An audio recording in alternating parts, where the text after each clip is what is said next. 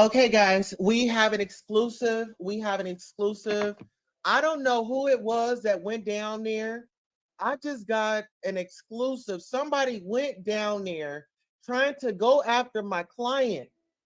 I don't know what type of games y'all are playing out there in Dallas, but stay away from my client. They moved her court date back because somebody tried to come down there and hurt her.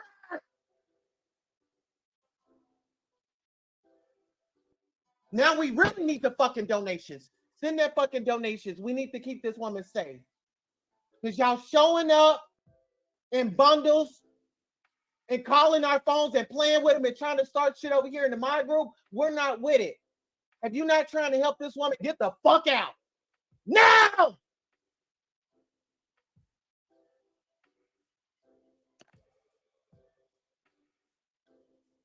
Motherfuckers.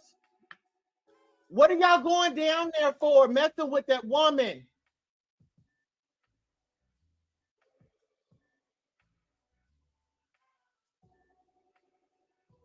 You know, I ain't got time for this. Give me a second. Y'all not about to run my blood pressure up today. We need some cash apps. Listen, I'm not feeling safe. Send me something so I can go get me something that's gonna make me feel good. Because right now, y'all got me hot and bothered.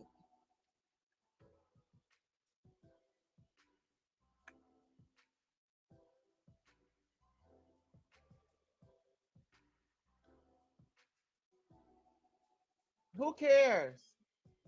If you're not trying to help, then get out.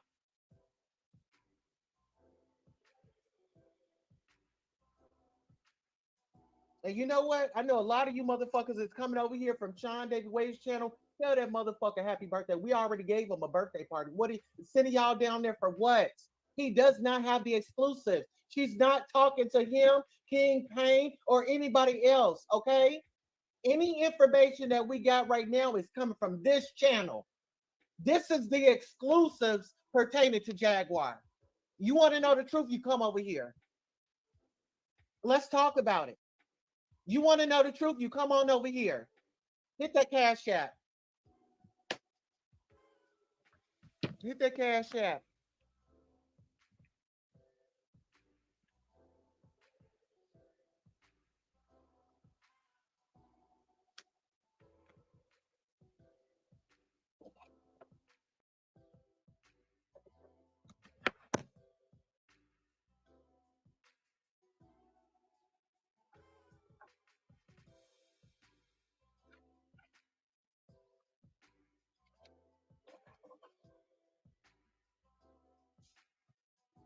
I ain't got time for this.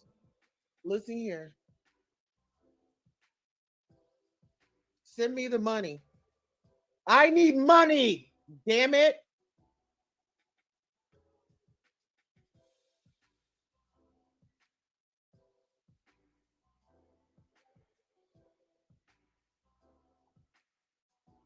Mm-hmm. Send me some money, y'all. I need to go to this store and give me my fix. Y'all, come on now. We're not gonna do that. We are not gonna do that. Y'all send it to TJ. Y'all send it to Beloved. Send it to me. Let me get my smoke on. I'll roll it right here in front of y'all. And the liquor store open. It's 12 o'clock. Let me go get me a shot. Because this is too much. This is too much. This is too much. Who in a right mind, what made y'all go down there and try to stalk my clients? Y'all thought that y'all was really going to get away with it? There's police there. There's a heavy police presence, and they are going to protect her by all costs.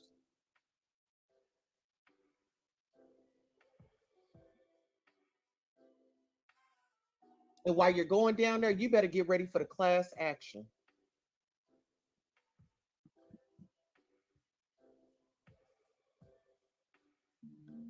I got to make a phone call and get the exclusive. Now I'm gonna put my cash app back up there, and by the time I come back, y'all, I need at least $5, $10, $20. It don't even matter. Y'all got Jazz Cash App right there, me and hers. Hit it up. Because I'm gonna be the one that's putting the money, sending the money, put money on her books, and then y'all got Kimmy's cash app, send it to her.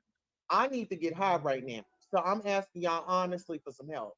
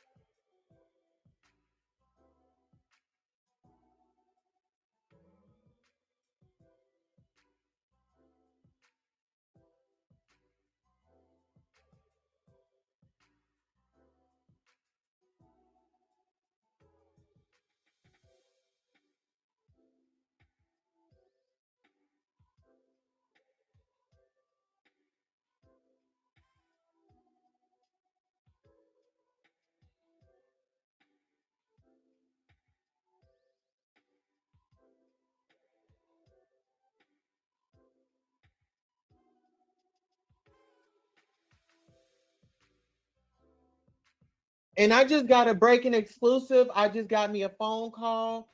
Forever, every whichever one of y'all that was down there that was running up to that courthouse, you are being recorded. You have been documented and pressing charges. God damn it! Sitting up there running up on a, you run up. Listen here, you know what? I'm glad I didn't go to court because I bet you run up on me, baby. It is not gonna be nice, courthouse or not. Run up on me. Run up on me if you want to. Run up on me. Run up on me, baby. I will take off my heel and I will take you to town. I will go to Pound Town on you. Don't play with me. Don't play with me. You only playing with my client because she's got these restrictions. Baby, I don't got no charges. I'm good. I'm good. Trust me, I'm good. And you're going to jail. Beat me up, you're going to jail. You're going to jail. Bitch, you're going to jail. Where's your exclusive? You went. Where's your exclusive? We got the exclusives over here. How did I know that they got y'all asses on camera? They tackle each and every one of you motherfuckers. They got each and every one of you motherfuckers. They got each and every one of you motherfuckers on that damn camera. Where's your exclusive? I got the motherfucking exclusive, bitch. Bitch, I hear the exclusive.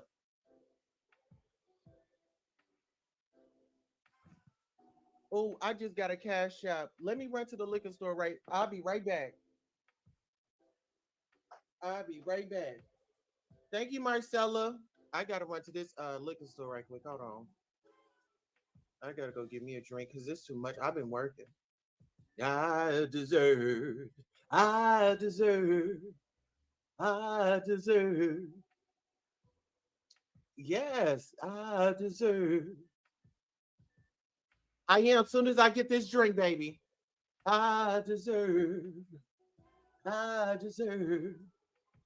What should I get y'all? What should I get? Should I get a bottle or should I get some shots? Because listen here, this this is court.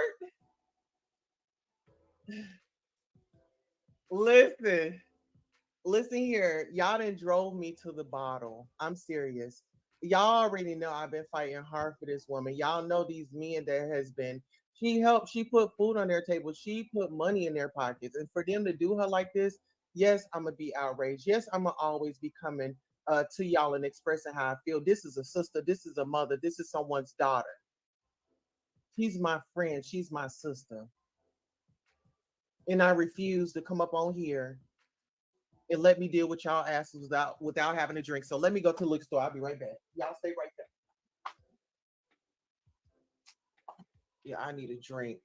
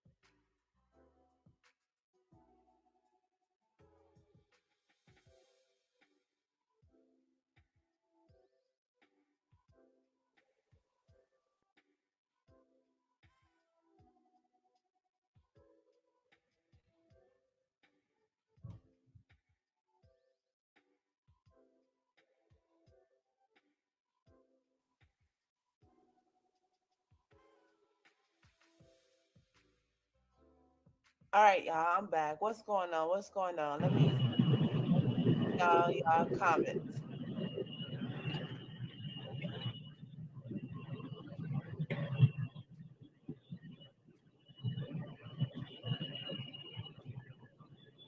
Oh,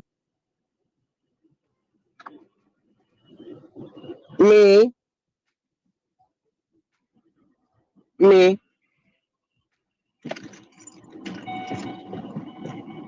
I need to get out.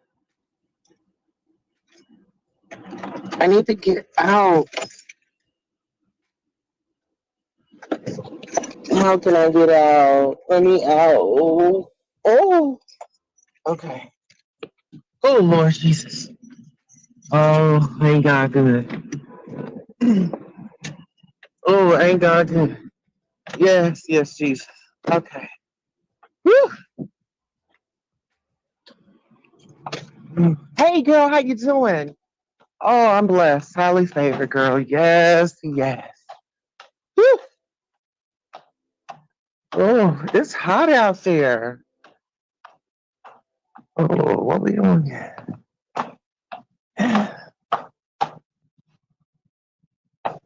Yes, yes. Let me see what I got. What we gonna get up in here? Let's see. Yes, yes, yes. Oh, praise God. You know what? I had this absolute last time, and it gave me a headache. What's not gonna give me a headache? I don't know because I don't Oh, drink. girl. I mean, vodka is cool. Take my little nightcaps. About it. I need something that's gonna make me not act a fool. Probably like one of these Smirnoffs, honestly. Really? Or a Burnett. I really like the Burnett. Beast milk, you own it. What Let else? me ask my subscribers, y'all. What should I get? This Eckenbach. Oh, the Ecken vodka. Yeah, that's really good. Oh, have you ever had some? I've tasted it. It's pretty good. Oh, is that Honeycomb's brand? You know who Honeycombs is, right? I do not. P. Diddy. Puff Daddy. Oh, yeah, I don't know. Oh, this is 50 cents. What should I get, y'all? Let me ask them, what should I get? What we getting? Because You said listen here, listen here. Let me brown. tell you about this. You know Jaguar Wright, right? She's going, she's going through a life's trial and tribulation. Don't you know these people went down to the courthouse and they got them on camera trying to harass this woman. Somebody tried to run up on her. Oh, yeah. Oh I yeah. mean, What would you say to that? at this point in What's start, your message to them people that be trying to like cyber stalk and bully you? that's exactly what they're doing to her. They stalking her, trying That to. would have me freaked out. Yeah. She did. Jaguar freaked out. Exactly. Oh, I'm really eyeing this F and vodka down, but I don't want to spend my whole $25 on that. Okay, let's see. I need something that's not going to give me like a harsh headache. And I know I can't do no wine. Okay, what are we going to do? What are we going to do, y'all? I don't know what to do. I don't know what to do.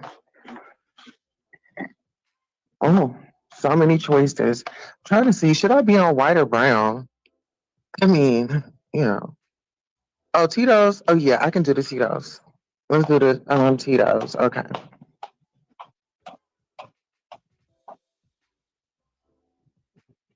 Okay. What do you normally drink? Because Bounce.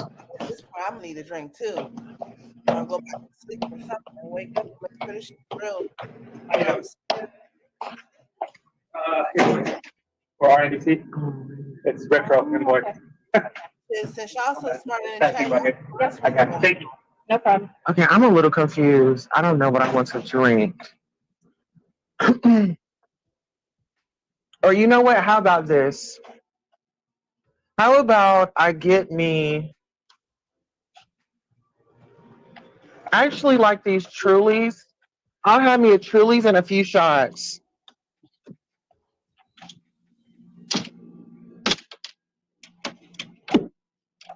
Yeah. Yes, yes. Okay. Yeah. Let me get my how you doing? Oh, I don't know. I'm so excited. Let's see. Let's see. Oh, you know what? I love Mia Evans, but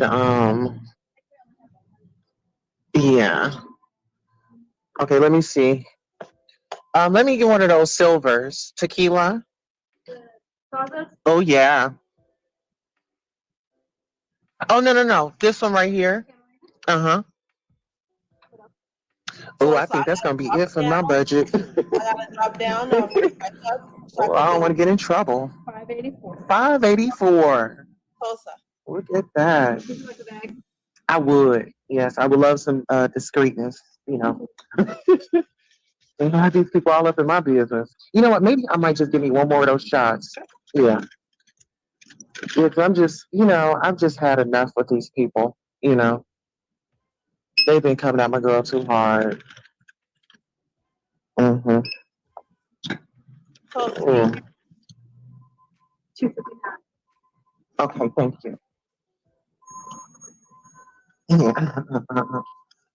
Oh, you gave me 3 of them? I gave you 2. Oh, thank you. I was gonna say, girl, look at that. Hi. Hi, how you doing?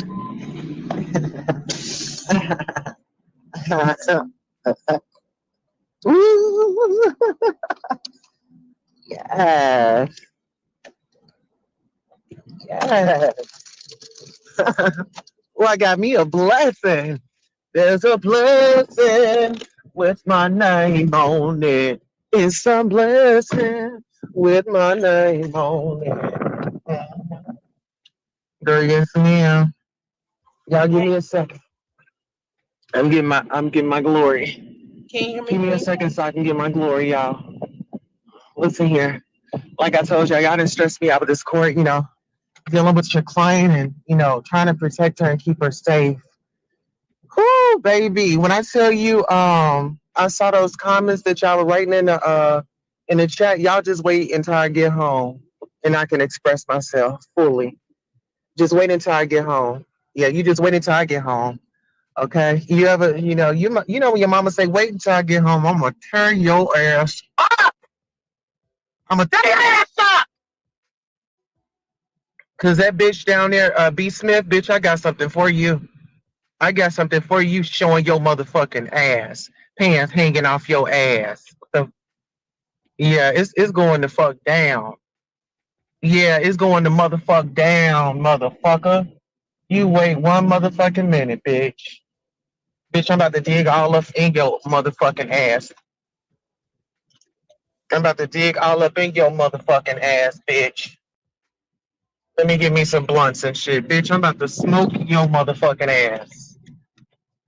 Oh yeah, y'all done brought the real bitch out of me, okay? Listen here, I've been trying to play nice bitch with you motherfuckers. I've been trying to play nice bitch with you motherfuckers all this motherfucking time. And this is the motherfucking thanks I get? Bitch, is this the thanks I motherfucking get? Yeah, bitch. I'm about to drive up your ass like an 18-wheeler, bitch. Bitch, no motherfucking lose. You just wait one motherfucking minute, bitch, because you getting way besides your motherfucking self. Mhm. Hey, how you doing? Oh, I'm lovely. I'm hot though. Yes, I am. Actually, could I have I want I need the swishers be okays. Yeah, Yeah, I need a smooth. Yeah, I need smooth. yeah, it's no. Okay, damn, you looking good today. How many? Oh, about 3 of them. Yeah. If you only got 2, that's fine. No. Okay, and then some dinner diamonds, swishers, about 3 of those. Uh-huh. Slightly and politely. You looking good today. Uh-huh. Yes. Am I looking good? Yeah. Oh, thank you. Don't get me in trouble. I need 3 of those. Uh-huh. Yes, please. 3 and 3. Uh-huh. Oh, Yeah, take 34. oh, thank you so much. It's my pleasure. My pleasure. What should I do? The green? Green. Thank you, baby. You know I don't know how to work these machines. Yeah, some cards they need to push that. They don't want. Uh-huh. It said I was approved. Yeah. Thank you, love. Yeah. I sure will.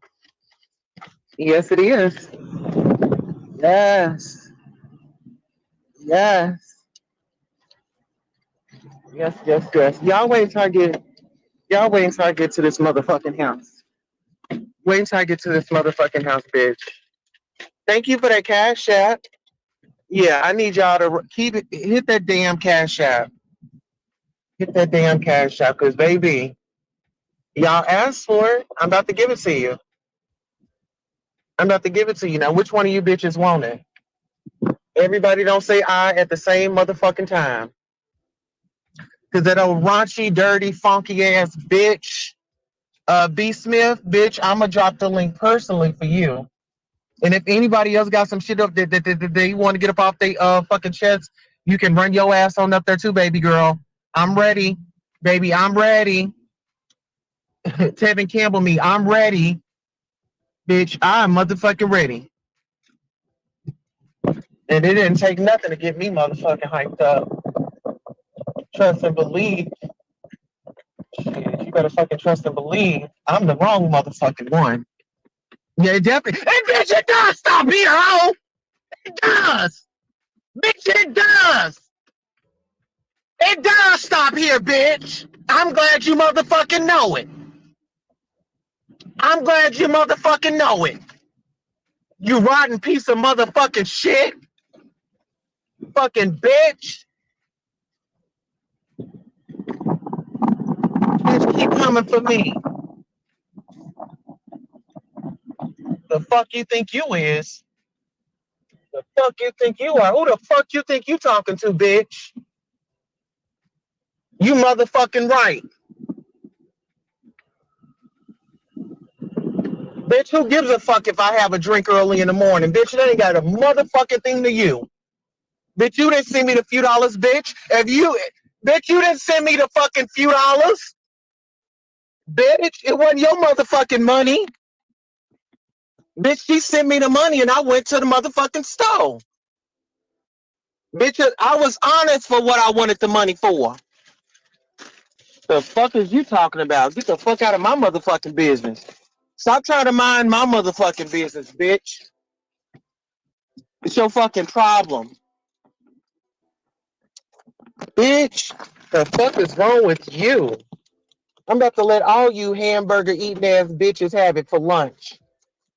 Bitch, we going on a motherfucking diet today, bitch. We ain't eating a motherfucking thing. Bitch. Trust and believe I am. Bitch, I didn't need your permission to do me. Who the fuck you think you is? I don't know who the fuck y'all think I am. Y'all got me fucked up. Bitch, you got me fucked up. Give me 1 second, bitch. As soon as I get up in this motherfucking house, bitch, I'ma let you motherfucking have it. Bitch, I'ma let your motherfucking ass have you. Oh. Yeah, you just motherfucking wait, bitch. Bother me. Up here, what the fuck you worried about? What the fuck my drinking got to fucking do with you? What the fuck does my motherfucking drinking got to do with you, bitch? The fuck? Hey, leave me the fuck alone. Motherfuckers. Hell yeah, I'm about to motherfucking get drunk. Bitch. Hell yeah. Bitch, what you mad for? Hell to the motherfucking yeah, bitch. I'm about to get drunk on Mrs. Poppington's motherfucking birthday, bitch. It's my birthday, bitch. Hashtag Queen Tulsa's birthday. Hashtag it's my birthday, bitch. Bitch, it's my motherfucking birthday. Bitch, this is my motherfucking birthday. Bitch, it's my motherfucking party, bitch. Bitch, it's my motherfucking party, bitch. Bitch, this is my motherfucking birthday. And thank you for the cash app. Okay, I swiped that motherfucking card, went up there and got my motherfucking shit. You motherfucking right. You bitch, you motherfucking right. Bitch, you motherfucking right, bitch. Happy motherfucking birthday to me, bitch. I'm the birthday bitch. Give it up for the real birthday bitch.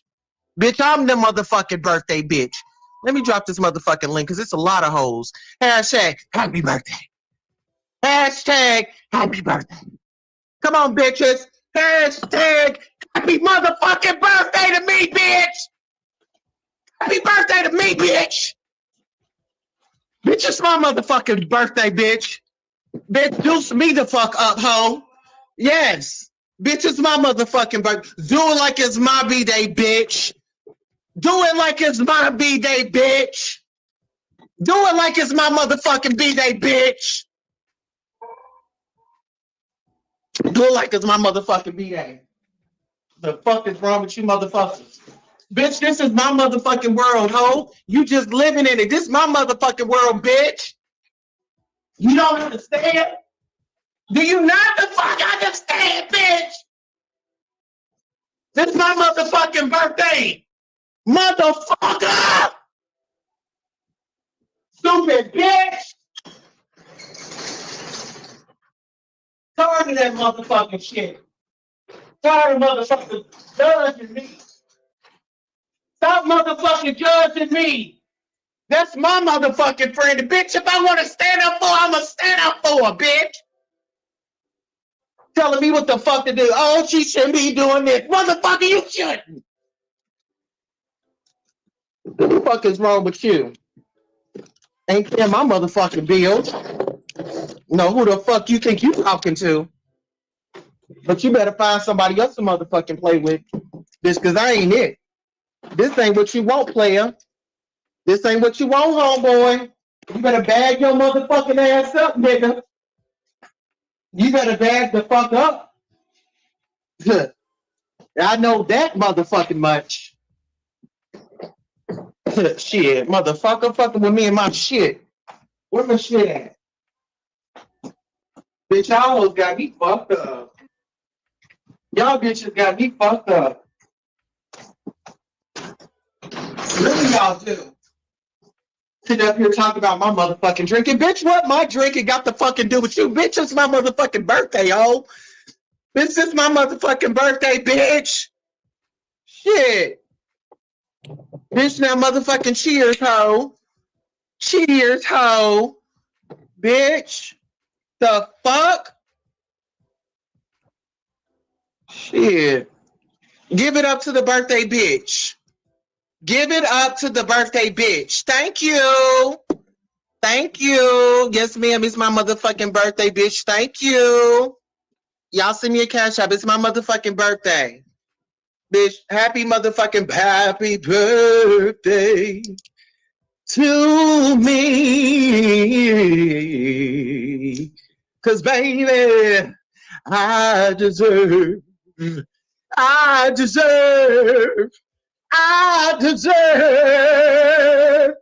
Bitch, the motherfucking queen is here, bitch. I deserve. Where's my motherfucking birthday crown? Hold on. Because, bitch, I deserve. Okay, bitch, I deserve. I deserve. Okay, bitch. 1, 2, 3. Sing happy birthday to me. Happy birthday to Queen. Happy birthday to Queen. Happy birthday, dear Queen Tulsa. Happy birthday, Miss Tuckett. Yes. Yeah, thank you. Thank you. Yes. Thank you. Thank you. Thank you. Thank you. Thank you. Thank you. Thanks. Thanks. Thanks.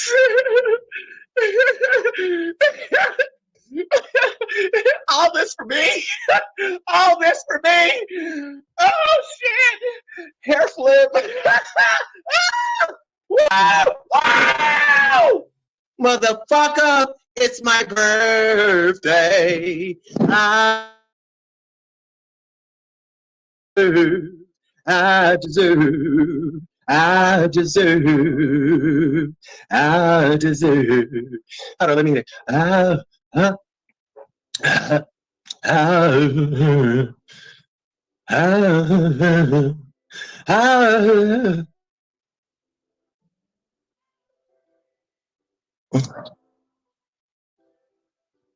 that ain't bad. Oof, that ain't bad. That ain't bad. That ain't bad at all. Oh, you like my birthday dress? Here, let me show you my birthday dress, girl. Let me show you. Let me show you. Okay, get into it. Oh, little leg, little leg, little leg, little bump. Ooh, girl. Hold on, hold on. Hold on, hold on, hold on. You got to be the Chanel twins, girl. Okay, you know Chanel. I think they about to be 2 or 3 years old, but you got Chanel's. You know what I'm saying? Yeah, you like this dress? Listen here, it fits very, very, very tight, honey. Yes, honey. Yes. Yes, ma'am. Yes, ma'am. Yes. I want y'all to welcome to my show. Where's my drink? Where is my drink? Where is my damn drink? Okay, here my drink. Ooh, I'm so excited, and I just can't hide it. Yes, yes. Y'all ready? Oh, what was that bitch that was talking all that shit? Was that Bree? Was that B Smith? Hold on, let me see. Let me see. No, no, yes. Yes. What y'all looking, bitch? I'm the queen. It's me. It's me, Queen Tulsa. Bitch, it's me, Linda. Linda, it is fucking me, okay? Linda, listen, Linda. Linda, listen, Linda. Linda. Linda, you there? Linda, you there? Yes, honey. Girl, I bet she works hard for the money. So hard for the money. I work hard for the money. And you better treat her right. Yes, hunty. Yes, baby. Bitch, don't be looking at me, ho. Bitch, don't look at me. Bitch, I don't need you looking at me right now. Bitch, I do not need you looking at me right now, bitch. Bitch, you done got a little bit beside yourself, ho. Looking at me and sending those comments, bitch. Stop looking at me. Bitch, stop looking the fuck at me. Shit, better leave me alone. Bitch, you better lay low, ho. Bitch, you better lay low. You better do something. Bitch, cause I ain't the one or the two. Oh shit, let me go let my little kitty in. Hold on. Bitch. Where's my motherfucking drink at? Yes, honey. Ooh. Yeah. Come on, kitty. Come on, mama. Baby. We going outside? I work hard for the money. So hard for the money. She works hard for the money, and you better do her right. Yes! Yes, bitch. Get into it. Are y'all having fun? Bitch. Hey, y'all. Yes. Bitch, we over here having a good time. I'm glad y'all came out. Yeah, we having a picnic today. Thank you. It's my birthday. It's my birthday. Of course, it's my mother. Yes, it's my motherfucking birthday. Stop asking me.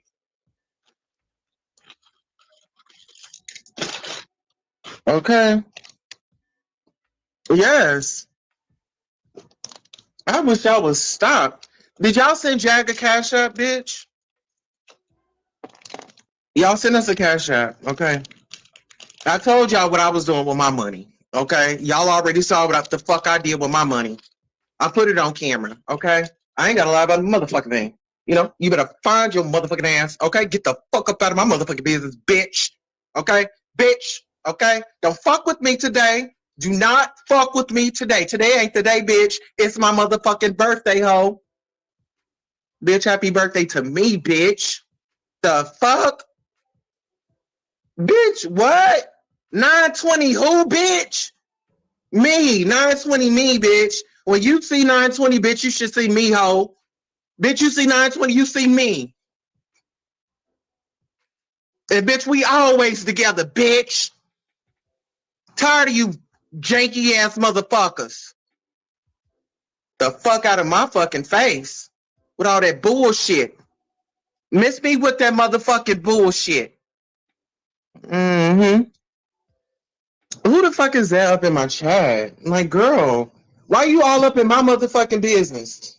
Bitch, the fuck you all up in my motherfucking business for? Bitch, I ain't did nothing to you. I ain't did nothing for you. The fuck is wrong with you? Tell me some this, that, and the third. Bitch, you better go suck it before I tuck it, okay? Bitch, you better suck it before I tuck it, ho. Get up out of here. Get up out of here, bitch. Oh, we got some money. Hold on. Somebody sent us some money. Oh, Sweet Tea says, man, I'm motherfucking dead. I know that's right, bitch. I know that's motherfucking right. Bitch, here, let me give you your thank you right quick, because I know that's motherfucking right. Listen here, $5, $10, bitch. It's all gonna add up, okay? Bitch, it's all gonna motherfucking add up, bitch. I'm gonna give you want a birthday dance or do you want the motherfucking song? You want the birthday dance or you want the song, bitch? We can't do the birthday dance with no motherfucking $5. We'll be right back, okay? Thank you all so much for supporting Queen Tulsa, the show, whether it's a like, a share, a subscribe, a Cash App, a PayPal, or a Zelle. Thank you for coming by and watching the show. And this is your commercial for being acknowledged for just being here. Thank you, thank you, thank you. Without you, who would be watching? Thank you for tuning in. She gave me $4.99. I can't do that $4.99. I can't be doing that $4.99. Now I ain't desperate like Beloved, okay? We ain't got that far yet. Bitch, it's my birthday. You should be wanting to donate me a little bit more. It's my motherfucking birthday. You know what? You just wait. You just give me one motherfucking minute. You just give me one motherfucking minute. As soon as I get finished paying for this motherfucking shit, bitch, I'ma handle you. Bitch, I'm about to handle you, okay? I'm about to handle you, okay? Now what the fuck you bitches is on, okay? You rotten bitches running after my motherfucking client. Oh no, ma'am. Y'all thought that this shit was gonna be cool? Did y'all really think that this shit was gonna be cool? Y'all running after her? Y'all on motherfucking video. You creepy crawling bitches. Fucking maggots. Crawling around like some motherfucking maggots. I know, Kitty. They some motherfucking maggots. But we about to put this shit up in the motherfucking air. Okay? For all the true homies. You know what I'm saying? You went down, you know. If you ever been down, you know what I'm saying? And you back out, bitch, get your shit together. Bitch, get your shit together. I'm so sick and tired of your motherfucking ass. Bitch, I am so sick and tired of you. And bitch, you say some motherfucking else to me, bitch, I'ma knock your head off. How about that? Bitch, I'ma go left on your ass. Bitch, I'ma go left on your motherfucking ass. Did you send the motherfucking cash app, bitch? Bitch, did you send one? Bitch, did you? The fuck? The fuck out of my motherfucking business. Talking about what I'm gonna do with some fucking money. Bitch, don't worry about what I'm gonna do with it. Bitch, you already see what I do with it. Bitch, it's Wednesday. bitch. Okay. Women drinking Wednesday. Okay, bitch. Get you a drink. Okay, go get you one. You know. And who gives a fuck? It's my birthday. Can I get a happy birthday, bitch? Can I get a happy birthday? Why you in here talking shit to me? The fuck is wrong with y'all? Y'all get on my motherfucking nerves. Get on my last motherfucking nerve. Bitch, y'all get on my motherfucking nerve. My last motherfucking nerve, bitch. I'm telling you. Yes, they'll do that shit. They will fucking do that shit. These motherfuckers that sit up here running down on me, telling me some bullshit. Why would y'all be running down on my client like that? Why would y'all be running down on her like that? Y'all ain't number some fuck ass niggas.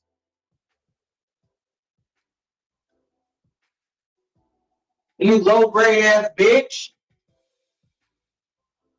You fucking low grade ass bitch. You couldn't think of nothing else. That's the only thing that you could come up with. That's the only thing that you could come up with. That shit's sad.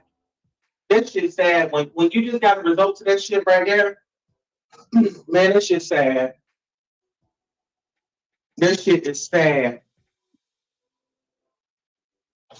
And then stalking my motherfucking page, bitch. What you looking for, bitch? Stalking my motherfucking page, bitch. What is there to see? I give content just like everybody else, ho. I give content just like everybody else. And you hoes is mad at me because somebody that sent me a few dollars so I can run down to the fucking liquor store. Bitch, you basic bum ass bitches. Why y'all get mad? It was only a few dollars. Damn, y'all act like she sent me her whole fucking paycheck. Now what's the motherfucking tea? Bitch, why y'all hating on my girl? Why y'all hating on her? Celebrate my fucking birthday. Like, do something positive with your fucking self. Y'all showed up. Let's party. Send me some money. Mother needs $1 or $2. Send Jack some money. Send the mod some money. Do something fucking productive with y'all time. You want the exclusive, motherfucker? You got it. I am the fucking exclusive. You better motherfucking believe it. Mm-hmm. Give me a second. I'll be back with y'all. Give me a second. Y'all already know what I'm doing. Mm-hmm.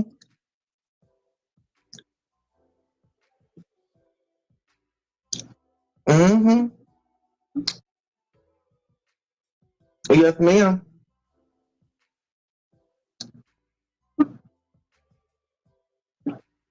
Okay, give me a second. I'm trying to get myself together. Let me make sure I have all my stuff. Oh, I'm so terrible at rolling this. Are y'all still with me? GP, are you with me? Y'all still with me? Wait a second, I'm coming back. I'm just over here fixing up something, okay? Mm-hmm. Mm-hmm. Yeah, so that's what we're gonna do. Y'all know why these motherfuckers are sitting up here coming for me. I mean, just keep coming. I mean, just keep coming for me. You know what I'm saying? Just keep coming for me. I mean, I didn't do nothing to these people, but they messing with my client. You know what I'm saying? These folks is messing with my client, and I don't know.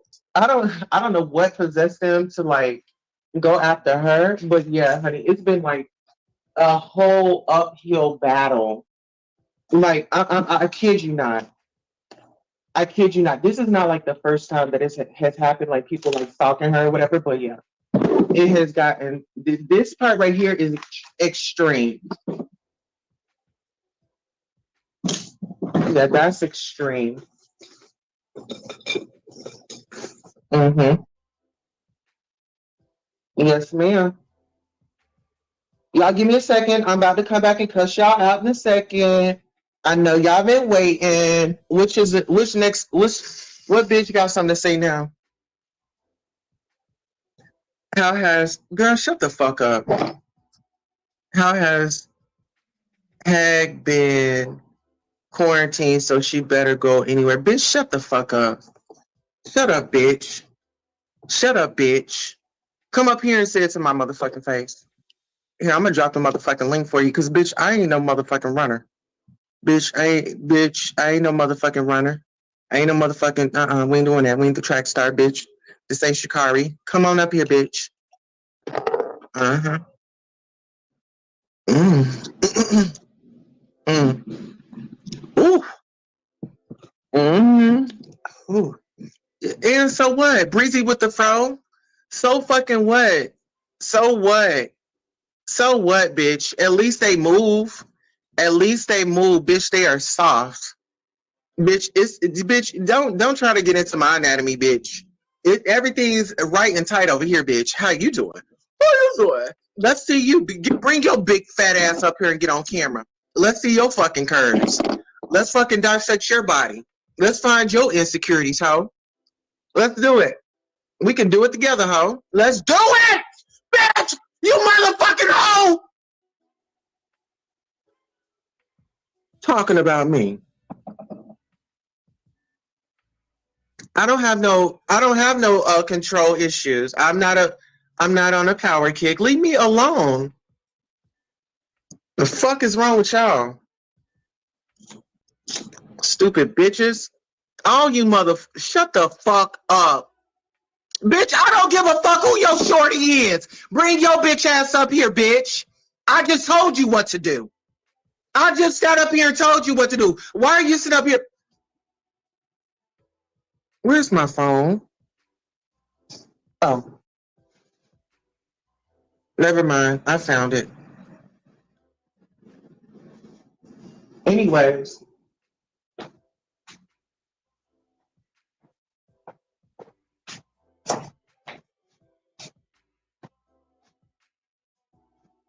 I wish you would say the fuck about my motherfucking business. I mean, you know what? It just really just bothers me that these motherfuckers. I mean, you ain't got nothing else better to motherfucking do than to sit up here and just try to get up in my motherfucking business. Like, what is all that about? Like, why? Why does it have to be that way? Why does it have to be that way? I ain't did a motherfucking thing to these motherfucking niggas. I ain't did a motherfucking thing. Did a motherfucking thing. Motherfuckers keep rolling up on me. The fuck is wrong with y'all bitches? You came to the prayer circuit and waited for the drugs to kick in. Well, bitch, take some more, ho. I don't do drugs. Bitch, I am the drug, bitch. I am the drug. Bitch, I am. Bitch, I am. What you want to do, bitch? What you want to do then? What you want to do? Go do it. What you want to motherfucking do? Bitch, we can do whatever, anything you want to do. Let's do it. Bitch, you know I ain't scared. Bitch, you better find you some. Listen here, bitch. Find you somebody safe to motherfucking play with. And we are. Who gives a fuck? It is the prayer circle, but we cuss a little bit around here.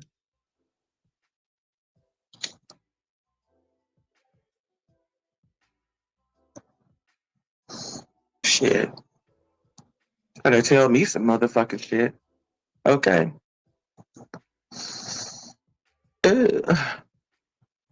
Oh.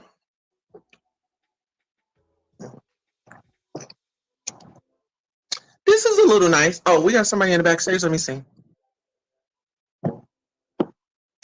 Okay, Stones, cut your camera on. Let me see that you're a real person.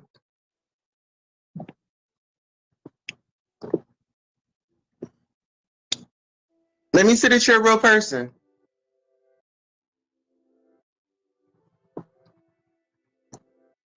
Okay, you're not cutting your camera on.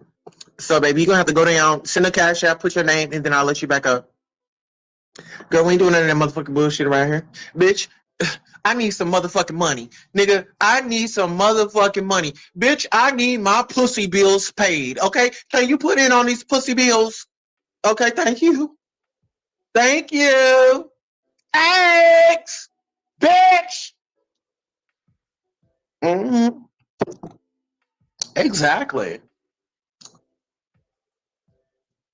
I wish you motherfuckers would stop calling my phone.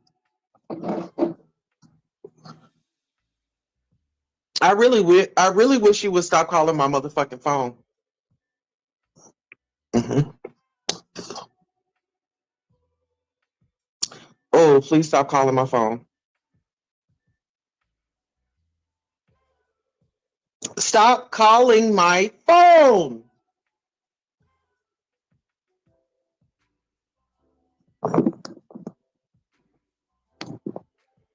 Who is that? Big Daddy. Okay, Big Daddy, you gotta show your face. Show your face. Okay, baby. Who is that? You gotta send me a cash app. Hold on, let me see. Yeah, you gotta send me a cash app, baby girl. I don't know you like that. I need money.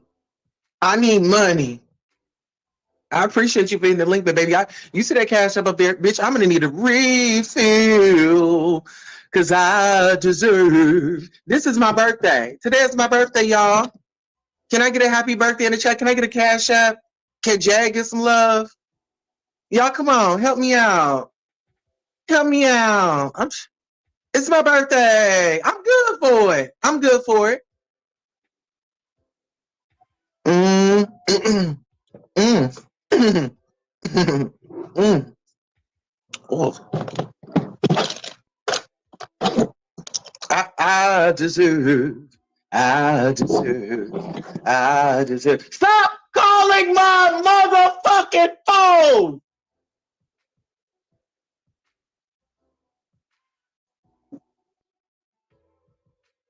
Bitch, who just called me?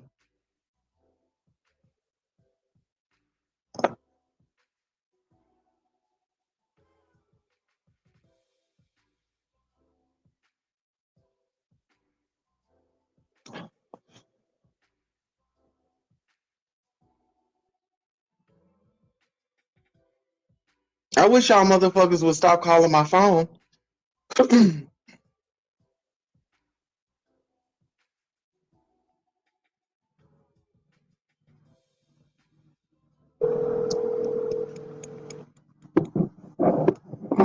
Fuck you, bitch.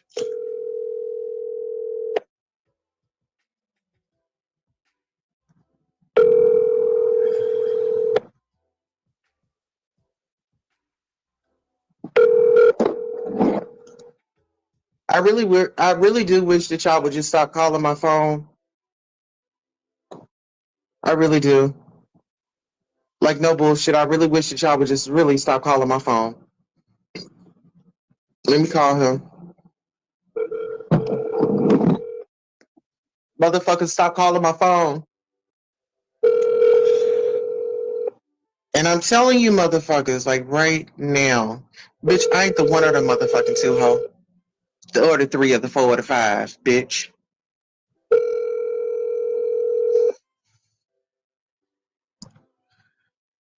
I'm sorry, the person you were trying. Okay. What do you say? Oh, okay. I wish y'all would stop calling my phone.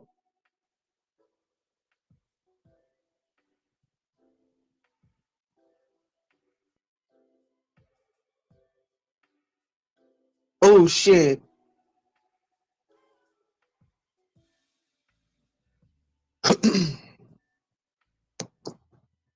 Give me 1 second.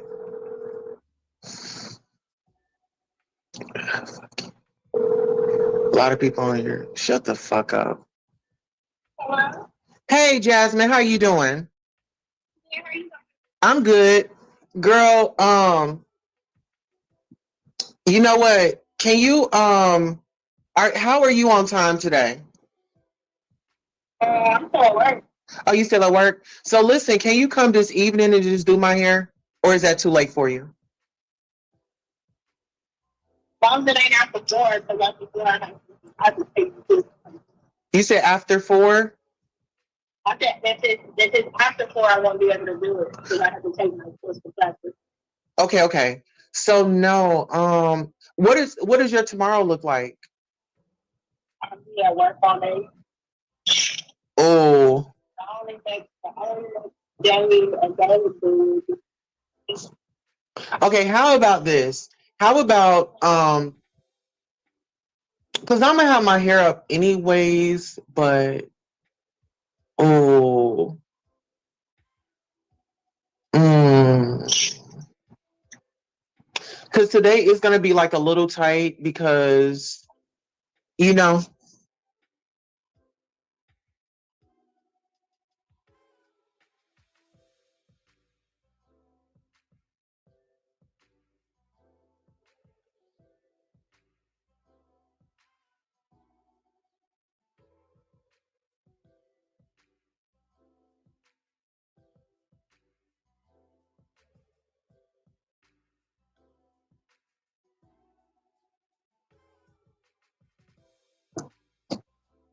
Uh-huh. Y'all in my motherfucking business, you nosy motherfuckers. Y'all some nosy motherfuckers. All up in my motherfucking business. Bitch. The fuck is y'all all up in my business just waiting for something? Just waiting for something. Waiting for some motherfucking information. The fuck out of my fucking business, bitch.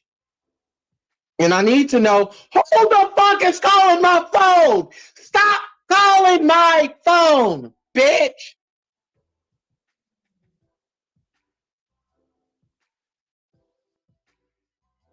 Tired of you motherfuckers. Each and every one of you motherfuckers. I'm telling you. I need to call somebody. Let me call somebody. Because y'all motherfuckers is getting up, trying to get up next to me. Bitch, I ain't got time for that.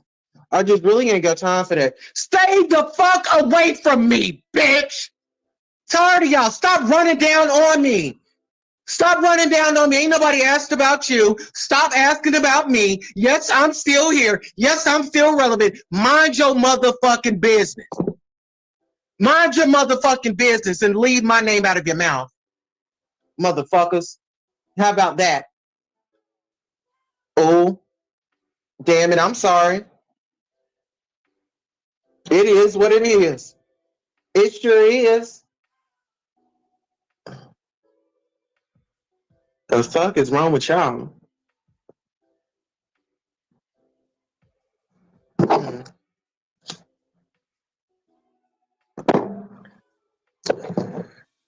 The fuck is y'all looking at? The fuck are you looking at, bitch? Oof. Bitch, I wish you stopped looking at me. Bitch can't even fucking get high fucking in private without you bitches looking at me. What the fuck is you looking at? And leave me the fuck alone. I need to figure out who's been calling my phone. Hold on. I need to figure out who's calling my phone. Okay, hold on.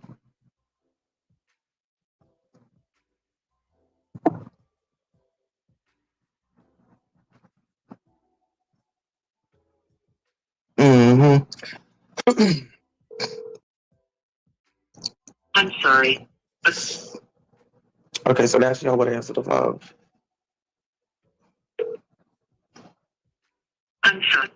Ain't nobody got time for that. Listen here, you see how bitches is playing on my phone? Wow.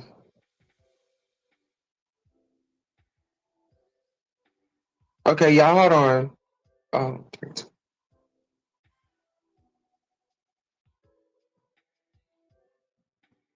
give me a second, because this bitch calling me playing on my phone, bitch. I'm about to look at her motherfucking ass hair. What the fuck is this? Stop calling my phone, bitch!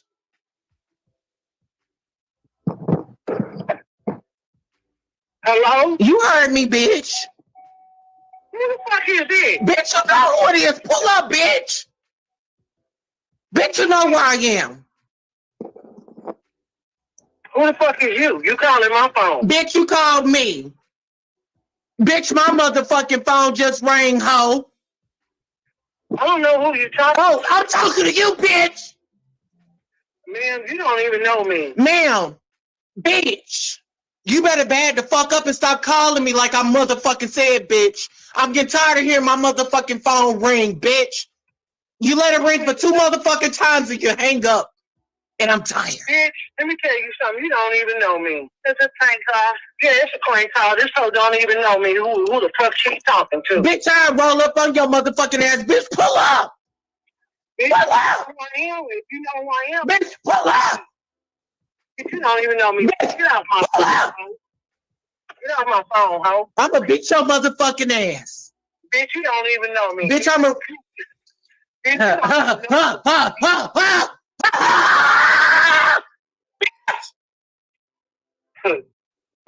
You got a husband? You need to check your husband, bitch. See now, bitch, you taking it to a whole other motherfucking level, bitch. You what? Bitch, I'm about to pull up on you, bitch. Where you at, bitch? Bitch, where you at? Where you at? Bitch, take you. Oh, my mama, bitch. Bitch, you don't even. Oh, my mama, bitch. You don't even know me. Bitch, oh, my mama. This bitch don't even know who. Bitch, oh, my mama, I'll get you. Bitch, you gonna get touched. You gonna get touched today, bitch. Okay, bitch. You about to get touched. I'm at the blood. You about to get touched, bitch. You don't even know me. Bitch, I'ma fuck you up. Bitch, get off my lap. Yeah, you want it, bitch. But if you know me, bitch. Yeah, bitch. You know? Bitch, what you gonna do? You ain't gonna do. Bitch, what's up? Bitch, I'm tired of motherfucking banging on the phone. Bitch, you know, if you know me, bitch, what's my name then, ho? Michelle, bitch. Okay, then you know me then, bitch. Yeah, bitch, I know you so motherfucking pull up. Okay, well, bitch. Pull up with your goddamn bitch. Well, push up then, bitch. Bitch. Bitch don't even know. She know my name is Michelle. I get tired of you motherfuckers calling my phone. Stop calling my motherfucking phone. I'm tired of you motherfuckers. It's my motherfucking birthday, and this is the motherfucking thanks I get. Bitch, this is the thanks I motherfucking get.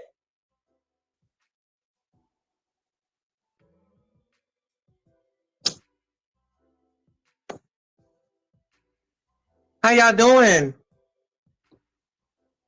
Oh, I like that. That's a pretty name. Yeah, it's my birthday. Oh, my Cash App is right there. Jags is up there too. Yeah. Thank you. Thank you so much. I appreciate you. Hold on. She said, happy birthday. Thank you so much. I really appreciate it. She sent me a lovely donation. Miss Marie, owner of the farm. Send me a cash out. Mine is beautiful 07070707. Okay. Woo, woo, woo! Woo, woo!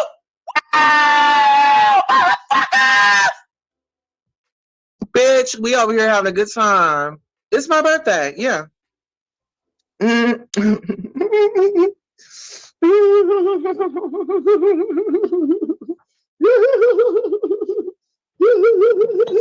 Let Margarina, Margarina, Margarina, da da da da da da da da. Margarina, Margarina, Margarina, yeah, Margarina, the Macarena. Yes, motherfuckers, it's my motherfucking birthday. Bitch, it's my birthday. Bitch, yes. Bitch, give me a congratulations. What are y'all doing? Bitch, give me a motherfucking congratulations. Yes. Absolutely, bitch. Bitch, it's my birthday. Yes, it is. It's my motherfucking birthday, bitch. 920, ho. Bitch, 920. Bitch, I'm the birthday queen. Bitch, I'm the motherfucking supreme around this bitch. Okay, and I ain't talking Taco Bell. Okay, get into it. Pay attention. Pay attention. Woo! How y'all doing? Yeah. Hair flip. Whoa, hair flip. Let me hair flip. Bitch, it's my birthday. Bitch, it's my birthday, bitch. Bitch.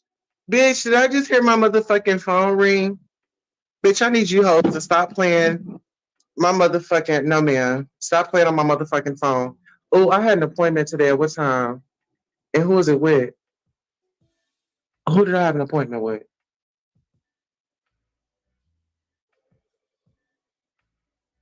Okay, let me see.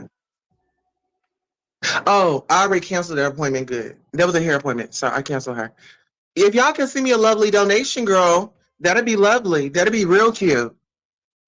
Yeah, that'd be real cute. Yes. Hair appointment you mentioned. Yeah. Oh, look at you paying attention. Yeah, I just canceled it.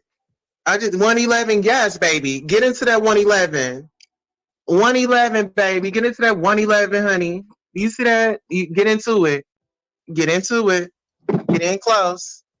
Get in close. Okay. Yes, motherfucking ma'am. Listen here. I don't know what the fuck you heard about me, but you can't get $1 out of me. Okay. Who is it? Yes. Bitch. Yes. Who is this bitch? This Denise, get your round faced ass up out of here, bitch. Get your round house face ass up out of here, bitch. This ain't the party for you. This ain't the party for you. That's what you get for sticking your big ass head into this room, bitch. It was not for you. You saw something? What'd you see, bitch? You saw something that made your ass come up over here. What did you see? Mm-hmm. Ain't nothing wrong with it. I wish I would stay the fuck up out of my business. Who the fuck keeps calling my phone?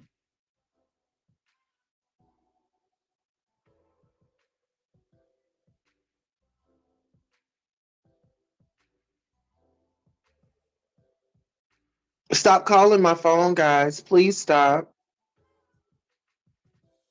Yes, bitch. Shout out to my cash app. Thank you, baby. I'm trying to let me call her right quick. The person you are trying. Oh girl, maybe her number's not working. I need to figure out who's been calling my phone. I need to figure out let me call. Service.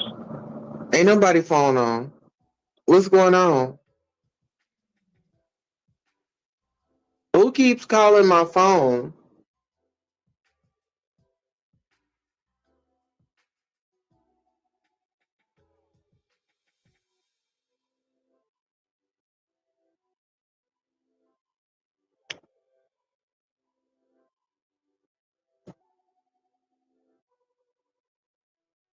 Okay, hold on.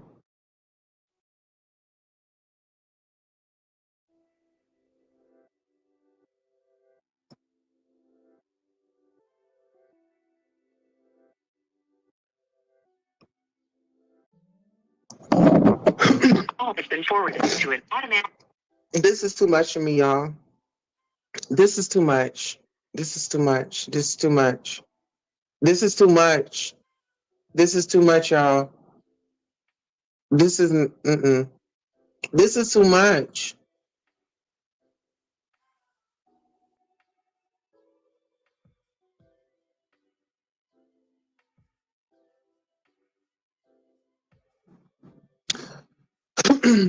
Let me call my homeboy. No, I shouldn't call him.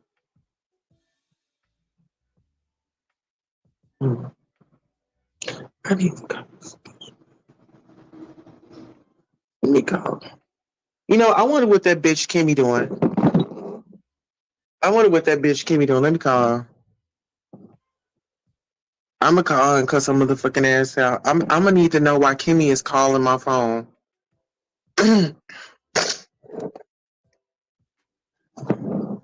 Let's take a shot before we make this phone call.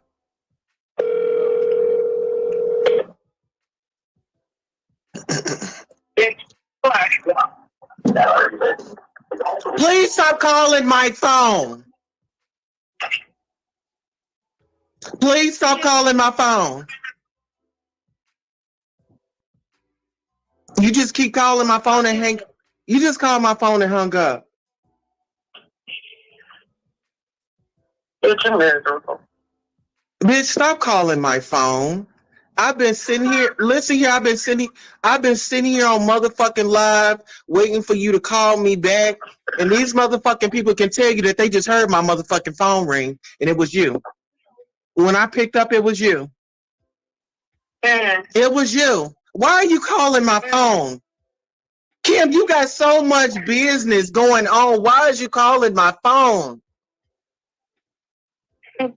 Why are you calling my phone? Stop calling my phone!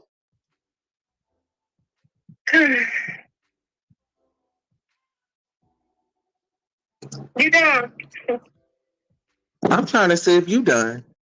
Because I'm not, listen here, Miss Kimmy, I respect you, and I've given you the utmost You respect. don't respect shit, you fucking bipolar fucking nut. Wow. Mm-hmm. Wow. Miss Kimmy? Mm-hmm. Wow. Bring it. Bring it. Bitch, I'm ready. Bitch, I wish you would stop calling my motherfucking phone. Then, bitch, I will bring it. Bitch, where I need to bring it to? Bitch, where do I need to bring it to, bitch? Bitch, stab me and ship me, bitch. Bitch, stab me and ship me, bitch. Bitch, stamp it up. Send me the mother. Bitch, pull up. Pull up. Bitch, hashtag pull up. Bitch.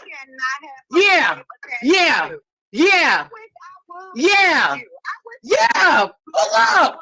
You just called me. These motherfucking people ain't lying to me. These motherfucking people that's watching, they not lying to me. You just called my motherfucking phone.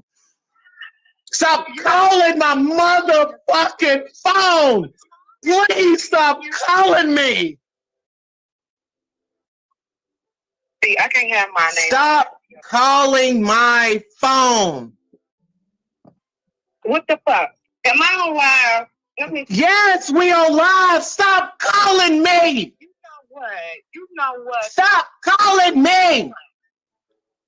Why do you have me on live? Stop calling my phone. See, this is why I don't get. And it's that.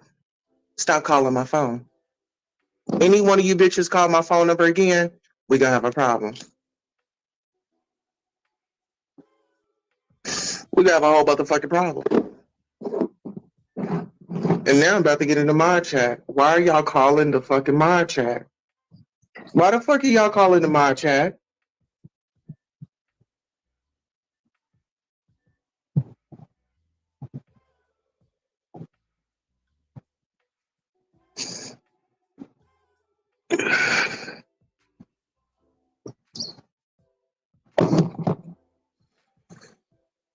Stop calling the mod chat. Who's fucking calling the mod chat? Get the fuck out of here, motherfuckers! Stop calling the goddamn mod chat. I'm just so sick and tired of you motherfuckers. Every time I'm on a goddamn show, and you motherfuckers always trying to ruin my goddamn moment.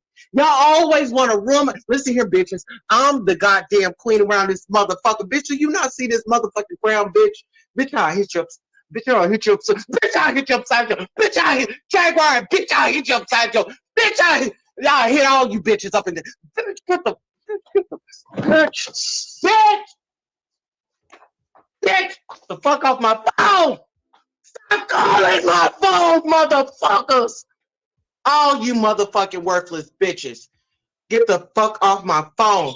Stop calling my motherfucking phone! Stop calling my motherfucking phone right motherfucking... I'm not playing with you bitches. I'm not playing with you motherfucking bitches. You see this motherfucking shit? You know what? I'm about to stump you motherfucking bitches. Get the fuck off my phone. I'm getting tired of these motherfuckers. And y'all see this. Look, I'm just over here just chilling minding my business on my birthday, right? Minding my business on my birthday. And for my birthday, this is the motherfucking things that I get from bitches that claim that they for me. Oh, I'm for you. Oh, I'm this, I'm that. Bitch, y'all ain't nothing, bitch. Y'all sitting up here calling me, playing on my motherfucking phone, and it ain't giving it. It's not giving it. I'm so sick and tired of you motherfuckers. I'm so sick and tired. Bitch, it's my birthday. Bitch, 9/20 whore. It's my motherfucking birthday, bitch. And I need some motherfucking cash apps. Cause I deserve. Mm-hmm.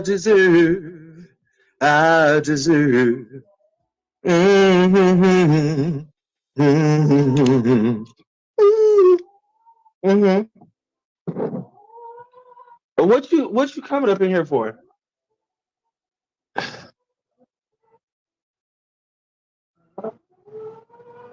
So Jaguar creeping her motherfucking ass up in here.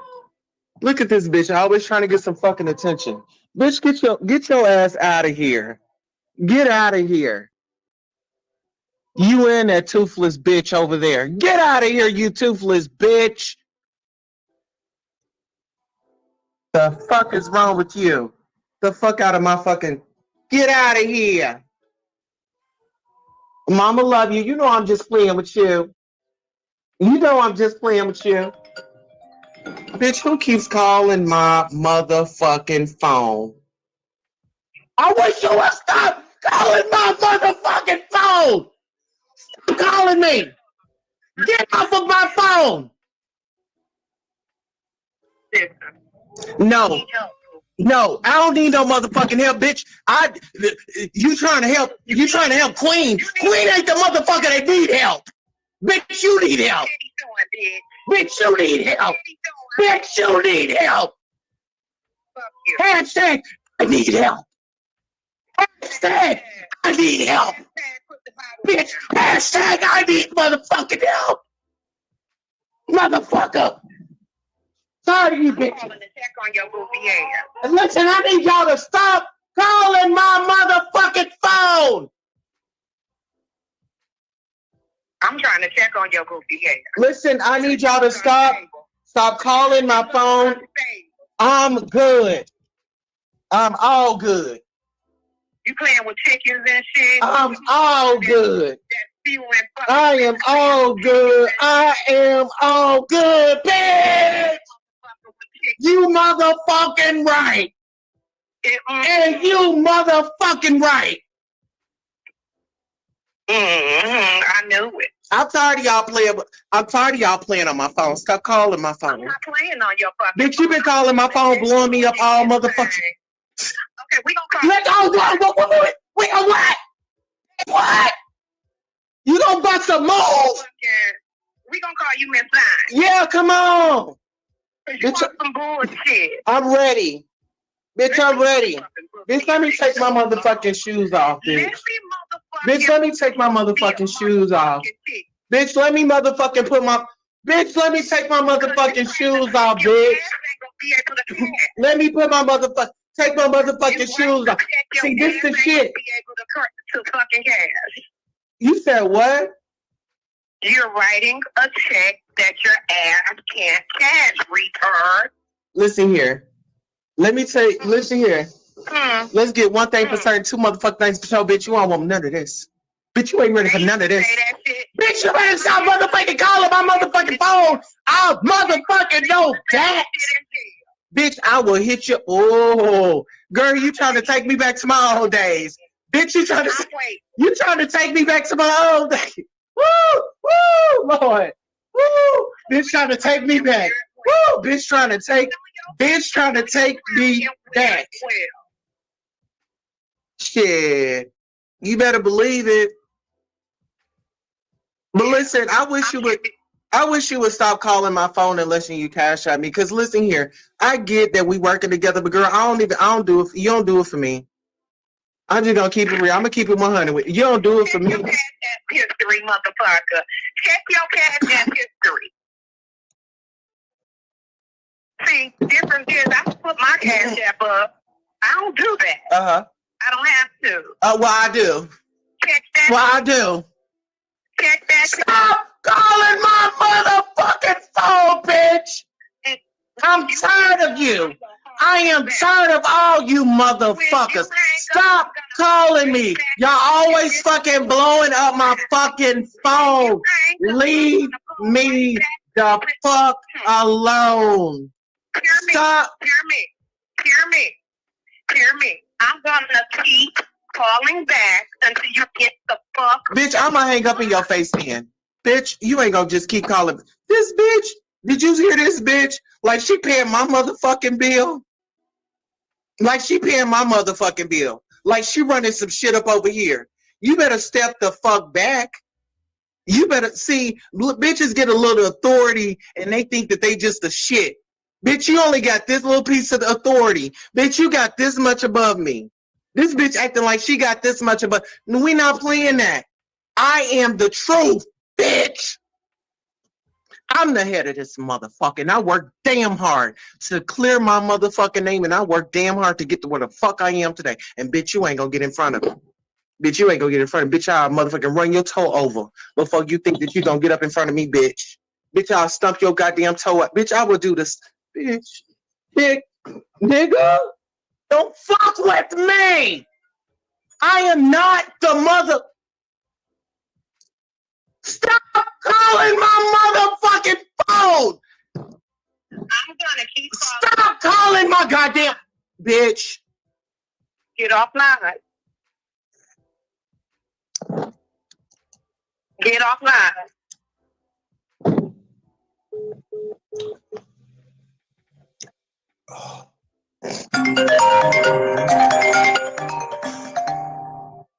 I'm about to whoop her motherfucking ass. Bitch, hold on. I'm about to put... Bitch calling my motherfucking phone, playing on my motherfucking... See, this is the shit that they was doing last night. And y'all be thinking that I'm motherfucking crazy. No, these bitches is crazy. No, these motherfuckers are crazy. Sitting here calling... Stop calling my motherfucking phone, bitch! Yeah, I'm trying to tell these motherfuckers.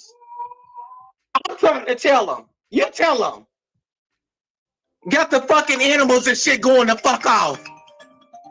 Bitch, stop calling. Stop calling my motherfucking phone, bitch. You got the animals running around here like a motherfucking chicken with his head cut off and the bitch is still alive. I need you to stop. You're disturbing the motherfucking peace, bitch. I don't have time. I don't have time. You lost your crown, bitch. Bitch, fuck you. You lost your crown. Bitch, fuck you. I'm about to bang on you, bitch. Bitch, I'm about to bang on you, hoe. And you motherfucker. Bitch, hang the fuck up. Stop calling my motherfucking phone. Who the fuck gave out my motherfucking number? Stupid motherfuckers. Sorry, son of a bitches. You ain't nothing but some worthless motherfuckers. Bitch calling me late at night. What you doing? Bitch, I'm asleep! The fuck you think I'm doing? Bitch, who you think you are? Bitch, who do you think you are? Hit that cash app, bitch. You want to hit something? Hit that motherfucking cash app. Hit that motherfucking cash app. Call that motherfucking cash app, bitch. Call the cash app, bitch.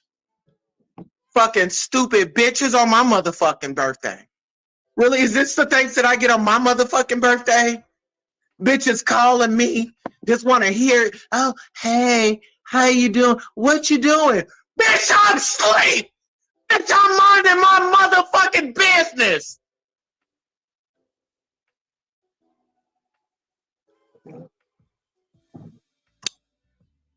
That's what the fuck I'm doing. And wish you bitch would leave me the fuck alone. The fuck out of here. He rolling up on me, calling me. What you doing? Bitch, I'm asleep. I got dick in me, bitch. I'm trying to get fucked. Bitch, go get you some of you bitches need to go get you. Bitch, go sit on the dick. Bitch, go. Bitch, I want you to motherfucking go and motherfucking put that motherfucking, I want you to aim and look that motherfucker right in this motherfucking face, bitch. I want you to turn the motherfucker right, bitch. I want you to sit on that motherfucking, bitch, just prop down on it. Bitch, just flop on that motherfucker. Bitch, you need some motherfucking act right. Bitch, you need some act right. Y'all hoes is dizzy for me. Go get some fucking dick, bitch. That's what it's there for, bitch. Go get some dick. Because trust me, I goes and get me some. And I get plenty of it. Bitch, I get plenty of motherfucking dick. Bitch, get you some. Get you some motherfucking happiness. That's why your ass always fucking upset, bitch. Bitch, go bust you a fucking nut, bitch. Bitch, go bust one. The fuck you calling me? You should be calling your come, motherfucker.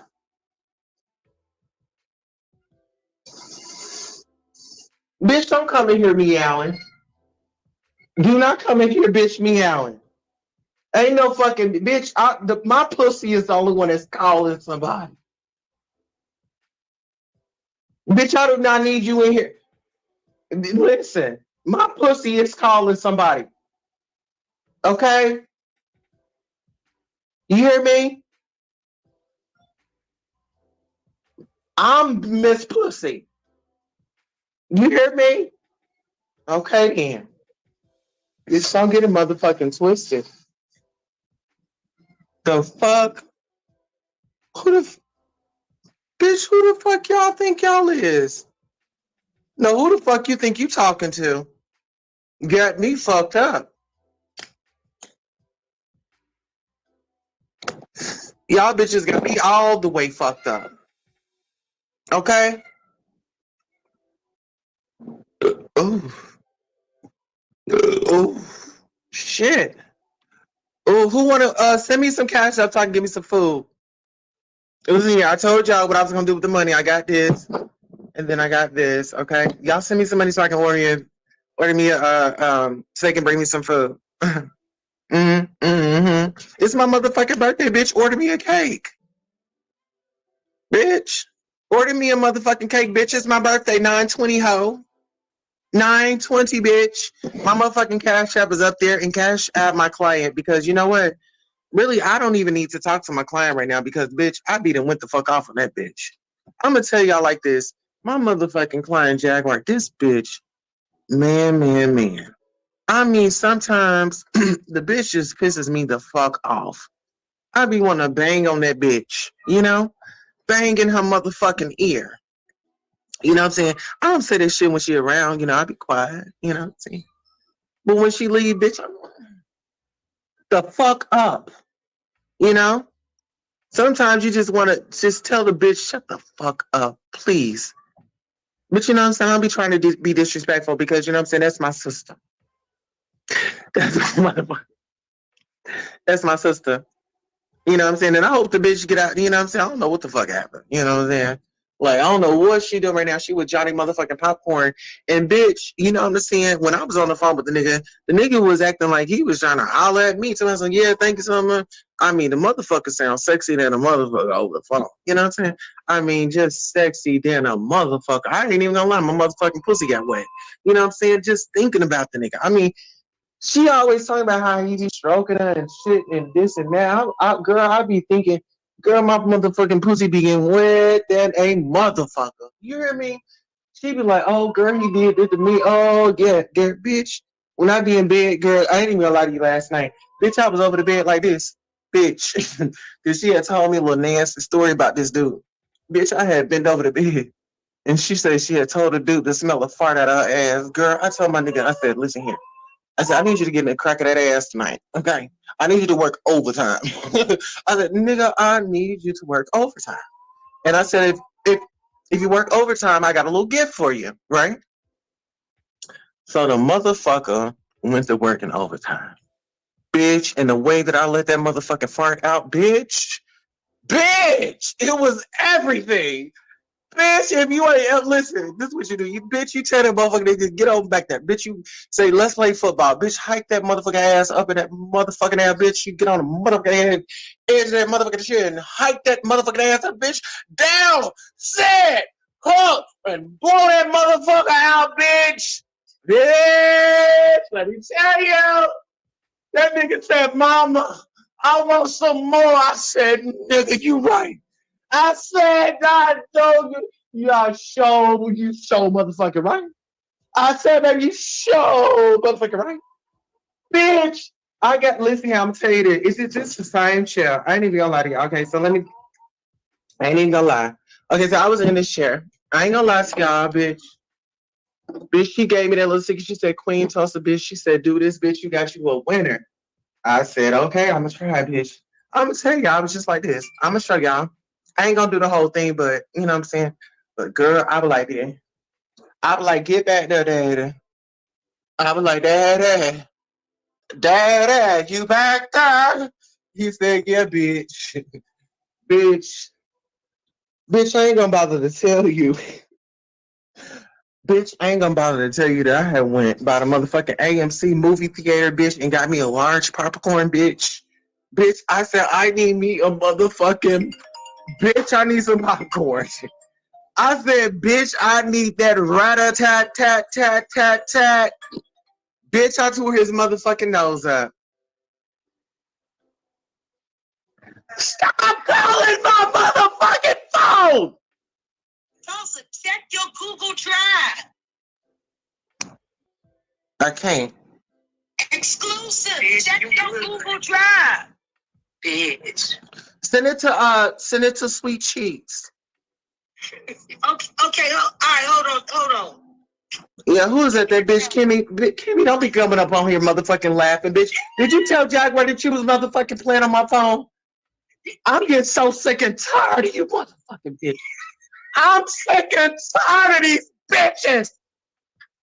Leave me alone. You psycho ass. So now you're gonna text all you motherfuckers gonna get up in the group chat trying to come for me. All you then y'all got caught up in this motherfucker. Sweet bitch, you know what it is. Sweet pussy. I put it in the chat. I don't know it by heart. Why is you even giving this? I'm getting so tired of you bitches. I'm getting so motherfucking tired of these bitches. Sweet Cheeks, what? Sweet Cheeks Babe. You will know what it is. Sweet Cheeks Babe at iCloud.com. There it is. And Kai, please stop calling me. Kai, I don't know what it is. I don't know what it is. I don't know what it is with Kai. Kai, stop calling me. This is called an intervention. Ain't no fucking intervention. Kai, stop calling me. Bitch, before I reach out and touch your motherfucking ass. Before I reach out and touch your motherfucking ass.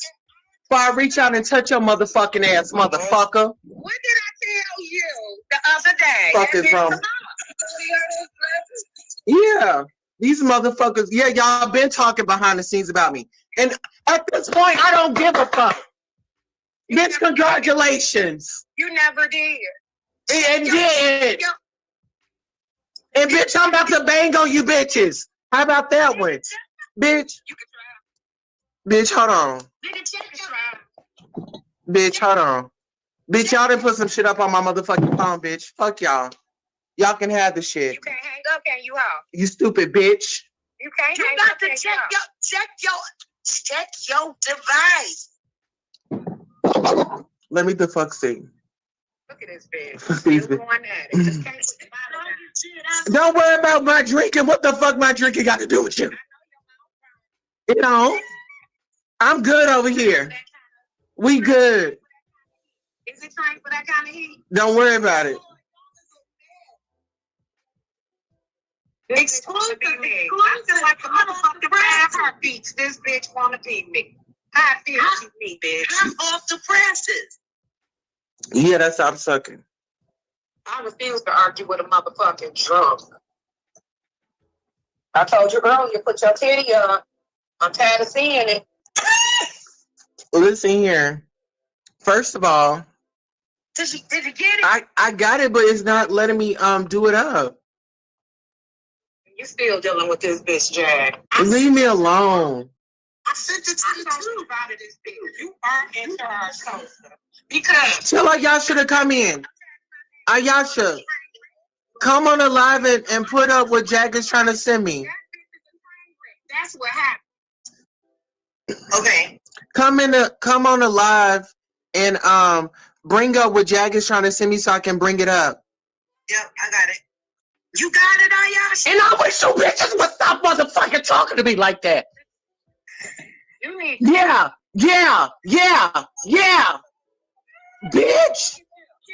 Jimmy, we nailed some ass to that motherfucker. And the post office tried to fuck with me. I was at Give a fuck. I don't. Bitch, I'll kick your ass.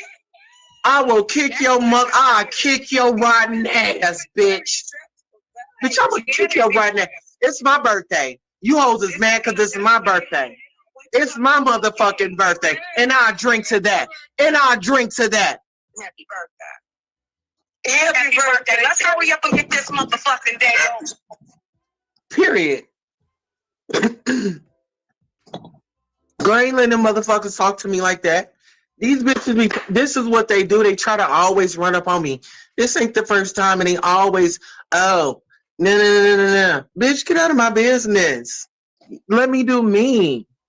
Let me just have a good time, motherfuckers. Shit. Damn, I just got to the party, bitch. Can the bitch move around? Can I have my first drink first, bitch? Damn, bitch ain't even had nothing to drink or nothing to smoke. I mean, come on. Bitch just got here. Don't do that to me. It's my motherfucking birthday, bitch. And it is what it is. Okay. Bitch got me a motherfucking Marlboro. Can y'all help me get another pack of Marlboros? Look, I'm almost out. Hit that cash app, y'all. Help me out. I need look. I smoke these little fucking cigarettes right here. Yes, I do. Y'all help me out, okay? Let me. Shit, y'all came to my motherfucking house and to my motherfucking party, bitch, and you was all welcome. So don't ever forget that. Because guess what? This is my clients. This is her. You know, I want to do something special for my client Jaguar Wright. She has been amazing, guys. I really want you guys to give her a chance and stop judging her so much. But you know what? I don't give a fuck. Get a motherfucking ass. Anytime you see that ass on that motherfucking line, you get in there and you get that ass. I mean, I want you to go full force. I mean, full throttle on that ass. And you remind that bitch, you say Queen Tulsa. And that's the way we motherfucking gonna go. Okay. I wish you guys would just stay out of my business. Oh, thank you so much. You said happy birthday. Thank you. Oh, thank you. It really feels good when you guys celebrate my birthday with me. Yeah, I'm really, really happy. Yes. Yes. Yes. Oh, the love and the support. Yes, please. Thank you. It's my channel. It's my party. I can cry if I want to. Fight if I want to. Hit. Oh, bitch, don't fucking play with me. Bitch, I would get violent for my birthday present, bitch. Hair flip, bitch. Bitch, I'm the motherfucking hair flip queen around this motherfucker. Bitch, don't get it twisted. Bitch, did I just see you just roll up and hair up on me? Really? Bitch. Bitch, mind your motherfucking business. Hold on, let me pull this bitch up. No, wait, not my sister. This bitch right here up under her. Bitch, get up out my motherfucking business. Send the cash app. See, it be you petty ass bitches that want motherfucking questions answered, but bitch, you ain't sending out one cash app. Bitch, can a bitch get $5? Can I get $10? $20? The fuck is wrong with you, bitch? Don't come up over here. This is my motherfucking birthday party, bitch. Ain't nobody gonna ruin it. Okay? Because, bitch, you would be escorted out. Security! Motherfuckers. Okay, bitch, we got security up over here. Yeah. You thought you was, yeah. Did y'all send Jag a cash app? Help my sister out. I need some food. Y'all help me out. Come on. That fucking cash app, bitch. Y'all got the exclusives over here. Y'all already know I'm gonna give you the tea. And I'm gonna let y'all know how conniving these bitches is behind the scene. Listen here. Even that motherfucker Kai. That motherfucker, bitch. When I tell you that motherfucker rolled up on me, let me tell you this. The other night, I was in that motherfucking group chat. I'm minding my motherfucking business. You know what I'm saying? Just enjoying the content. Everybody else is like, conversing and shit. You know me, I'm always, to the back, smoking my blunt in a corner. You know what I'm saying? This motherfucker gonna come over to me to my why you been so mean to me? Nigga, because I'm motherfucking mean. I don't like you. Then he gonna come over here to me some I wanna make things better. And that's why I'm gonna tell y'all this. Jag is mad because me and him been conversating. Oh yeah, it's been late night creep, okay? Like late night talks. And and she said that the man could read the Bible and all that. So bitch, why not? Let me get him her in. So I'm like, oh, I heard you like to read the Bible. I was like, could you read me a little story before I go to bed? So I was like, I don't know if the devil riding my ass or my pussy, but I said I need a little prayer. And bitch, when I tell you Kai got up into prayer, bitch, when I tell you he prayed the devil up out my pussy, bitch, I ain't want to, bitch, I ain't have a thought or anything. You know what I'm saying? But it was all good. But, we promised not to tell nobody, but it is what it is. I mean, I think that he's so cool, but he prayed that devil right up out of my pussy. Listen here, bitch, my pussy was open. I mean, yeah, bitch, have you ever seen a gay pussy? Hold on. It's like this. Let me show you something.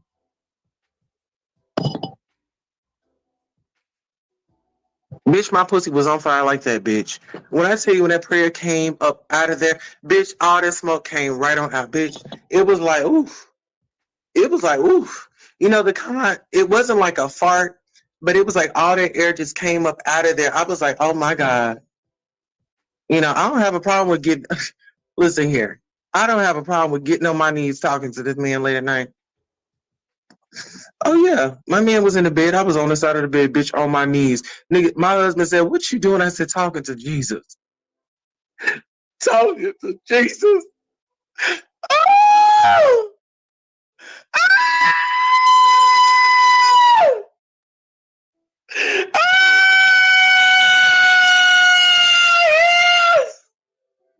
Get it out of my pussy! Get it out of my ass! Get it out of my mouth! Oh! Get that dick out of my ear! I don't want to hear about it! I don't want to hear about that good dick. Oh, good dick will make, listen, good dick. Oh, get that good dick out of my ear! Please don't tell me about it. Woo!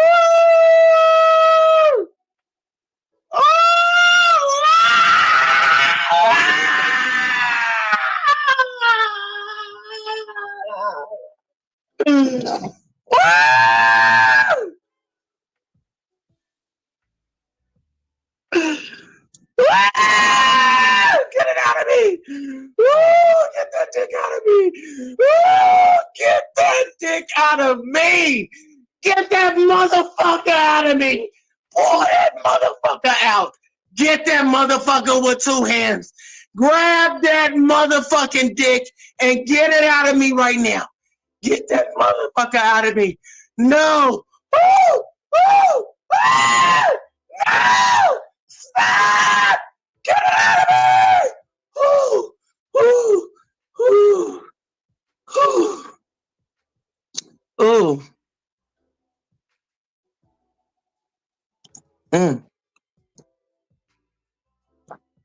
I don't know who fucking me in the crowd. Somebody out there fucking me.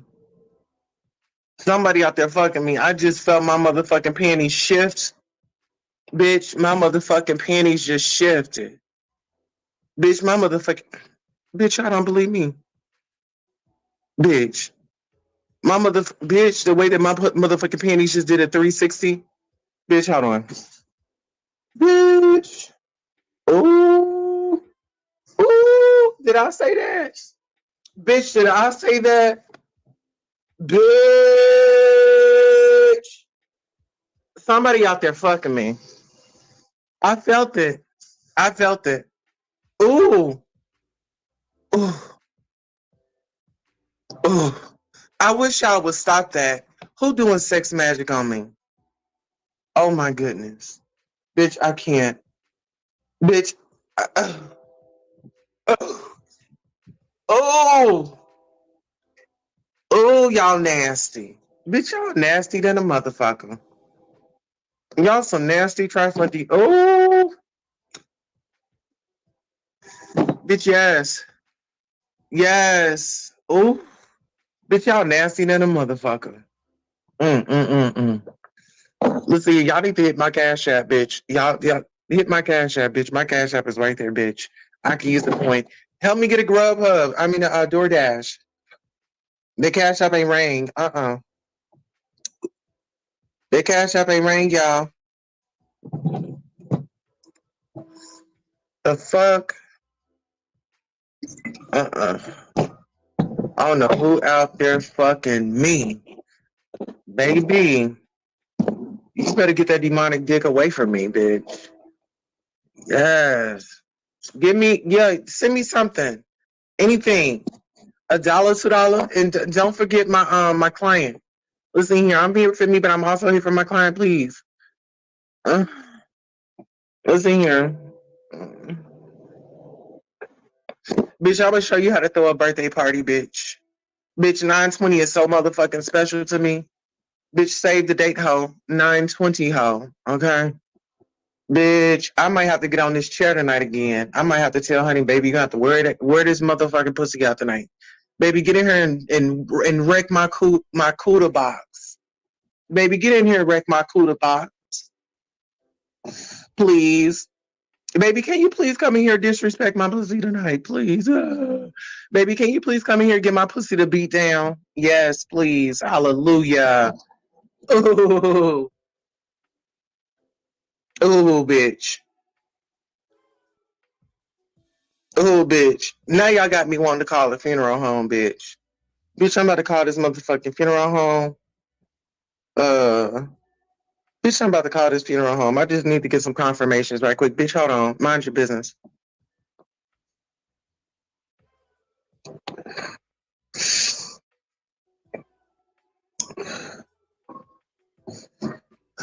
Bitch, I gotta call a funeral home. Give me a second. Bitch, mind your business.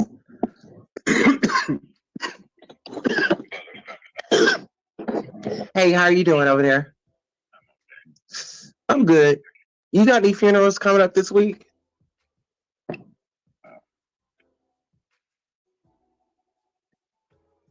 We have one for on Friday here at the chapel at 1, and we also have Saturday. We actually have 2 here. We have one Friday. Okay. We have one Friday here at the chapel, and we have one Saturday. Okay. Do you know if any of them are gonna have like a repast where they provide food? Yeah, I'm pretty sure they are. Oh. I just don't know where. Yeah, the family. I wouldn't know that. Do we have to have an invitation to attend the service or what?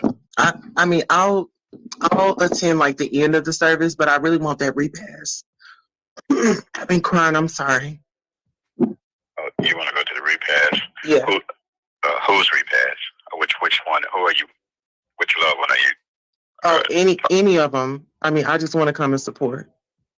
Oh, okay. Well, I don't know. I mean, you would probably have to just come to one of the service and see where the family's going afterwards, because it doesn't say here. That would probably be on the obituary. Okay. Okay. Shit. I'm sorry. I was trying to I might have to hitch a ride. I was trying to ride in a family car. I ain't never been in no limousine. Okay. I'm sorry, but let me ask you this. As far as like your casket goes, is it possible that I could come down and maybe try one out? What? Why you laughing at me? Look at you. What? Wait, you must have tried one out. Oh, you leave into it. Oh, look at you. You gotta give me a discount. No, seriously. How much? But no, seriously. I want to come down and try one out. Okay. Yeah, come on down. Y'all got any ones that like got the wheels on it? Mm-hmm. See, I want to be riding out in 24s. You know what I'm saying? I want to do it big. You know what I'm saying? Okay, I'll see you this weekend. What's your name, All lovely? Right. My name is Keith. Thank you for making my day. Oh, no problem. If you see me there in 2 days with 2 different dresses, I need you to mind your business and just read the eulogy. Okay? All right. Thank you.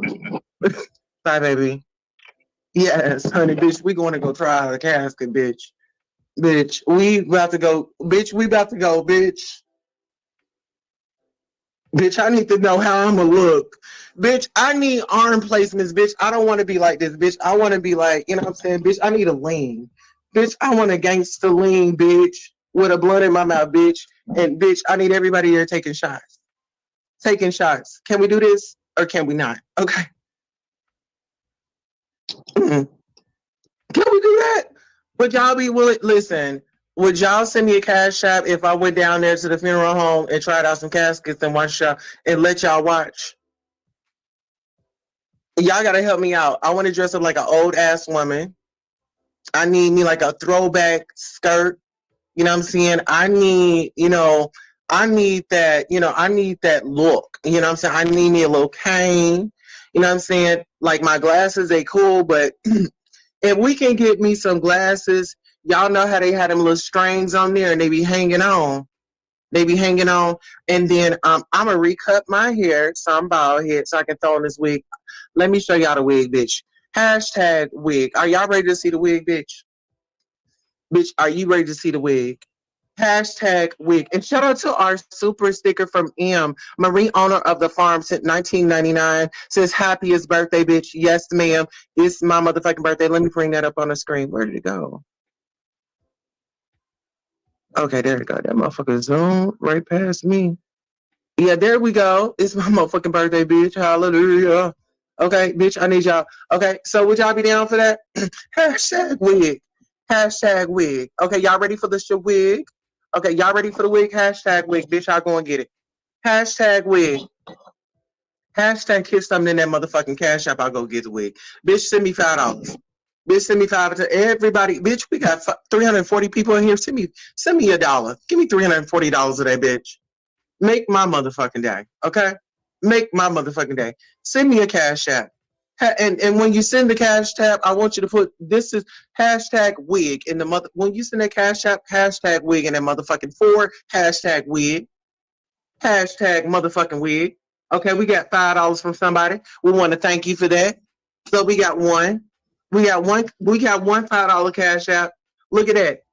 Look, I ain't lying. We got one $5 cash app. Can we get another one? Can we get some more? Bitch, are we working, bitch? Y'all want to see me go down there and lay up in that motherfucking casket, bitch?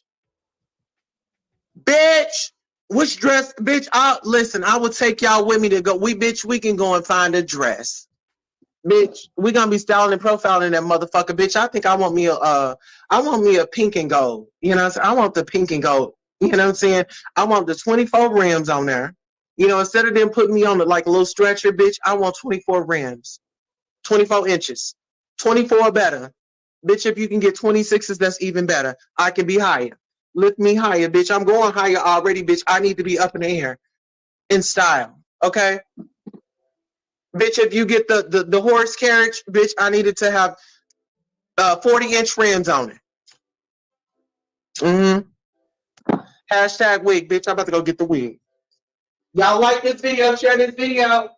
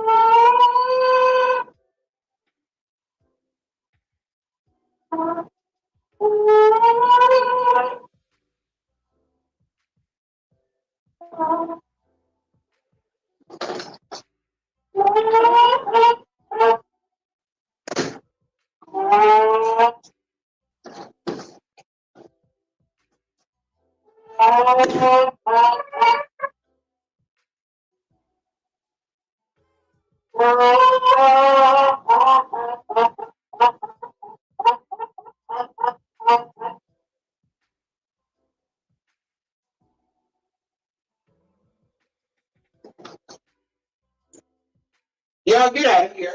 Get out of here. In my business. Y'all like the wig? Bitch, I'm gonna be sitting right up in there where they go. Hell, look at that. I got the little wrap at the back. Look at that.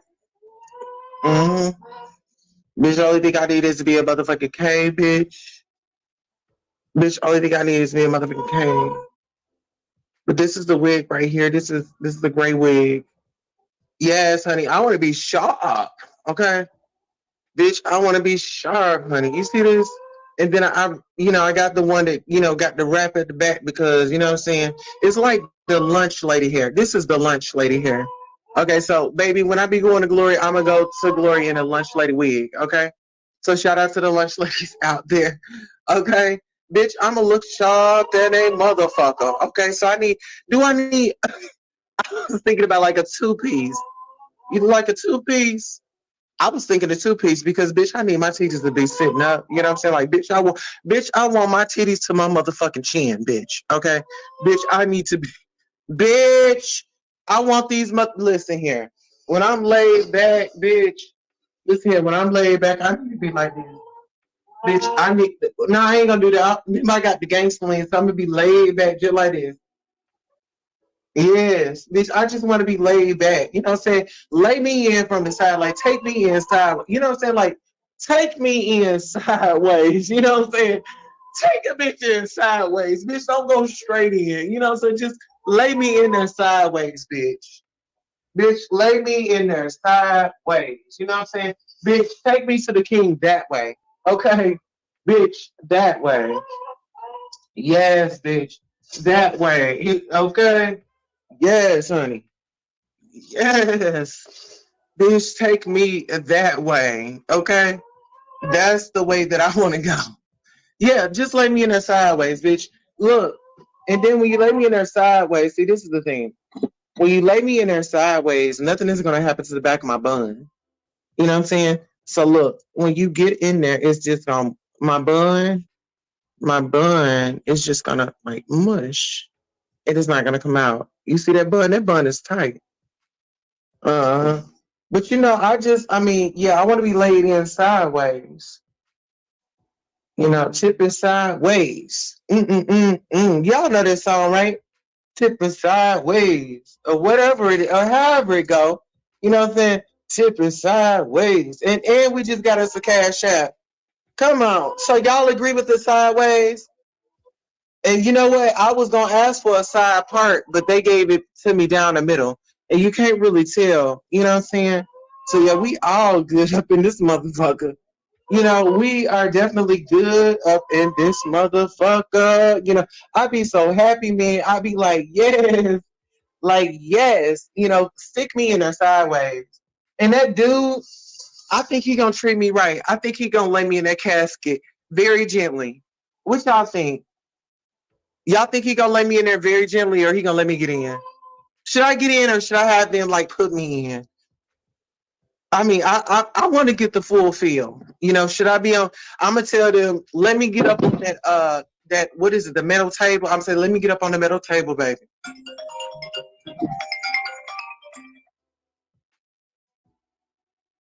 Hello, drop the link. Okay, I got you, baby. Did you cash out me, baby? Like what? Did you cash out me? No, girl, I'm still waiting for income, man. This is up for me. Girl, send me $1 and bring your ass on up. Send me $1. I know you got $1. Come on now.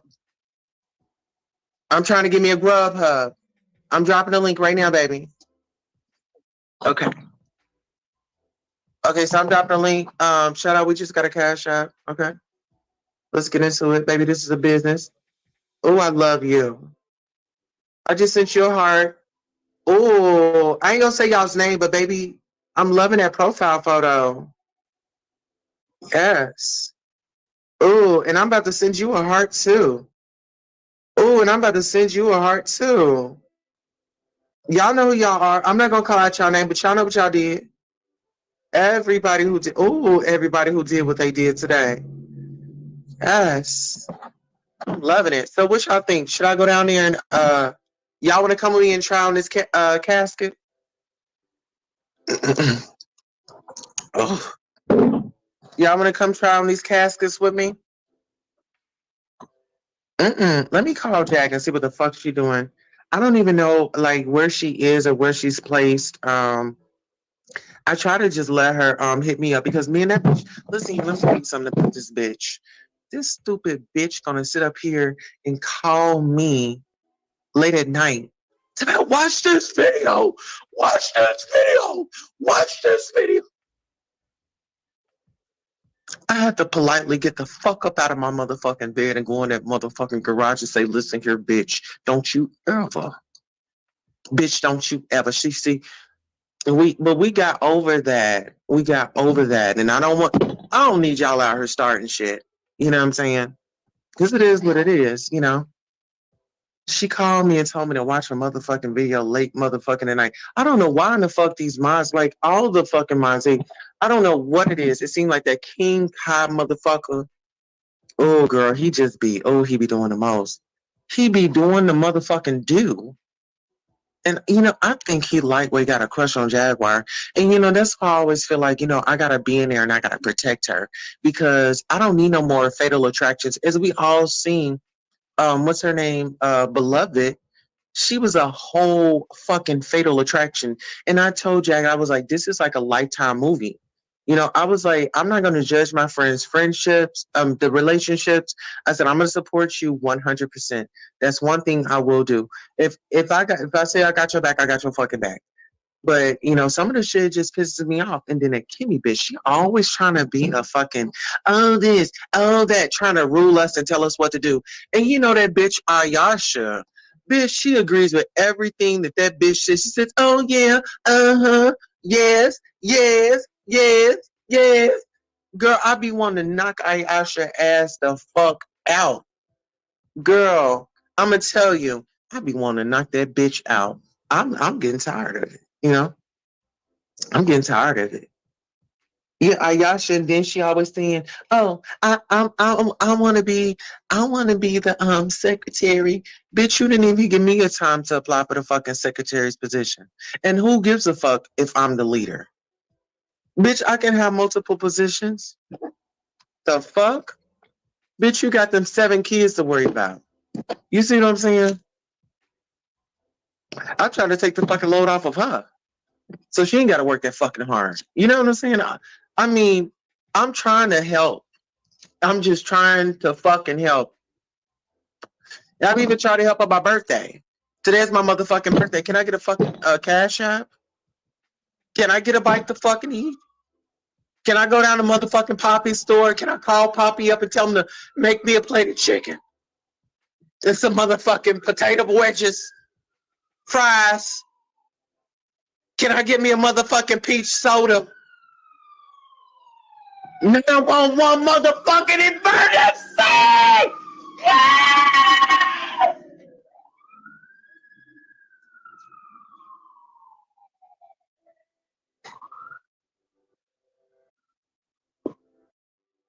Bitch, I got a motherfucking emergency for you. I got your motherfucking emergency. Bitch, I got your motherfucking emergency.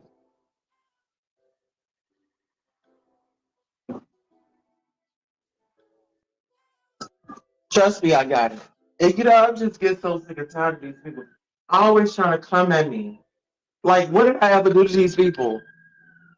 Like, seriously, what did I ever do to these niggas? What?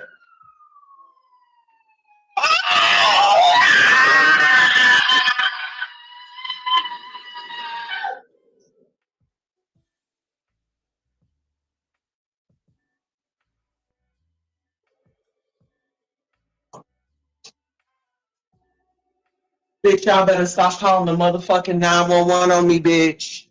Bitch, you better stop motherfucking calling 911 to me, bitch. Bitch, you better stop calling 911 to me, bitch. I ain't did a motherfucking thing to you, bitch. Really? On my birthday? Really? Wow. Really? Wow, that's fucked up. I don't get y'all. I don't get y'all. First it's my client, now it's me.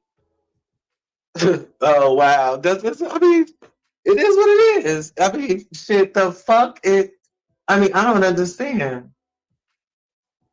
Bitch, like, seriously, somebody help me. Can somebody please tell me what's wrong?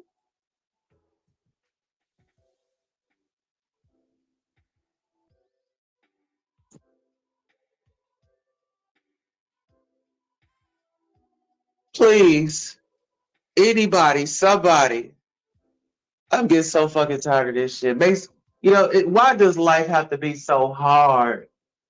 Why does life have to be so hard? Oh my goodness. Life does not have to be that hard. I just don't understand, like seriously. Why does life have to be so hard? Why? Why? I'm just trying to figure that out.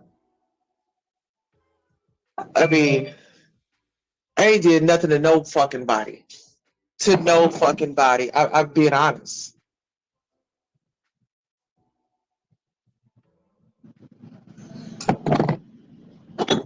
I need to figure out what's going on. Y'all give me a second. This is too much. This is a lot. Okay, let me get this up. Okay, let me see. Y'all give me a second. This is a lot. I can't take it no more. This is too much pressure for me. This is too much. I mean, this is too much.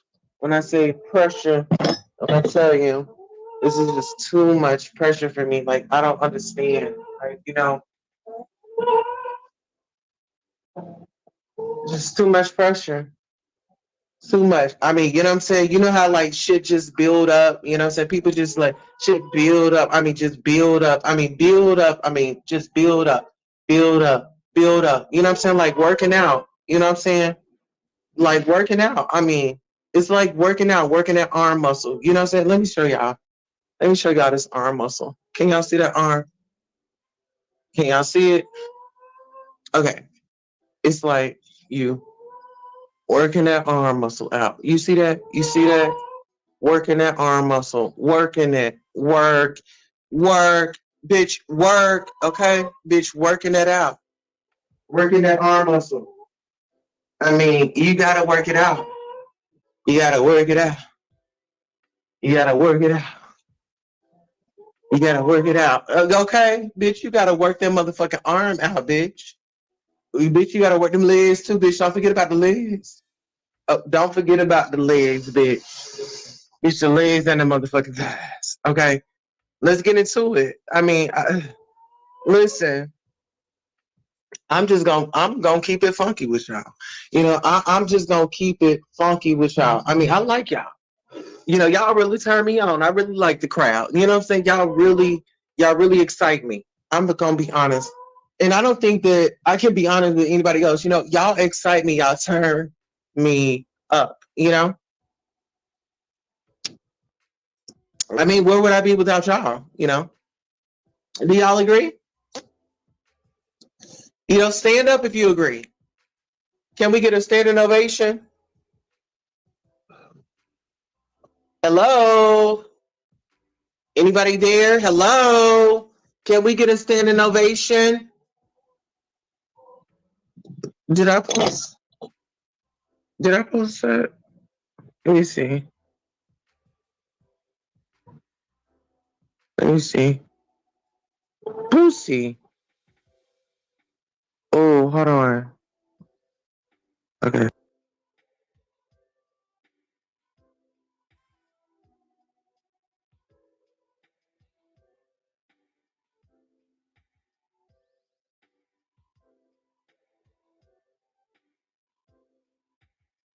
Okay. Here we go. All right. Wait a minute. Can we get we got a standing ovation? Okay, there we go. And listen, let me pin this. Can somebody pin the StreamYard link, please? Listen here. Okay. Judge Evie, we need a donation, love. We taking donations, baby. I listen here, I'm fed up. I'm hard up, but baby, I know that you're gonna take good care of a sister. Okay. Listen here. I need a donation. I'm all listen here. I'm all tied up. Listen here, I'm all tied up. I'm excited. Y'all really excite me, y'all. Y'all really do excite me. Y'all excite the fuck out of y'all excite me. Yeah, this is a business. It's a business, honey. But my business excites me. Miss Chicky, Mother Hen. The fuck out of listen here, Mother Hen. I'm working and cocky doody do.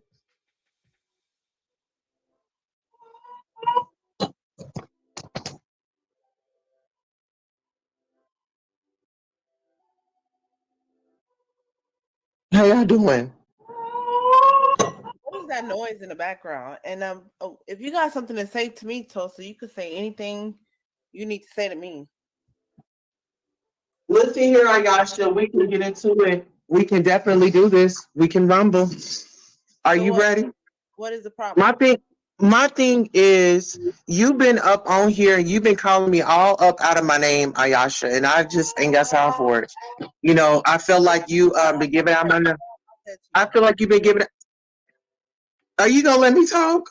Go ahead. I got the grievance, not you, sis. Excuse me. This is your platform. Go ahead, though. I'm listening. I feel like you gave out my phone number and you had Kimmy sitting up here calling me and stirring the pot. Let me tell you, that's a code I go by. I don't give out people number unless the person say it's okay for me to give it out. So you got. I gave you my number in secrecy. Okay, and who else have you gave your number to? I ain't gave my number to nobody. So you mean to tell me out of all these people you've been communicating with on YouTube, I'm the only one that got your number and get it out? Didn't you give out your phone live like a couple of weeks ago? You know what, Ayasha? We ain't got time for you and your foolishness. No, we really don't. I got something I do want you to. No, you ain't got nothing to hear.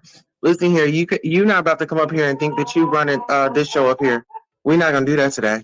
No, we not. No, we not. Listen here, Miss Ayasha, you can come on up here, but listen here. We're supposed to be. You calling me out my name? You just came up here call.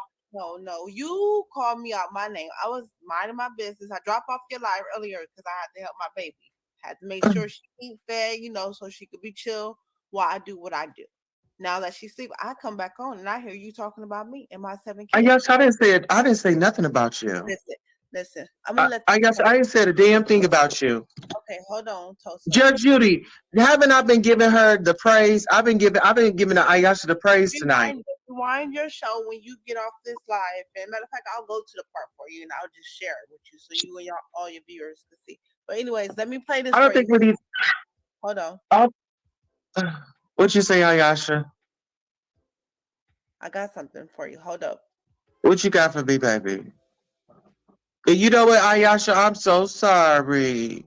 And you know what, Ayasha? If I did say something out of line, girl, I just got off the listen here. I just got off the phone with Jamal Bryant. He just called me on live. I was here. Jamal Bryant said, "Praise the Lord, hallelujah." And he let me know that he was good. And he said for me to tell Jack, she's welcome for that donation. So when you rewind the live, you hear him call. He called me right on this live. He said, listen here, sister. I said, who is this? Girl, I thought it was Kai again. I mean, not again, but so Jamal Bryant called me and he said, tell Jaguar that he says she's welcome because he got her email. They tell me, hold on, I'm reading your chat. Your chat is so disrespectful. To my go What they say? kids. Well, I got 6 of them that's in school, and the other one is sleep, and that's Oh, baby. who said something about your 7 kids? Don't nobody say nothing about your 7 kids. That's lucky number. We don't 7. do that. Okay. Not my 7 nieces and nephews. Oh no. No. Anyways, but let And me. ain't nobody, and listen, nobody brought your kids up on this live, period. Not even me. I mean, they Not all. even me. They all. Yeah, they my nieces and nephews. Girl, I ain't tripping. I got an audio for you. Mm-hmm. Oh. Mm-hmm. All right, I'm about to put y'all on mute right quick, okay?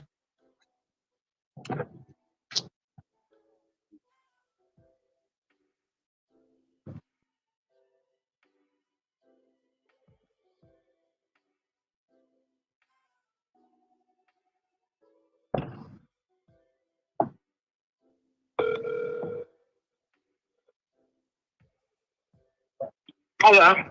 Girl, this bitch on live talking about some she got some receipts. This bitch, y'all should gonna come over to my motherfucking channel. Bitch, I don't know who the fuck this bitch thinks she is. Ayasha, bitch. Ayasha gonna motherfucking come for me, bitch. Who are you talking to? Wow. Oh, I'm sorry. No, we made up. I was calling you to check. Girl, me and Ayasha made up. Bitch, we made the fuck up. I mean, yeah. Future came. Who you? Wait, hold up. Listen, Kimmy, me and Ayasha, she on my live right now. I'm live right now. I'm sorry I called you live, but me and Ayasha, we just made up. And listen here, when I tell you this bitch has come through, girl. Yes. So I'm gonna call you back. Can you just tune into the live if you can? I know you're super busy and you at work, but can you just tune in right quick? Because you say, Ayasha wanted to share something with us, and I just had to let you know, girl. You know I appreciate you, girl. Who Okay. are you talking to? Okay, honey. All right. Okay. Yeah, Ayasha, I had to let her know that you was sharing some information with us. Who is her? Huh? Who is her? Girl, I wish they would stop calling my motherfucking phone. Bitch.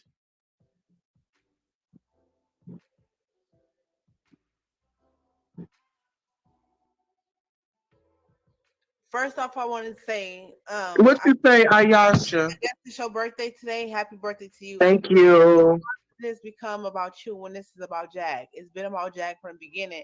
And today, I understand that it's your born day, but you really making this about you. Like, the dress you got on is cute, but all that showing down there is What's showing, Ayasha? What's your? Oh,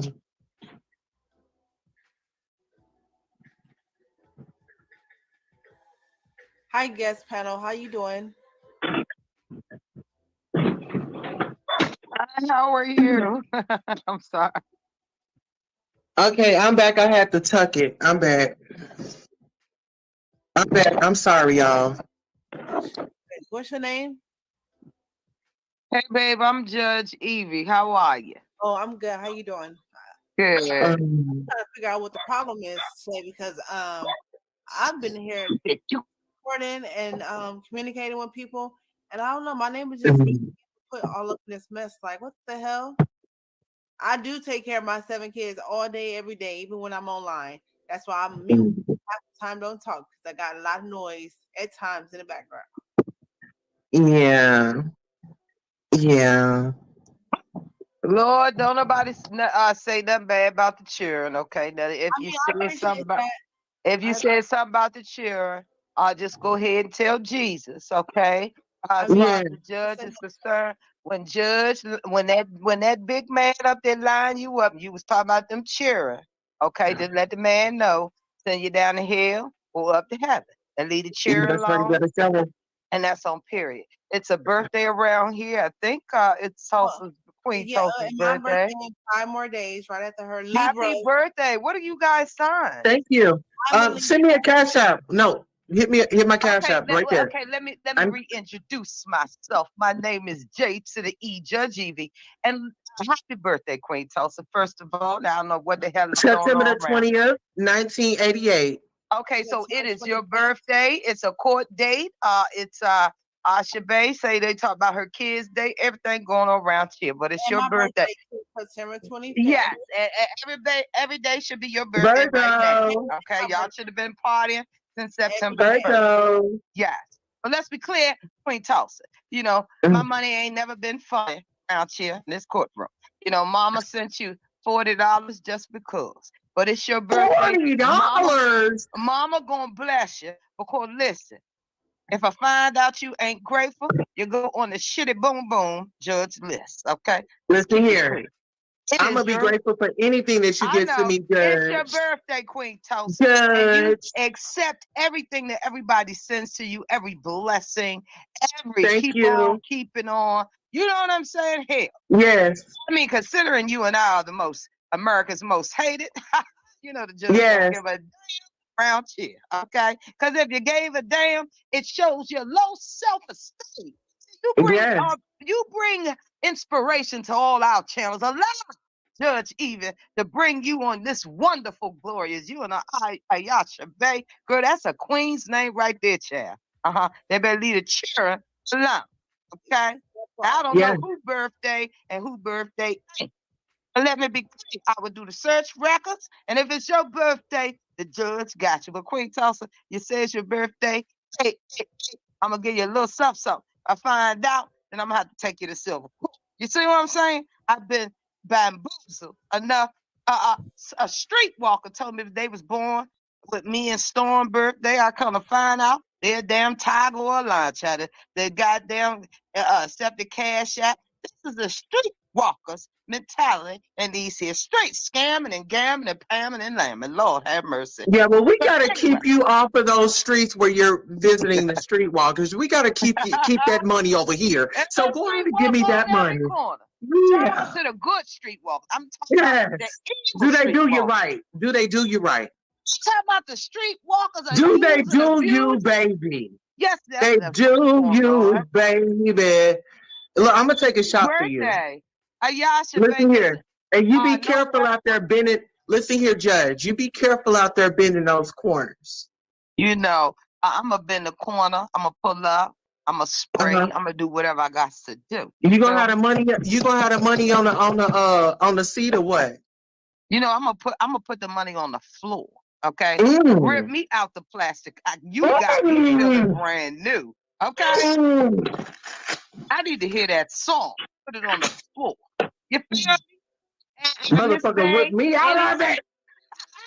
Anytime whip me out of it, motherfucker. Tell them put the money on the floor. That's the only way. Okay? Rip me out that motherfucker, really, mother. Break Listen. me out the plastic, baby. I'm all natural. You feel me?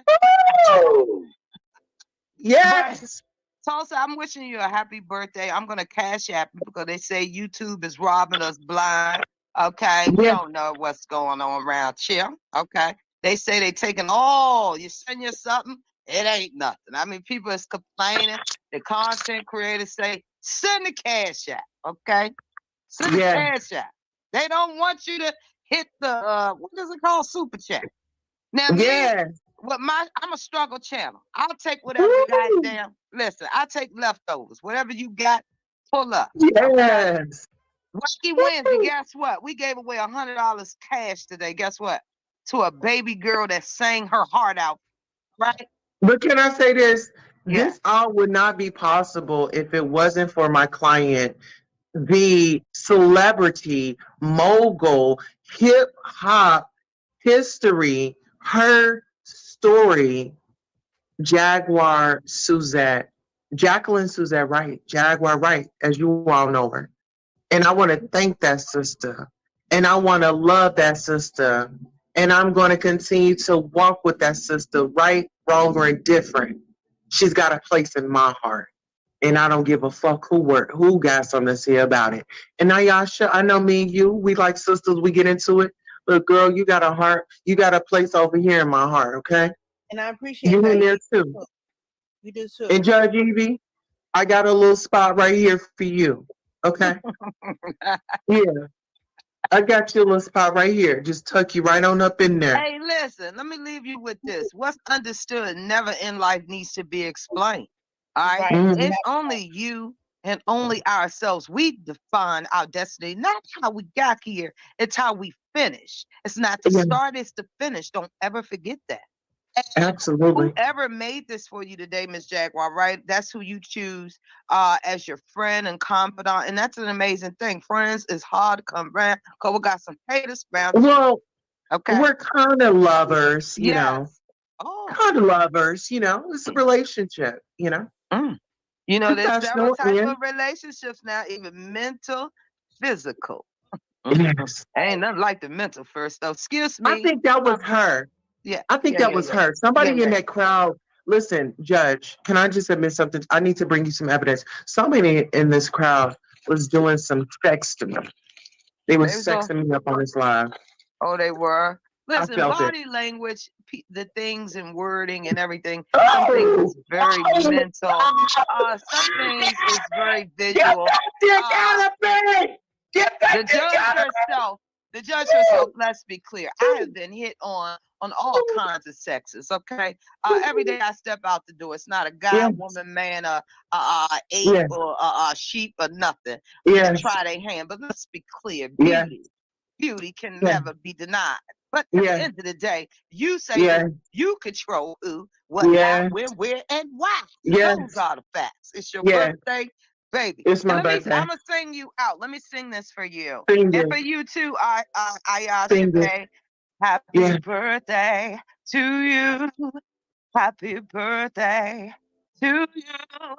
Happy birthday, dear sweeties. Happy birthday to you. May God bless you guys. And I'm gonna make it rain. Drop your cash app, all right? Make my motherfucker, make it motherfucking rain. Make it motherfucking rain. Let's get it popping tonight, Tulsa. You know how to do it. We're the most hated, baby. America's most wanted. America's most hated. I love you guys. Peace out, all right? I love you. All right. Thank you for tuning in, my love. All right, baby. Guys, shout out your channel before you take out. Bye. Okay, well, that's Dear Yvette Says, child. Her channel is, what is it? It's Dear Yvette Says, but then she has Judge Evie. She has like a court. Like she be over there doing her thing. Listen here. It's my birthday. Go shawty. It's my birthday. And I don't party like it's my birthday. And you don't party like it's my birthday. Ayasha. Yes, do it like I can't. Okay, so can I have me a special birthday present? Can you do it like it's your B day? Do it like it's my B day. Do it like it's our B day. Do it like it's Sean's B day. Do it like it's our day, To all the baby. Virgos and the Libras on this special day, happy Woo! solar return. We're gonna take a shot to that. Cheers. Cheers to you and me. Mm-hmm. Oh, oh. So what you got for my birthday? I need a present. Oh, are you gonna rip it? Are you gonna rip yourself out the plastic because you I'm been acting brand new? the gift. I am the gift. You are. And you the gift to me too. Oh, I wanna. Oh my God, I wanna love you. I'm listen here. Hugs, kisses, tickles.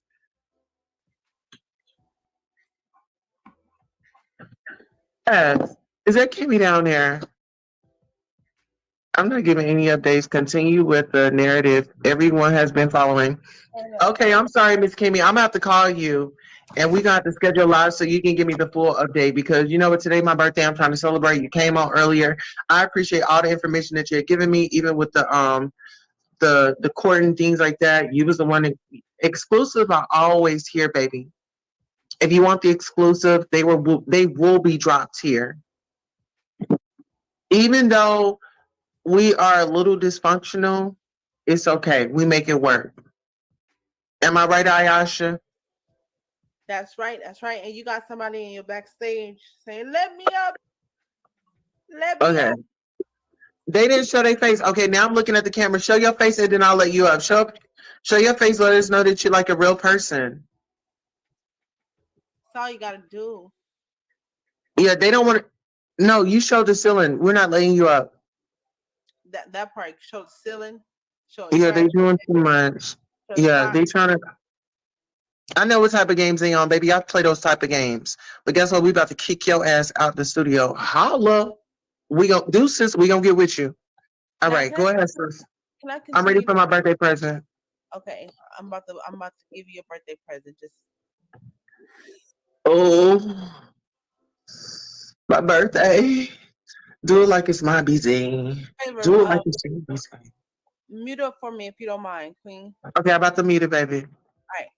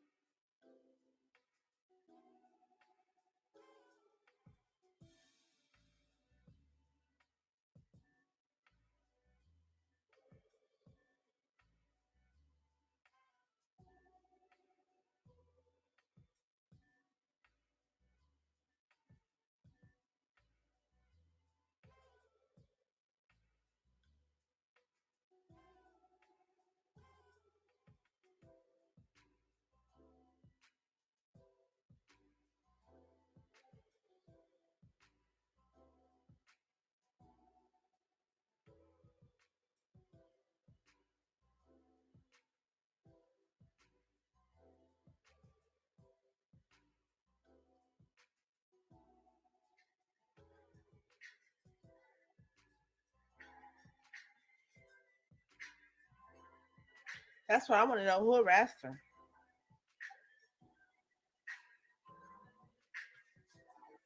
Queen, are you there?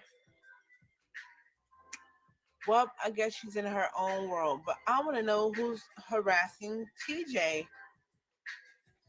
I mean, that's kind of odd. People showing up to court for Jag. It seems like she the one getting harassed and stopped. I wonder if they do that to their family when their family got court. Do they go to their family court date? Do they wait to support to see what the trial is going to be, what the verdict is going to be? Like, I'm real curious because it's a lot of people in these streets who they obsessed with her. It seems like Queen Tulsa over there jigging. She don't even know what's going on. She in her own little world. Yeah, this has got to stop. This got to stop here. Well, I'm glad you do. I'm glad you do.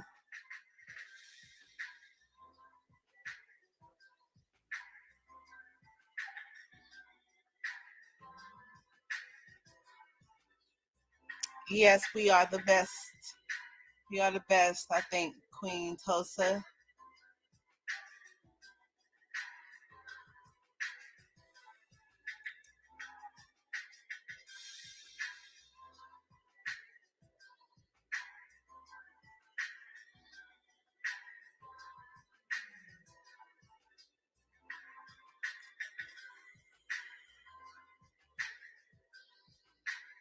Hmm.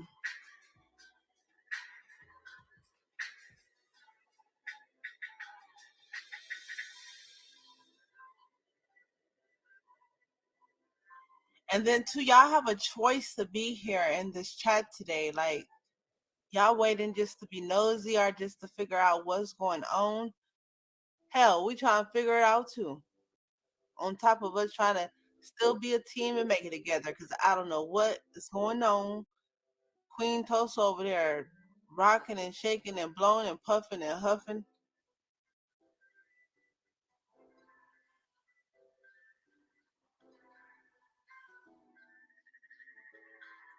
No, I'm just a supporter, never nosy.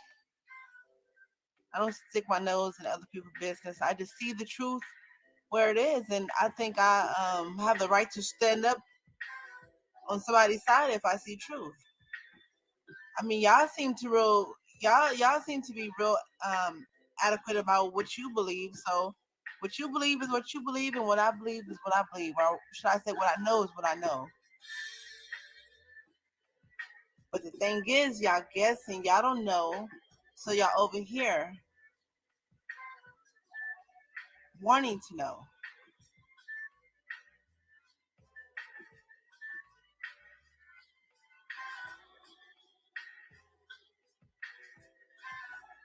You trying to be here for Jag, get real. You seem like a supporter to me on the opposite side.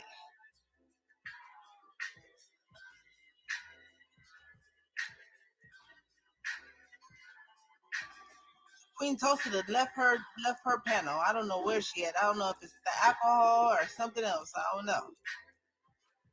But hopefully by the end of the day she can remember all she said and what happened.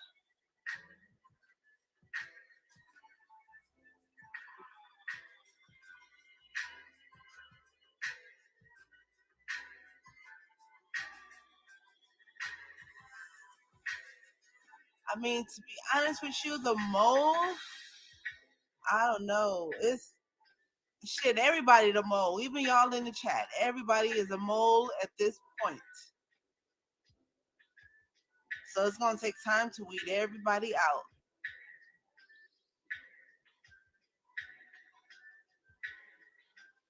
I don't commit fraud.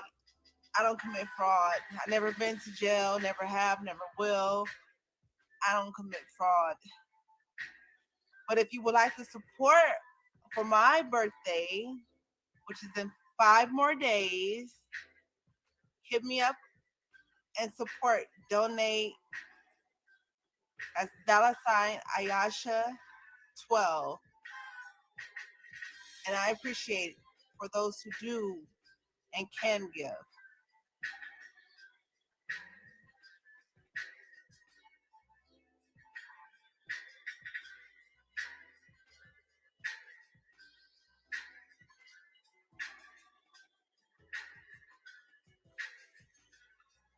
I mean, Jack does pretty much talk to everyone about her next step. Y'all show seem to follow her steps, and every step she take, y'all take. Or y'all try to be side by side with her.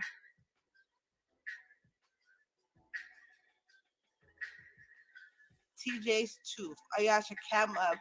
I would cam up, but y'all can go to my Instagram and go from there. YouTube, Facebook, whatever you want, whatever you need. How about you with that link and cam up? since you want me to cam up. Bye, Linda. Bye, Linda. Hold on, Linda. I got something for you. Order in the court. Order in the court. Hold on. I got something for Linda real quick. Linda.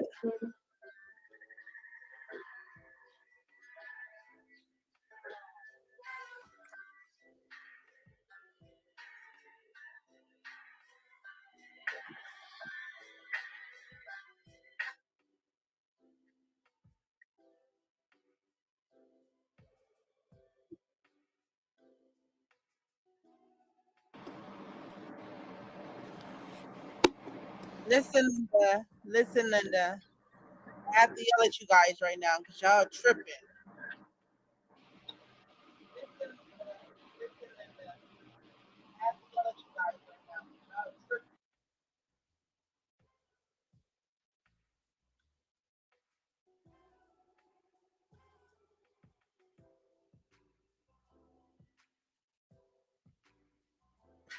Order in the court, guys. If you want to hit the link, you have to send us a cash app. The cash apps are scrolling. Mine is beautiful 070707. Ayasha, tell them yours. Ayasha 12. It's right there at the bottom. Mm-hmm. Court is in session. All right, we are here today to get a piece of evidence. And hello, how are you, honey? How are you? Is that my mannequin? I've been looking for you, mannequin. How are you, hon?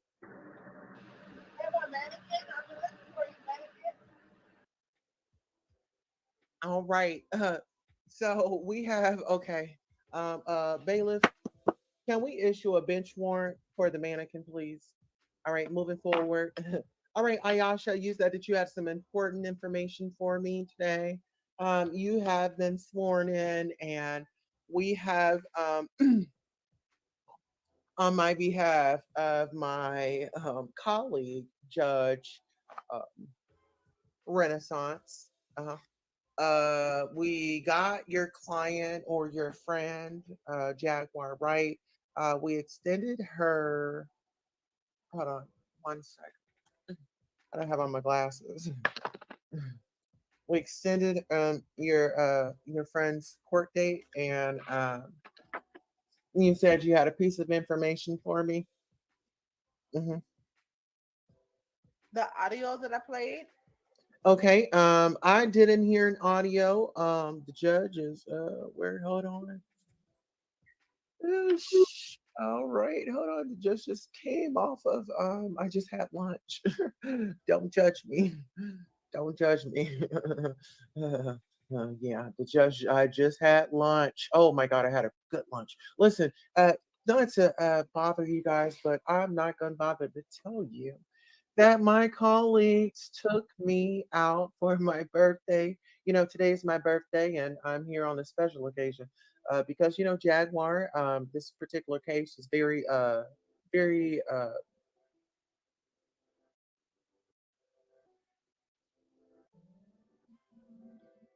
Yeah, Jaguar. She's amazing woman. The voice is a very amazing.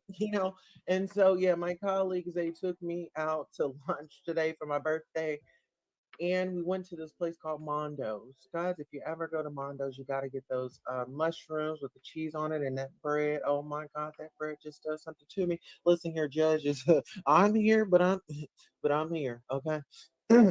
All right, so I'm ready for the evidence, Mrs. Ayasha. Yeah. I can play it. All right, and at your leisure. Hey, listen here. It's your party. I'm just here. I mean, it's your turn. I'm just listening.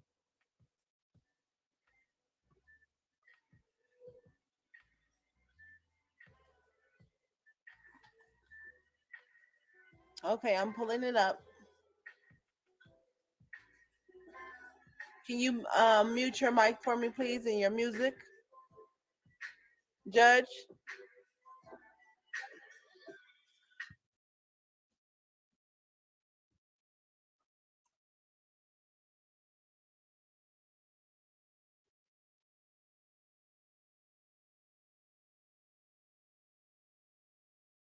All right, is it muted? Is it muted? Yep, can you hear me? Yep. Can you hear Is me? it muted? Yes. Are you on mute? Oh, okay. I need to go on mute.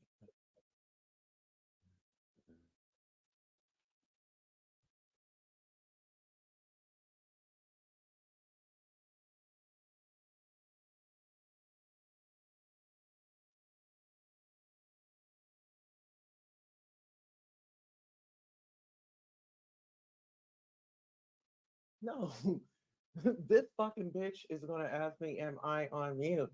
I mean, I've been sitting over here this whole fucking time waiting for this bitch to present the evidence. You know what I'm saying? So if you can't hear on my end, because it's playing, then we're gonna have to fix that. So hold on a second.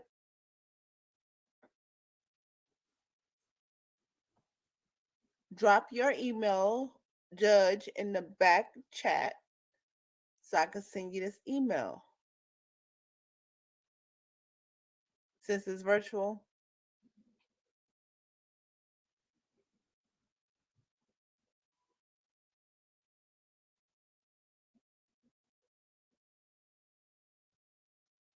I'm froze.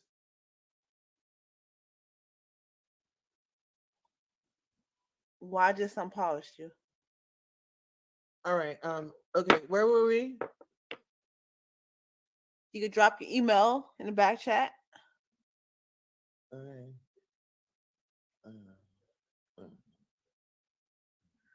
Are you fit to be at work today? Oh yeah. Listen, it's that lunch. Woo! I don't know what they put in that lunch. Give me a second. Give me a second. Give me a second. Okay. Oh, that was a great lunch. Oh, Jesus Christ. Lunch. You know, don't go to Mondo's. Okay. Whew. I mean, go to Mondo's. Give me a second. Let me. You know what? I don't know. You know, I went to the eye doctor Monday morning on my lunch break, and I don't know what happened. Okay, give me a second. Okay.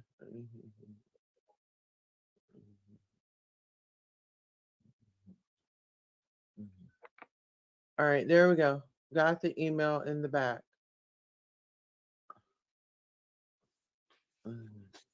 No, that's not the email. Okay, give me 1 second. Give me 1 second, Your Honor.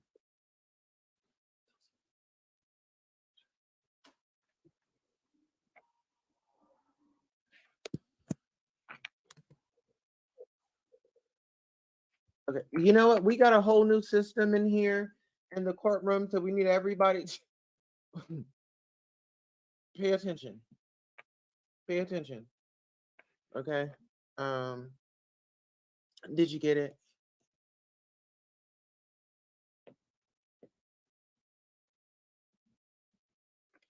Did you get the email? Miss Bay? Am I on mute?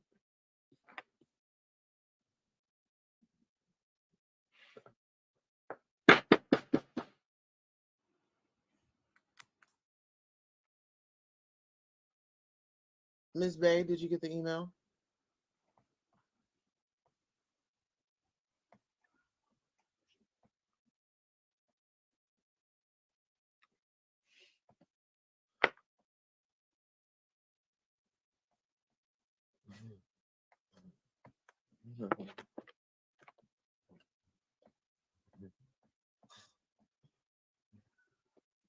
Ooh.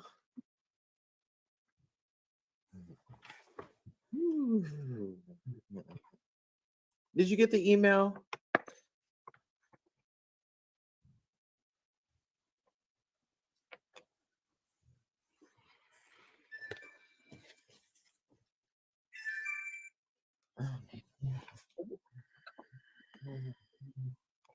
Did you, Miss Ayasha?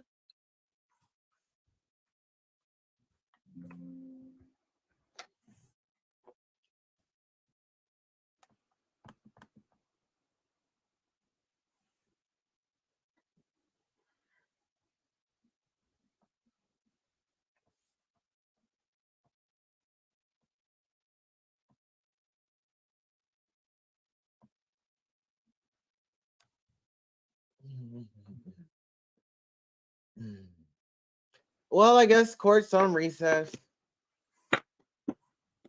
5-minute recess. Court's on recess. We'll be back. Court will be adjourned.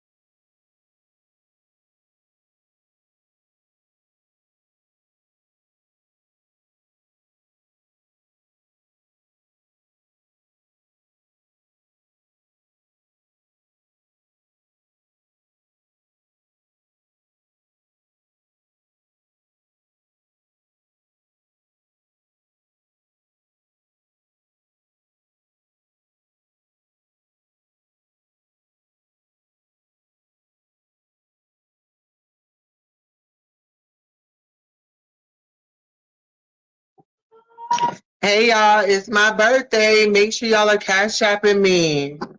Make sure y'all are cash apping me. Please cash app me.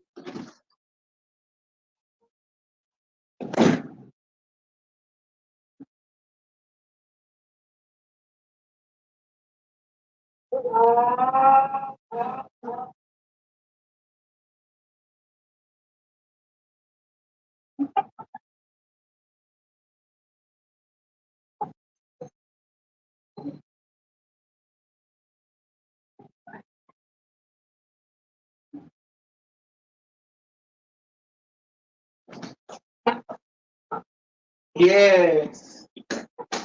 Bitch, it's party time. Yes. Baby, it's time to party. Shit. How y'all doing? Girl, I just went to the restaurant. Okay. Mm-hmm. Mm-hmm. Mm-hmm. Oh, thank you so much. It's my birthday. Y'all hit my cash app. Please hit my cash app. Y'all, please hit my cash app. Please hit the cash app.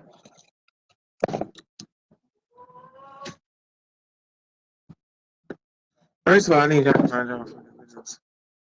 Okay. Mm-hmm. Mm-hmm.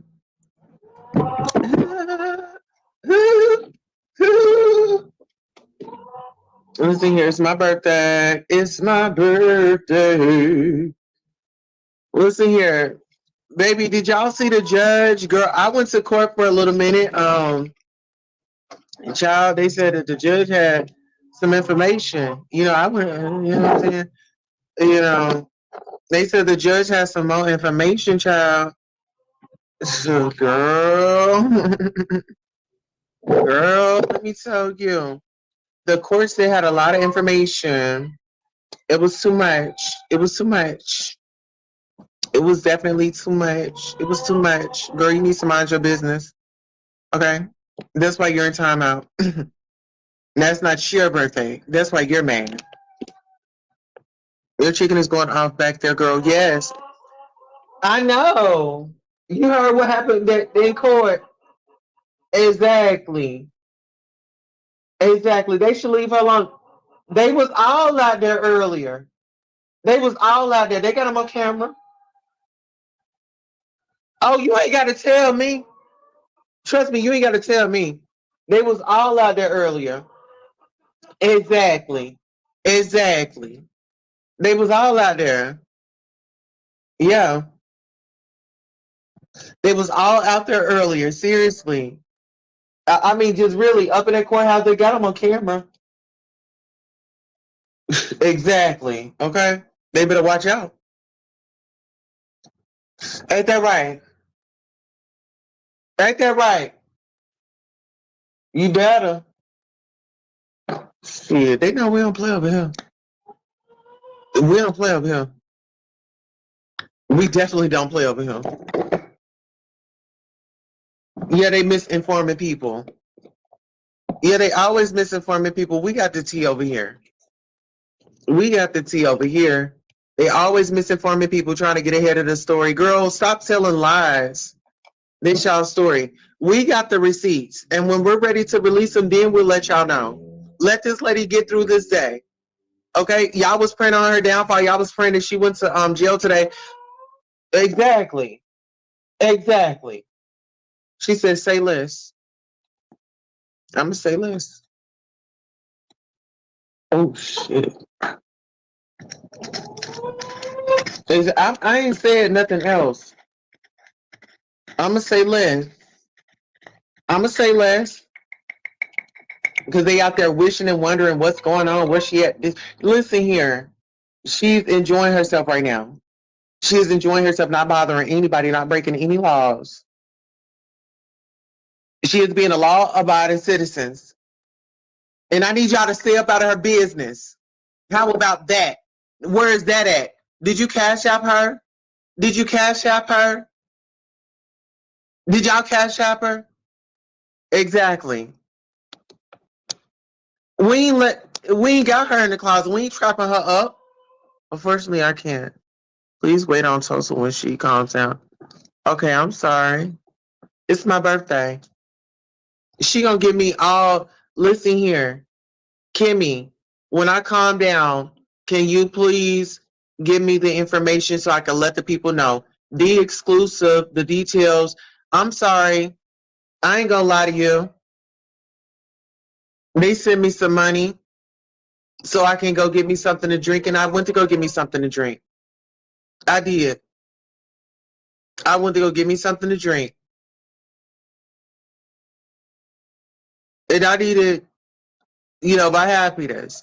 I needed my happiness. I'm glad that my good girlfriend is pulling through. A lot of people counting her out. And it's only a select few that know who she is in her heart. And I got to shout out to you, Kimmy. Because as much as a lot of people don't want to give you credit, baby, I'm here to give you your flowers. Even though we go back and forth like we sisters or something, I still love you. I'm not going to lie to you. It is what it is. Let's call a spade a spade. Let's have a good time. Our girl is out. Everybody should be celebrating. Baby, it's hump day. And baby, she about to do the hump, then hump. Do the hump, then hump. Baby, she about to do the hump, then hump. She probably already over there doing a humpty hump. I'm telling you. Listen here, Jaguar probably already doing a humpty hump. Okay. At least she can, At least she can, I don't know about nobody else. B. Smith smells like Kimmy ain't dropping the tea in the chat, but she's definitely dropping the tea behind the scene. It don't matter. It don't matter where she's dropping it at, as long as she's dropping it. And guess what? She's gonna drop it to me. Because I'm responsible for the exclusives coming out. Okay, me and the team, me and my sisters and brothers in Christ. The mods, we're a family over here, something that y'all have never seen. We're breaking that barrier. We're the first to work as a team and bring you guys the real. Everybody else making up stories and trying to make this woman look bad. We don't have to make her look bad to give y'all the truth. The truth is going to be the truth regardless. The truth is going to be the truth regardless. The truth is going to be the truth regardless. Don't nobody need to sugarcoat anything. Oh, you need my cash app? Here, let me put my cash app up here. She said in my cash app. She said, I love you, Queen, but for your birthday is your cash app. Okay, let me get my cash app. Girl, yes, I need the cash app. I need the cash app. Queen Tulsa needs the cash app. Listen here, I need that. Listen here, I need it. I want to go into cash app. Listen, this time I want to go and get me a bottle. I don't want to just give me a little shots of this. Baby, next time I'm going to give me a whole bottle, baby. I'm going to be turned up. Okay, listen here. I'm going to be turned upside down. Okay? I'm going to be turned upside down. And I'm going to get worked, honey.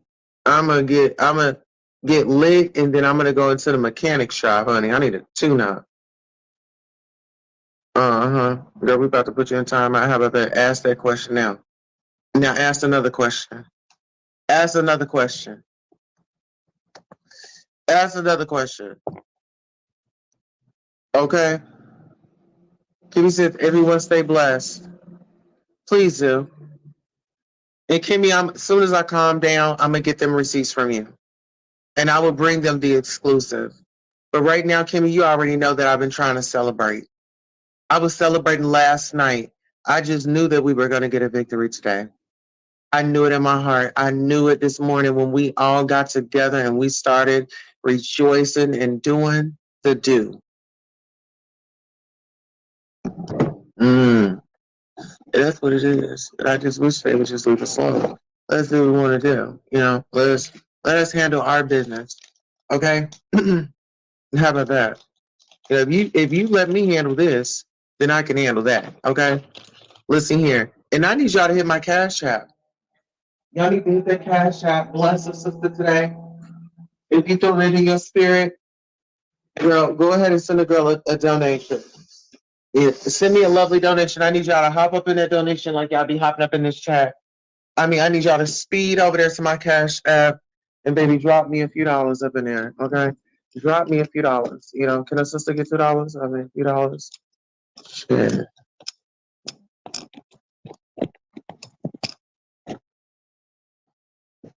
Yes, ma'am. Yay, she live. Hallelujah. Amen. Ain't that it? Okay.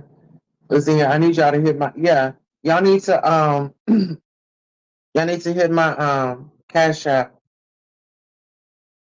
Y'all need to come through with my Cash App. How about that? And y'all hit Jack's Cash App. Is it all of our Cash Apps are rolling at the bottom. Y'all don't need to be reminded. Y'all know what to do. 1, 2, 3, you know what to do. Jump up in that Cash App. Okay? Yes, ma'am. Oh, you know what? There you go. You can jump right up in that Cash App. That's exactly what you can do. Yeah. They all want to take my client down. My client is amazing. They want to paint her out to be like this horrible person. No, she's not horrible. Yeah. She's amazing. And listen here, have you heard her voice? Let her sing to you. Why do y'all want to see this woman go to jail? Like, why do y'all get off to that? Y'all are so wrong for that. Why y'all in here trying to start a confrontation?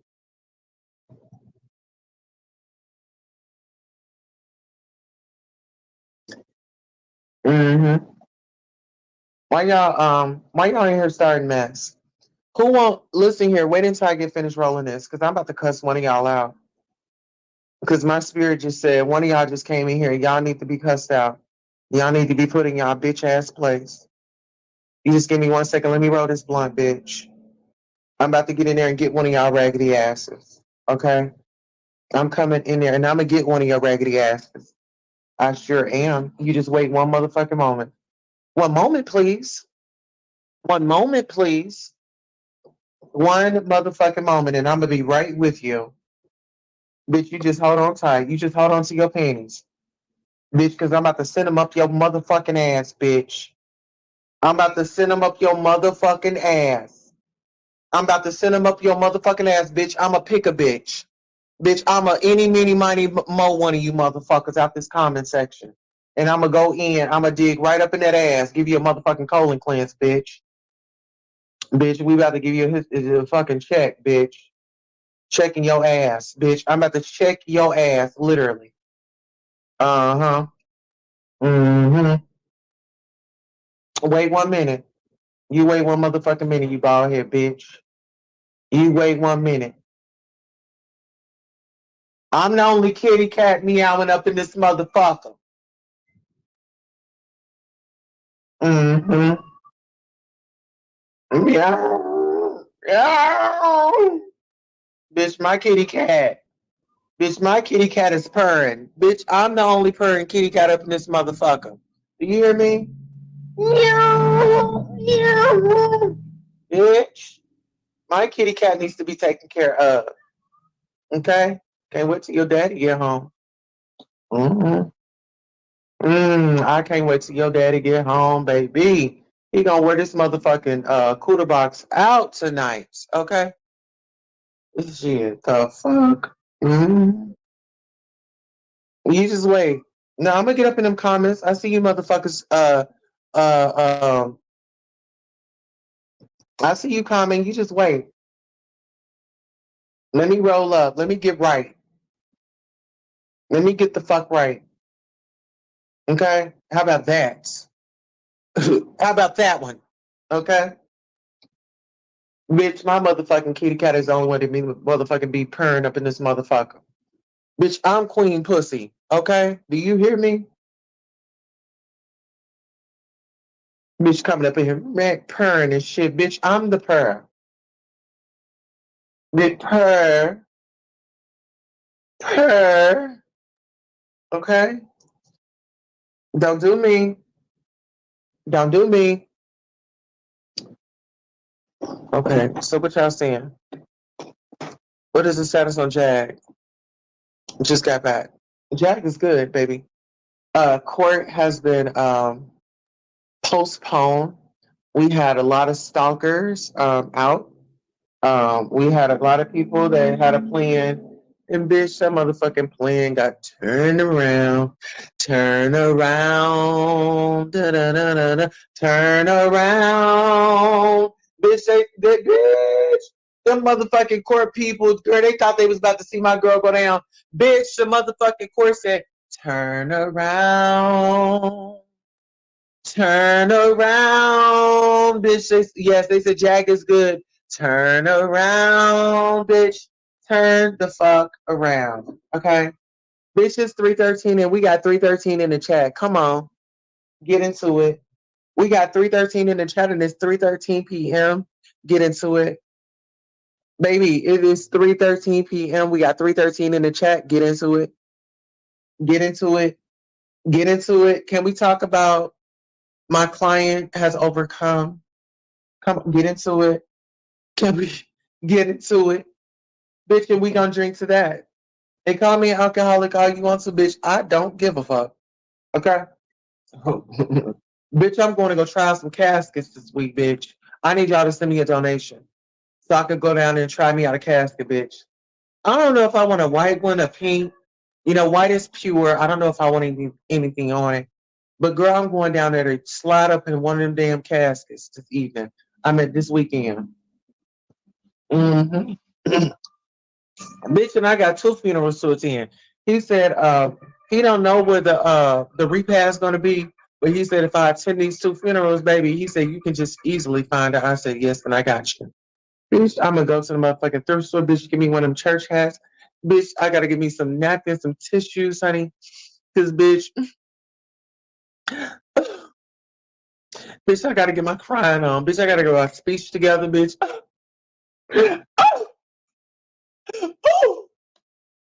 I'm gonna be like, this one hit hard. First of all, I want to give honors to God, who's the head of my life. But I gotta say this one hit hard. Earlene was a good woman. Earlene was a good woman. I mean, just to the community.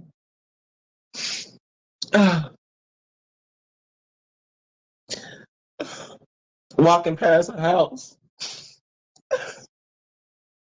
and just being able to get that wave or that good morning.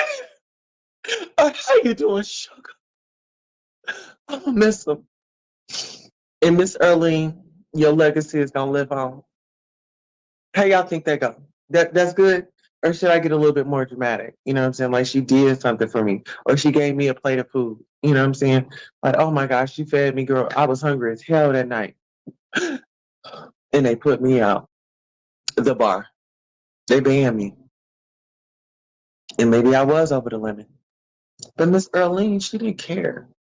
Miss Earlene, she had a heart of gold. Miss Earlene, listen here, she would give you the shirt off her back, even if she had on a sports bra. She was the truth.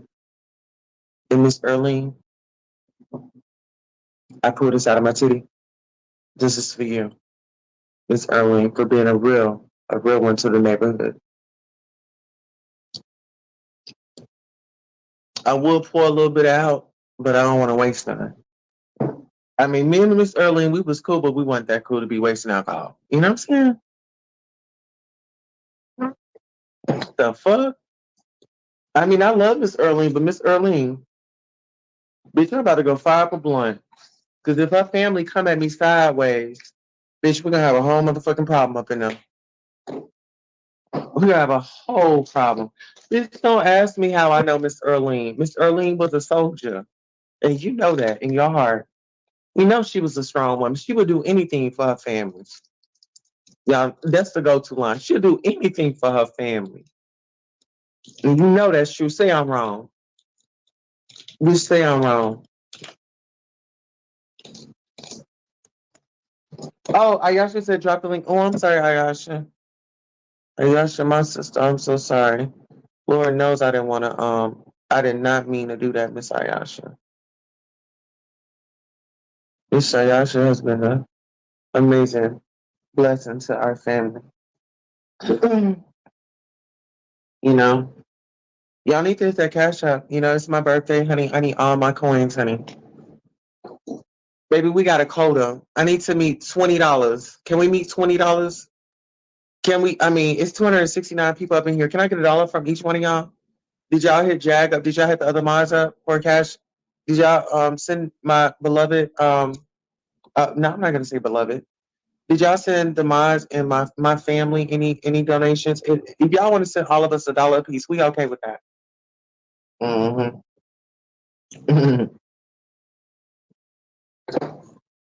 Kitty, is you out there still purring? Like I told y'all, I'm the only pussy that purrs around here, okay? The hell? You should try cremation too. I heard. So who said I needed to get a pink casket? Which one of y'all said I needed to who said I needed to get a pink casket? You know what? I was thinking purple. I was thinking purple, like a lavender. I mean, I want to go out of here royal, baby. I think purple is my color, purple and gold. And like I said, I need to see if they can slide me up in there sideways because I want to be posed up. You know, I don't want like the basic, like the basic funeral when they're just laying there. Like, baby, I need a lean or something. Like, I need a, or, like a point to the lip or something. Not that basic. No, ma'am. Because, they got that little thing where they screw up and okay, here go Asha. They got that thing where they screw your head up and then you come up to the top. Hey, peace. Hey, peace. How you doing? Hold on. Let me just say this and I'm going to let you go. I wonder if they have like water beds as caskets. Bitch, I want to be floating. I mean, I don't know if that, I'm going to get in there and try and see if that thing is really hard in there. If it's hard in there, I'm going to either have to have them put me a memory foam or give me like a water compression. You know what I'm saying? I want to be like a mermaid. Burn me like a mermaid. Okay, I'm going to let you have it. I'm about to mute up. I was about to say they could just sit you up. Instead of putting you through all that trouble to try to lay you in a casket, they could just right. Or stand you up whichever way, or they can even put you on a boat. Put you on a boat pedaling. Right. You know what? If they sit me up, I at least want to have my legs crossed. I want to have my legs crossed, and then I want to have a garter belt on. Yeah. Yeah, because I need everybody to still give me that $1. Bitch, even though I'm going, Even though I'm going to glory, bitch, I still need that money.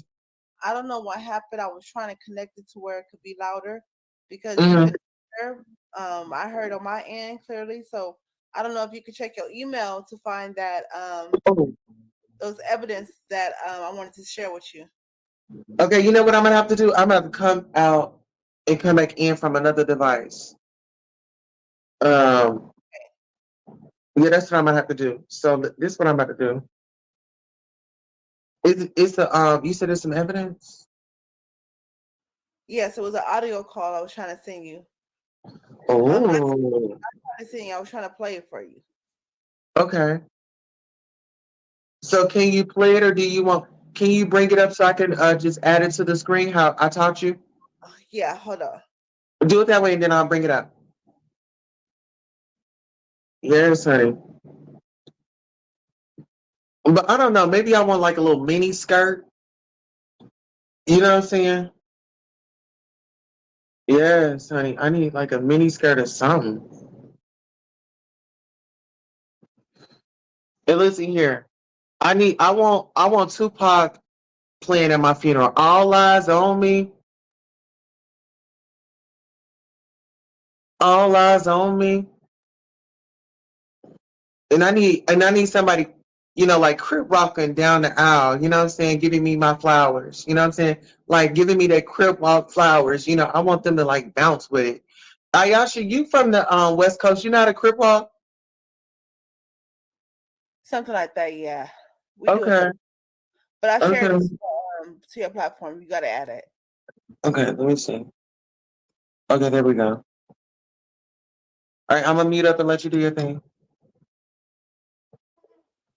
Go upstairs.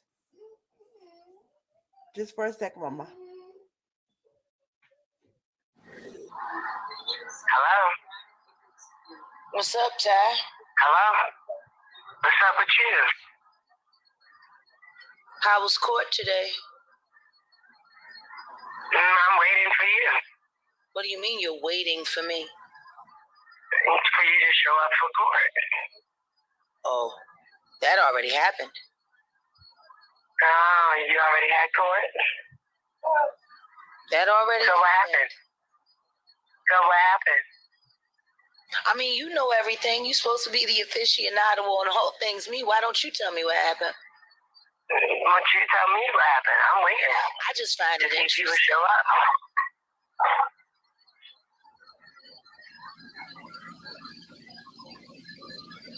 What are you trying to accomplish? What are you trying to accomplish? Oh, I'm handling my business, going about my life. I'm just trying to figure out what is it that you're trying to accomplish. You were going on with your life harassing me. Who harassed you? You did. How? You know you did. No, how did I harass Calling you? me and all that stuff. Yes, you did. When did I call you and harass you? Yeah, I know you called me the day after I left, threatening me. And I got the text messages and all of that. Yeah, and then you have Are you my possessions. delusional? You refuse to give me my phone. Are you delusional? No, I'm not. So, okay, because I haven't filled out a police report. Because I'm trying to be patient. For what? And you won't for my phone. That I paid for? You did not pay for my phone. I had that phone before you. You didn't phone me a phone. No, you did not. All the money now, I gave you, I paid for that phone. Now you're crazy. And the truth is, it's a civil suit, and you'd have to take it to small claims court. Did you hang up?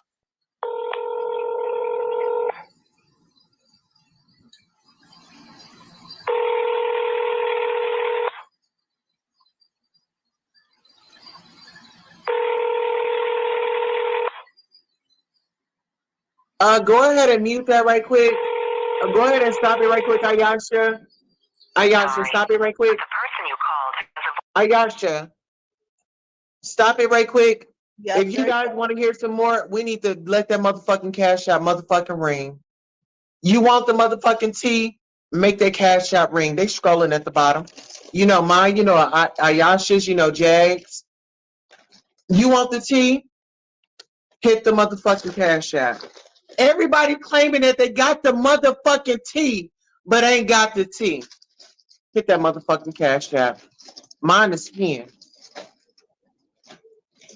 Ayasha, you got yours rolling at the screen. We got Jags rolling at the screen. Anybody want the motherfucking tea? Hit the Cash App. Hit the motherfucking Cash App. Make it ding-a-ling-a-ling. Yeah, that's what we doing.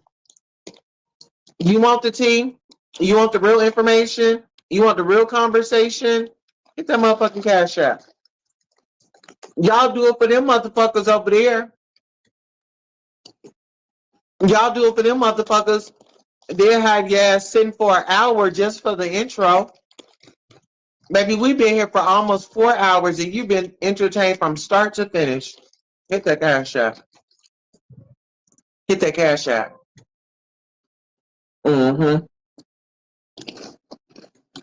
Or better yet, if our Cash App start going off, then we'll fucking come back. So if y'all want us to come back and get the real tea, then hit that Cash App. Y'all should let them know where they can find you at. Mm-hmm. $ Ayasha Lachey. No, excuse me. $ Ayasha for Instagram. Ayasha Lachey Bay. Instagram. Facebook, TikTok, shit, YouTube, Ayasha the one. Come on over and support. All right. Or Jack. So Jack is the main one at this point who needs supporting. And her cash tag is scrolling. All the mods' cash apps are scrolling. Hit those cash apps. Once we get the information that you guys sent us cash apps, then we'll come back live. But unfortunately, we have the exclusive. We let you know that in the beginning of this live. Girls need love too. And on that note, baby, we got to bounce because our cash apps are not popping. They're not sounding off. So we'll see y'all soon when those cash apps go off. Peace. Peace, Ayasha. Peace out.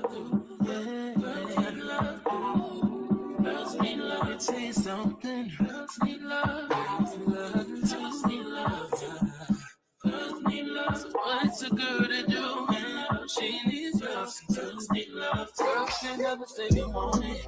Girls can't never say yeah. Girls can't never say they need it.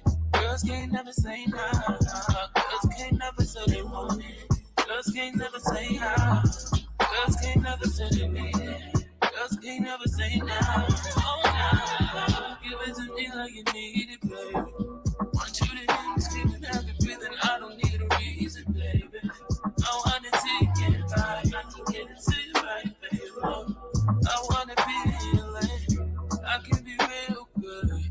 We don't get these feelings. Hey, I need some love.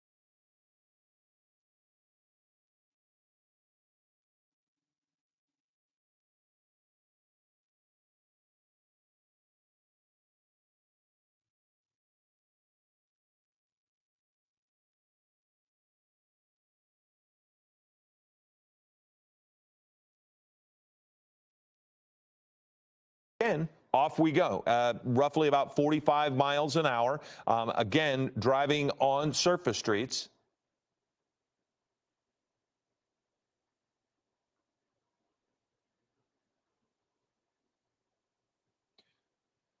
Good afternoon. I'm Philip Palmer, and we are starting our breaking news coverage of a police pursuit. You're looking live at an image from Air 7 HD on West Rosecrans. We believe this is in the Compton area. This driver failing to yield is what we've, for the most part, seen at this point. There's not been a lot of reckless driving, but we did see a pit maneuver by authorities in a circumstance very similar to what you're seeing here, where they pitted him and he just simply drove over the median in the grass and just kept going. There was no damage to his vehicle and he was able to continue on. So we've seen the driver with a balloon, it looks like, and possibly inhaling whatever is in that balloon, but we do not know if this person is under the influence, why they are failing to come to a stop. But this is a kind of environment where we're going to see how dangerous this pursuit gets. So far to this point, the driver has pretty much followed traffic laws, stopping at intersections, waiting to go at green lights, but just not pulling over for authorities. And again, they've tried one pit maneuver. We're going to see now what they're going to try. We've seen an officer jump out of the vehicle and start to approach the truck, but then the truck drove away. So now you see here, again, at the intersection with West Rosecrans Avenue, and I don't know what the cross street is. I can't really see the cross street on that one. But he's just sitting in the left turn lane, allowing for traffic to continue to go past. It's North Wilmington Avenue is our cross street there. So look at all of the officers around. He is not restricted in moving forward, which they wouldn't really want to do that. That would put officers at risk. But he is not getting out of the vehicle. So you can actually see again there the balloon in his hand, and looks to be up near his mouth. So we don't necessarily know what's going on there, but you can make your own assumptions. Again, we're watching to see if he will get out of the car and surrender to authorities, but right now they are not approaching him. The last time we saw this type of circumstance, again, the officer in that vehicle right there got to open the door as if he was going to get out and approach. And then the driver just drove away. So we're now waiting to see what this pickup is going to do. We don't necessarily, there's no opportunity necessarily to do a pit maneuver at this point. But right now, we are at a standstill as we're looking to see what happens with this person. From the other side, you could tell that the window was down. We can't really see anything other than the contents of the back of the pickup, which again, look like tree stumps. I only bring that up and that there is some weight in the back of the pickup truck, which would give it some stability as he's driving if he were driving at high rates of speed. But he's not necessarily. He's just not pulling over. So now we see the pit. There's another pit in the intersection. If he follows suit, which he did, he's going to try to get away. And now he's made it dangerous driving into oncoming traffic. The officers are continuing to bump him and try to stop him. But now look, as he has moved on, you have a couple of people standing outside taking their cell phone images of it. And this is almost exactly what happened a moment ago. They did the pit. There's a spike strip, and we'll see if that got the front tire. It did look like as if he got it under the driver's side front wheel.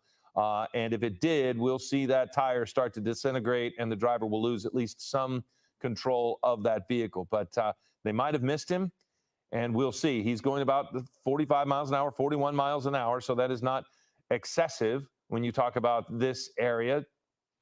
But he, again, has eluded authorities as they did a pit maneuver. But I was surprised at how many officers were there. And as I look at it, I can't really tell, but it does seem as if the front end is sitting a little lower. I could be wrong there. We're trying with Air 7 to get a picture, but no, it from my perspective, it does look as if the tire is intact. So maybe they did not get him. Now we've got somebody. No, okay. So the officers, again, there are plenty of officers behind. It was LA County Sheriff that we saw. And so here they are again at an intersection, and you see an abundance of officers there. But the driver doesn't dangerously enter the intersection, and that has been a consistent behavior on this person's part. The only thing that we've seen them do is 2 pit maneuvers, and at neither time did the person stop. They just drove across the median and started heading in the other direction. And so now here we are with sheriffs again, this on Rosecrans now at North Acacia Avenue. And the driver continues to not yield. And there it is again. You can see another shot with the balloon for this suspect, which now we're about to see another pit maneuver. And there is another one. And we'll see if the sheriffs change tactics at all to try to pin him in a little bit more. But with the pickup truck, he's going to have a little bit more of an opportunity to go over those medians, and he's done it again. Now he's going into officers.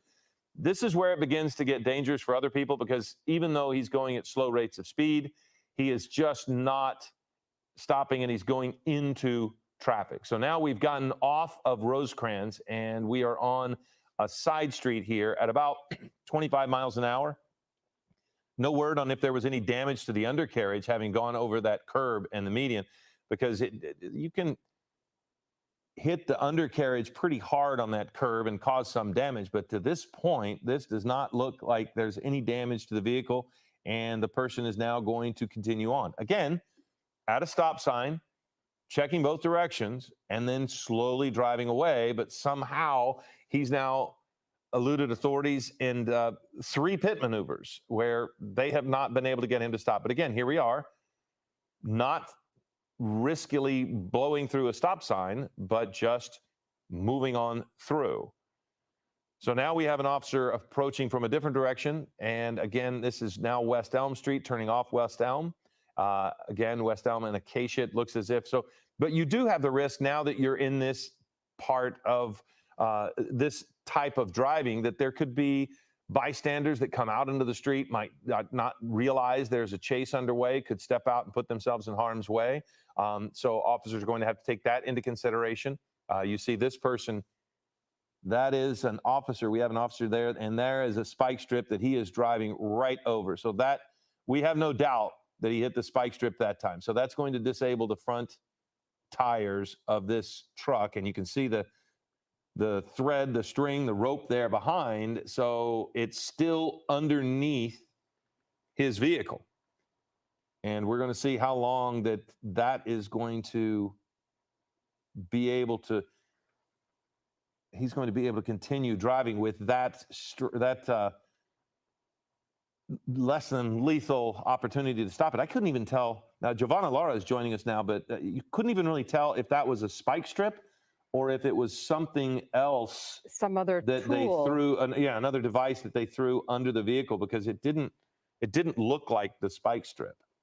No, it sure did not. But I've been watching and listening to you for the last 10 minutes or so. This guy is determined to get away at slow speeds, as we are seeing. And was it 3 pit maneuvers that they At this point, yeah, there've been 3. And again, you see the people on the sidewalk. So driving in this neighborhood puts folks that are just minding their own business at risk, regardless of how reckless or safe he's driving. And what was remarkable, that there were so many police cars there, and he just weaved his way right through them. I was expecting some of the officers to be a little bit more aggressive and get in his way, but without knowing if he is armed, I guess that would be a reason why they wouldn't want to completely encircle him. Well, at those points, you're not wanting to put officers at risk, because, to this point, he's not driven recklessly. He just refuses to stop. And we have been told that it was indeed a spike strip that they put under there. There was a doubt between the two of us. It just didn't look like a standard spike strip. But to the right, you see the videotape of what this person has done previously. So it's this fine balance for officers to try to stop him from moving forward without putting officers at risk. So they're not going to really block him in if he can get any kind of movement going forward. They're going to, if they can get him so that he can't get going fast and cause them pain, then maybe they might try to box him in. But that's the spot there on the right is when I thought he might damage the undercarriage of the truck, possibly break the axle by driving over in such a manner of those curbs. But he hasn't, and he's just been able to continue to drive. Now we see on the left, they've opened their doors. So unfortunately, we can't see why he has stopped, but it could be due to damage from the spike strip. Now there he goes again. Yeah, and he's continuing. And if you're just joining us, this is happening in Compton. You see the driver of this pickup truck evading police after three pit maneuvers and one attempt at a spike strip. And this guy is still going. And as you can see, there's a balloon in his hand. We think it's a balloon, looks like a balloon. And it seems like he is inhaling something. And that would be the helium. possibly helium, Yes. and any number of things. This was we don't understand exactly why he's trying to get away from authorities. At one point, they did go into a surveillance mode. They were just kind of watching him. Generally, he's been in light traffic, but this again is the kind of similar thing. So now there's nowhere to go. He is potentially on a bike path, it looks like, and he's now pinned in. He can't go forward. Officers are not at risk. And look at the number of officers behind him. The big risk, I would think, at this point is that this person might try to get onto the bike path and potentially try to drive on the bike path. That would be something that authorities don't want. And because if you're on the bike path, there's quite literally nowhere to go if you're a cyclist and you see a truck coming at you. So they certainly don't want him going forward, but that's kind of his choice at this point. Yeah. And you see the law enforcement officers behind him. They've all exited their cars. They're all holding weapons. Again, we don't know what the initial want for this pursuit was, and we don't know if they know whether he is armed and dangerous.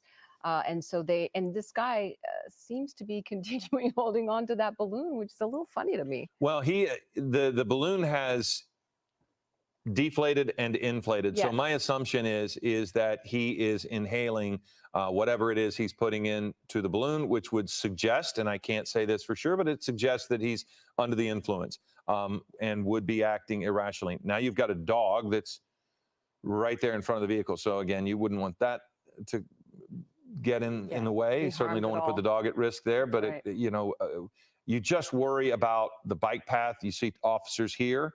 So they are going to try to keep him from heading that direction. The concern I would have is if he were to turn right, that seems to be the direction that his vehicle is pointed. And if he somehow got onto that bike path, hopefully he will not make that choice. Yeah. And my understanding is we picked this up at about 12:40. May have been going on a little longer than that, but that is the information we have so far. So we've been following it, the last 15, 20 minutes or so, and he's remained in Compton for the most part. Yes, and he still is in Compton. If you're trying to identify this part of town, you're seeing at West Poplar Street. And at this point, it almost seems as if it is a standoff where now he's either rolling down his window or up.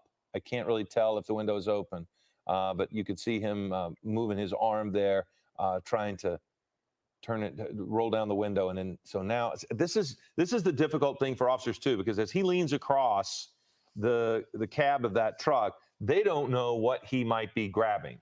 He could be reaching into the glove compartment. He could be reaching under the chair or under the seat. So they just don't know, and you really don't want to see him continuing to take his hands out of his. No, he is. Watch. Okay, he's just filled up the balloon again. Yes. So he must have a helium tank. I would assume. That's an assumption that is not unreasonable given at this point. So. Yes. So you just wonder what his state of mind is right now. And I have a question about, is that wood in the cab it looks as if it's tree stumps, that possibly there was some stump removal. Now let's see what they do if they're going to. So clearly he can't go backwards now. So they're setting it up so he can't go backwards. The question for me again continues to be, can he go to the right? To the left, it's going to be difficult because of the angle of his vehicle. Right. He's not going to be able to make that. The wheel turn is not going to allow him to do that, turning radius. But he can make that right turn, our left. And if he turns to the right, he could end up on the bike path. Yeah. But there could be, and I can't really tell from Air 7, if there's something blocking him to keep him from going that way. Yeah, that's what I was thinking, that the gates there, it doesn't seem like a very wide opening in that space. Wider, it's not as wide as the left, but either way, he's not. Oh, something just happened. They might be shooting less than lethal in their tear gas. Yeah, there could be tear gas. Yeah, that's what it is. Yep. So they have fired tear gas, and now you see him with his hands possibly. Well, he still has his. It looked to me as helium there. You see the little container. The window is down. It appears. It looks like he's communicating with them. They have shot pepper balls into the cab of the truck, which if you've ever been around that pepper spray, that is an unpleasant experience. Although he doesn't seem to be reacting. But he's got the window down, and so if he's wanting fresh air, he's just poking his head out the window. And again, if that is helium and he has inhaled as much as we've watched, he's certainly not in his right mind. And so now it looks as if he is yelling at sheriff's deputies who, off screen to our right, his left, you could see the officers just beyond our frame here on that bike path. They might have moved from there, but that's where there were a couple of officers. There they are. So they're actually moving back. He may have yelled at them to the point that they want to reduce the conflict. They want to decrease the tension. So maybe they did want to move it. De-escalate. Oh, and this is a good view of him. You can see him rubbing his eyes. Yeah. So yes, he has taken a heavy amount of pepper spray. They fired it in. Now, okay, they're asking him to start removing things. So hopefully that's probably what they're asking him to do. I'm not sure what it is that he tossed, but now they're going to try to get him out of the vehicle. But this is not the way. They're firing more pepper spray in. Can you see it? You can see the pepper spray exploding there in the cab Is it going of the truck. through the windshield? They're probably shooting it through the back windshield. And it's open? In most pickup trucks, there's that window that's just behind the driver. So if he's driving with that open, they could fire it in. Right. But they could also probably, depending on, usually those pepper balls break on contact. So I can't imagine without a window open, they would be able to get it in there. Yeah. But clearly we saw it go in. Okay. He was pointing at them, it looks like. I thought it was a good sign that he threw whatever he threw out the window. I thought that was a good sign that he is complying, but there's still some negotiation underway. It looks as if he's complaining that they hit him in the arm. He showed them his forearm, and he's clearly talking to them, yelling at them. And it is, obviously he is still upset at some level. Has he now rolled up the window? He's reaching for something. He rolled the window back up, which of course is not what you want to see. That is you had hoped, and we did, that he was starting his compliance. But now he's rolled the windows up, and he's getting more pepper spray. So at some point you wonder if they might go with tear gas, something that might even be, more of it to just almost fill the whole cab. Yeah. But the pepper spray is pretty bad. I'm surprised that he is able to stay in there and handle whatever they have done. Well, time is on the side of law enforcement. They can take their time with this. There's no rush. It doesn't seem that anyone is in danger in the neighborhood. I wonder if they have made any efforts to evacuate some of the homes on either side of this street. Hard to know. Well, the one, my concern was for the bike path, and you mentioned he might not be able to get on it. But the good news is he's been here long enough that officers, sheriff's deputies would have been able to secure that bike path. So if he were to turn right, even if he could, my assumption is that they will have secured that. Nobody's going to be coming down either direction of that bike path. So to your point about people being safe, I think that the bike path, because that is really the only place to go, those areas have been cordoned off, and nobody's going to be coming back and forth on that bike path. But at this point, like you said, they can potentially sit here and wait as long as needed. The community is, for the most part, not at risk because he's stuck in this location. He's pinned himself in. And so as they just continue to pepper him with pepper balls, we'll just kind of wait and see what he's doing. He's very nonchalant about his behavior, including when he was driving. Yeah, and we're not seeing the balloon anymore, but it seems like did he just put something in his mouth? Hard to see. Hard to know from this.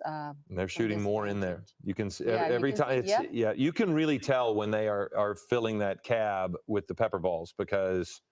Oh, now the window's down.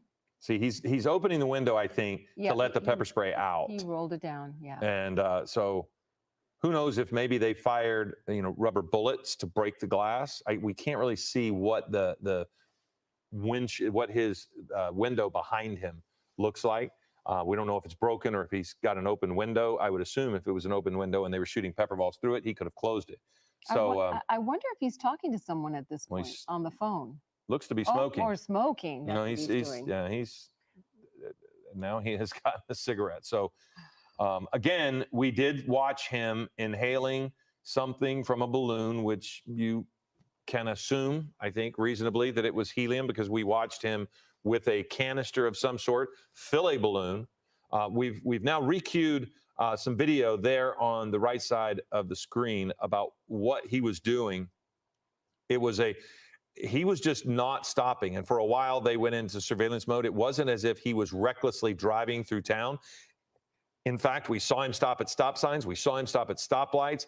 And 3 different times, he tried a pit maneuver, and he was able to just continue on. And these we've seen now 2. And then you see this one. Each time, he had almost come to a stop and then just drove away and would not stop, much like this. Right here. This is the one that I was looking at earlier. I was so surprised that he just made his way through those patrol vehicles and that last patrol vehicle getting out of his way. They must know something that that we don't know about. He may be armed. We don't know. Again, there's a lot we don't know about this suspect.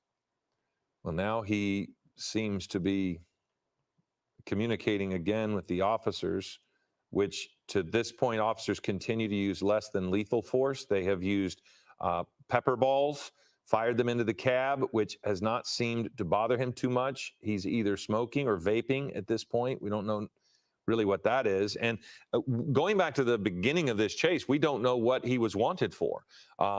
So all we've really seen is clearly failure to yield. And if you want to add in, he drove his vehicle right at officers. So that could be an additional charge of potentially harming an officer. But, you know, mostly it's not been the chase that put people at risk.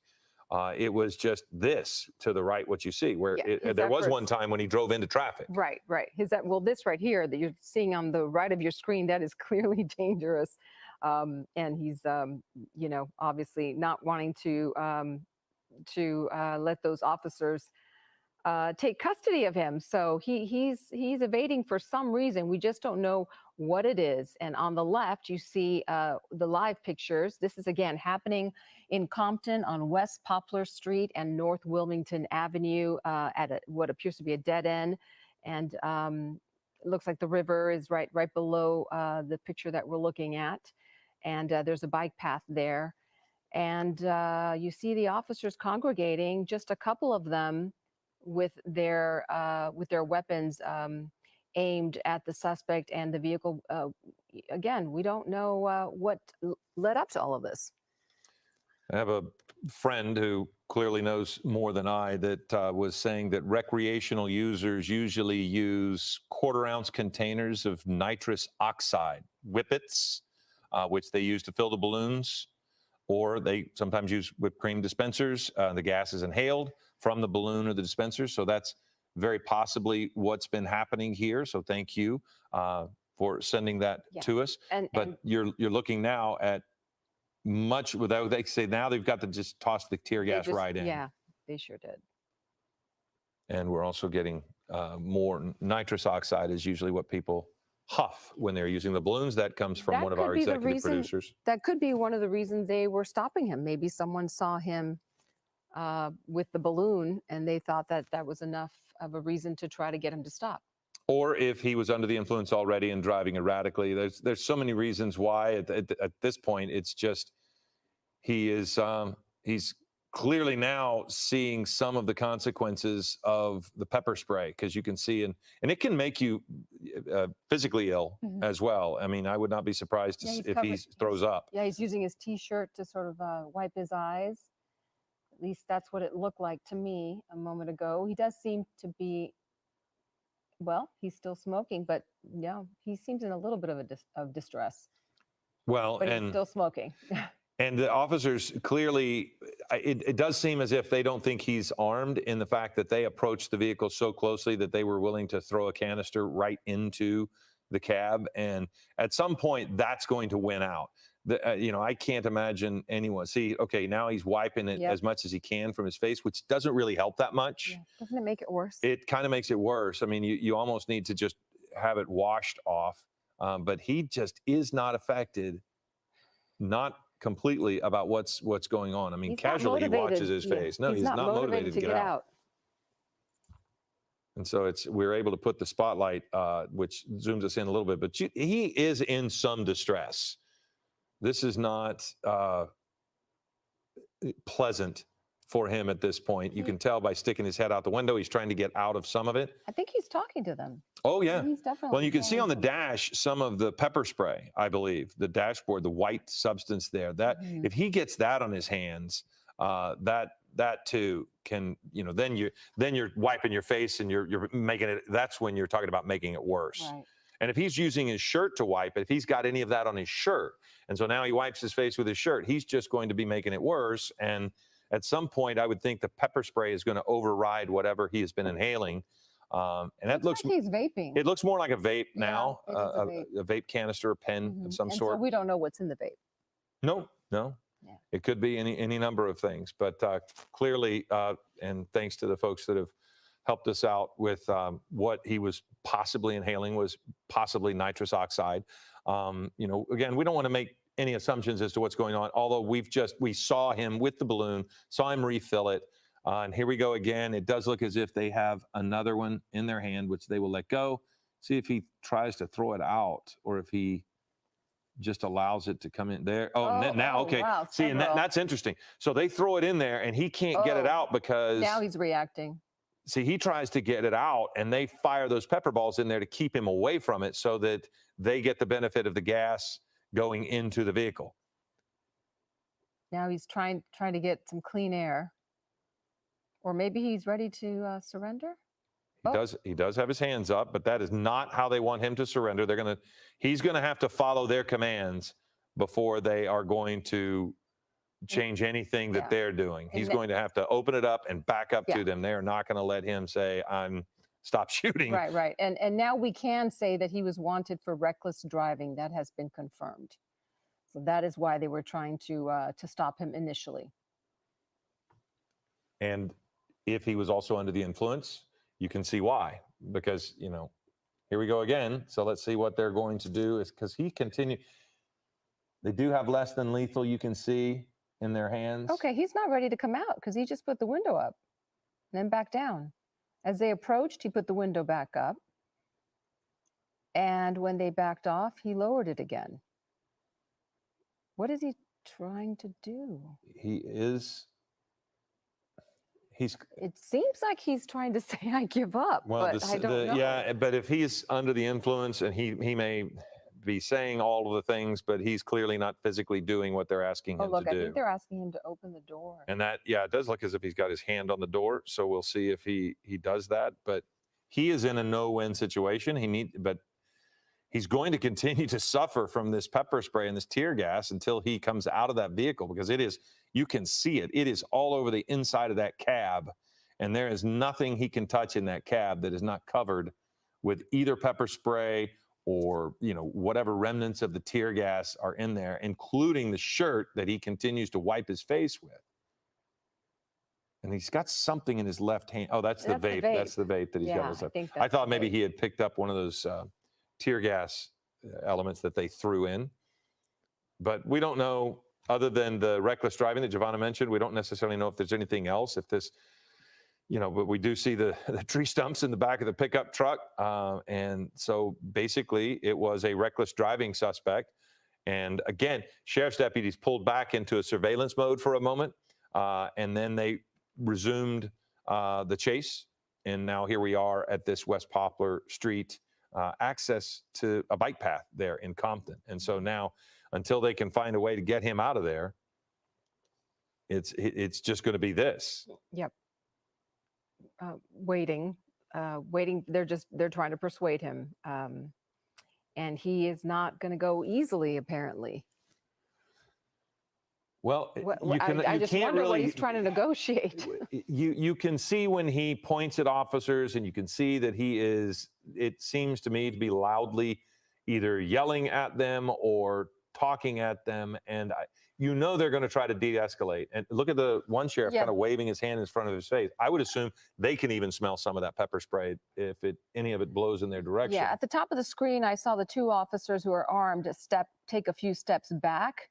And now they're lowering their weapons. Maybe the suspect is saying, I'm not getting out. I mean, this is all speculation, but maybe saying, this makes me nervous. I'm not getting out till. Well, they will back up if he you know, if he in some manner yells at them and says, you guys get back, they will cede some territory, but not enough to let him move. I mean, they're wanting him to come out of the vehicle, and if it begins to agitate him, they might, because as you mentioned, Giovanna, time is on their side, especially when you start thinking about the community. People living near there, right next to it, are impacted. But where he is not going to impact very many people. He's not driving on streets, putting children at risk as they leave for school. He's not putting pedestrians at risk. It is just this one part. And even look, right across the street, you have sheriff's deputies across the street. Should he somehow jump out and try to run across that bridge, he is pinned in. So they can stay there as long as they want and wait for him to come out. Yeah, wiping his face again. That must be very unpleasant to be in that cab. Well, we have seen, I think, 2 tear gas canisters go in and countless pepper balls go in. So that is as much any reason why he's hanging his head out of the window, is because in the cab of that truck, it must be incredibly unpleasant. Yeah, and he continues to vape. So now they are looking, and it looks like a couple of the officers have gas masks on. So they could possibly go up to him to remove him from there. And they might start with more tear gas, more pepper spray, and they'd want to make sure that they're not facing the consequences of that. But we've seen multiple. This is one thing that about less than lethal. It's not always something that stops people. I have watched people peppered many times with rubber balls or anything, and sometimes they don't stop. And if they're under the influence. So here we go again. As officers begin to approach, you see several of them with the masks on. We saw another couple of rounds here.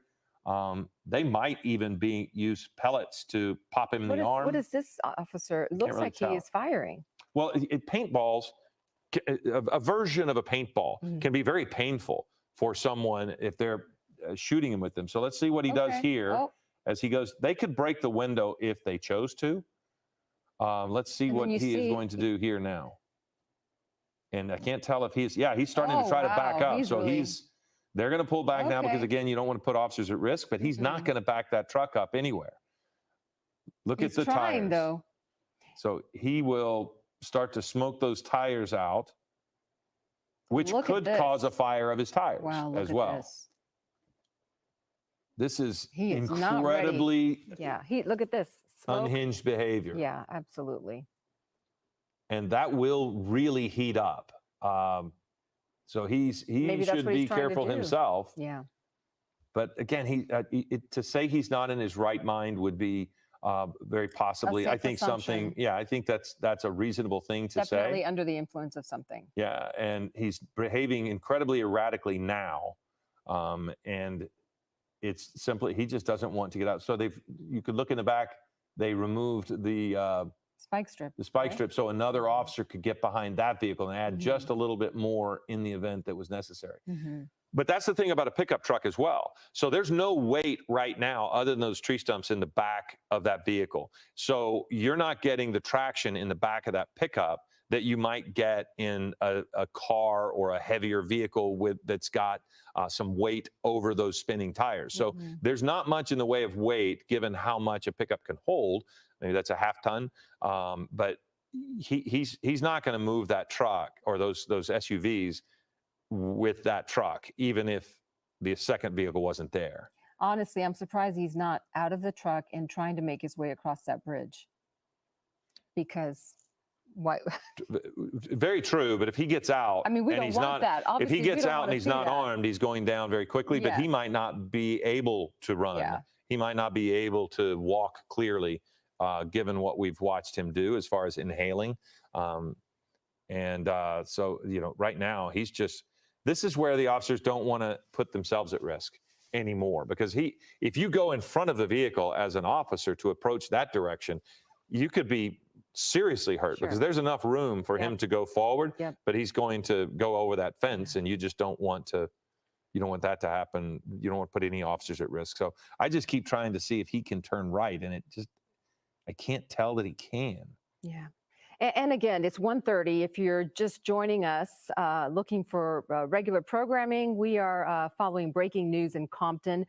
This is happening. This is the end of a police pursuit on West Poplar Street and Wilmington, again, in Compton. And you see law enforcement, we believe sheriff's vehicles there and sheriff's deputies trying to get this suspect to surrender. We understand that they tried to stop him right around 12:30, maybe before then, for reckless driving in the Compton area, and they followed him for a while. Did you say that they pulled off the pursuit? Early on, they went into surveillance mode, but they never just walked him away.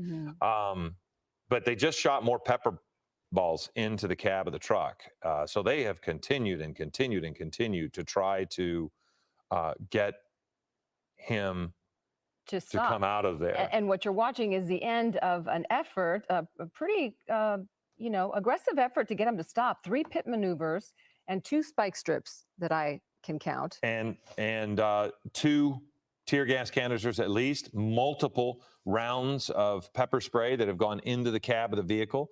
And he continues to, he tossed something else out of the vehicle. It could have been whatever he was vaping. Couldn't really tell that. It looks that little white thing that you see there next to whatever that canister was possibly that he tossed. But at least at this point, he has stopped his effort to back up. You can see the skid marks there in front of the vehicle where he backed up and left a little bit of the rubber on the street. But again, he's not really a threat to anybody in the community. He is completely surrounded. But if you are wondering what's going on there in Compton, you can see that he is completely surrounded by officers, and he continues to yell at them as he hangs out the window, but he will not get out of the vehicle. If he keeps leaning over, he might fall out of his own, and if he does, I think the officers would swarm him fairly quickly. But he continues to hang out, and when I say hang out, I mean hang out of the window. Quite literally hanging out of the window. Hanging out of the window because it's likely very uncomfortable in the cab because of the tear gas. We've spotlighted the two. Yeah. That's 2 different things that he has tossed out of the vehicle right there. That little white piece is the most recent thing. It almost looks like a pack of cigarettes. We don't believe that's what it was because it looked like that was what he was inhaling. Then we had something else that, from our perspective, it kind of looked like a canister of some sort. And we did see him inhaling something from a balloon. So we know that it is very likely he's under the influence.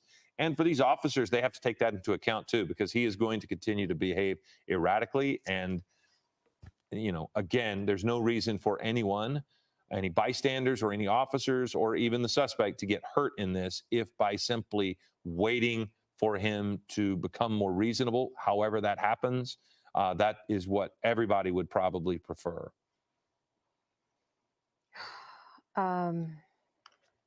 He doesn't seem to be in a hurry either.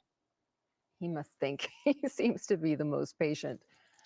Well, again, if he is under the influence, I don't know that he has a massive grasp of time lapse. So he, could just be in his own space right now. And in his mind, it could just be, these people are bothering me. But he's not, man, he has something to inhale again. There we go again. So he hasn't thrown away whatever it was that he was using, or maybe he has another one. It does look like we're getting word that a second patrol car behind the suspect vehicle actually ran over their own spike strip. So they might have actually flattened their own tire. We saw them try to pull it away. I thought they moved the spike strip. Well, but not before they ran over it. So it does look as if that front tire is starting to lose air. So as they tried to pull it away, but remember that they did that when he was trying to push that SUV back. So they were simply trying to keep him from going anywhere. But it will delay the cleanup of this space because you'll have to change the tire and get the vehicle out of the way. Right. And to your right, I don't know if we can re-rack that video of the deputies approaching the pickup truck. They've approached the pickup truck several times, a couple of times to drop more tear gas, right? That's what we're assuming? And then now you're looking at his effort to Here he goes drive again. out and push, get out of the area. He's trying to back out. And you see on the left, he's now doing it again. So that's live on the left, and it was tape on the right. And so he was once again trying to back up a little bit. And see, that's one of the problems we have. We can't tell that the engine's still running, but they can. So they know that the vehicle is still running. For a moment there, I kind of thought he had just put it in park and turned it off, but clearly he hasn't, and you can see it there right now. There it goes again. And it's so nonchalant the way he's doing it, so that. I wonder if he even knows that he has his foot on No, I think he at least at some level he knows, but I do think that it's interesting. It's hard for us because we can't hear the conversations. The officers there, they know more about his demeanor. They know more about his language.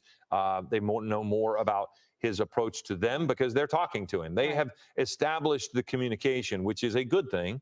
And with any luck, they will be able to convince him to just go ahead and get out. Yeah.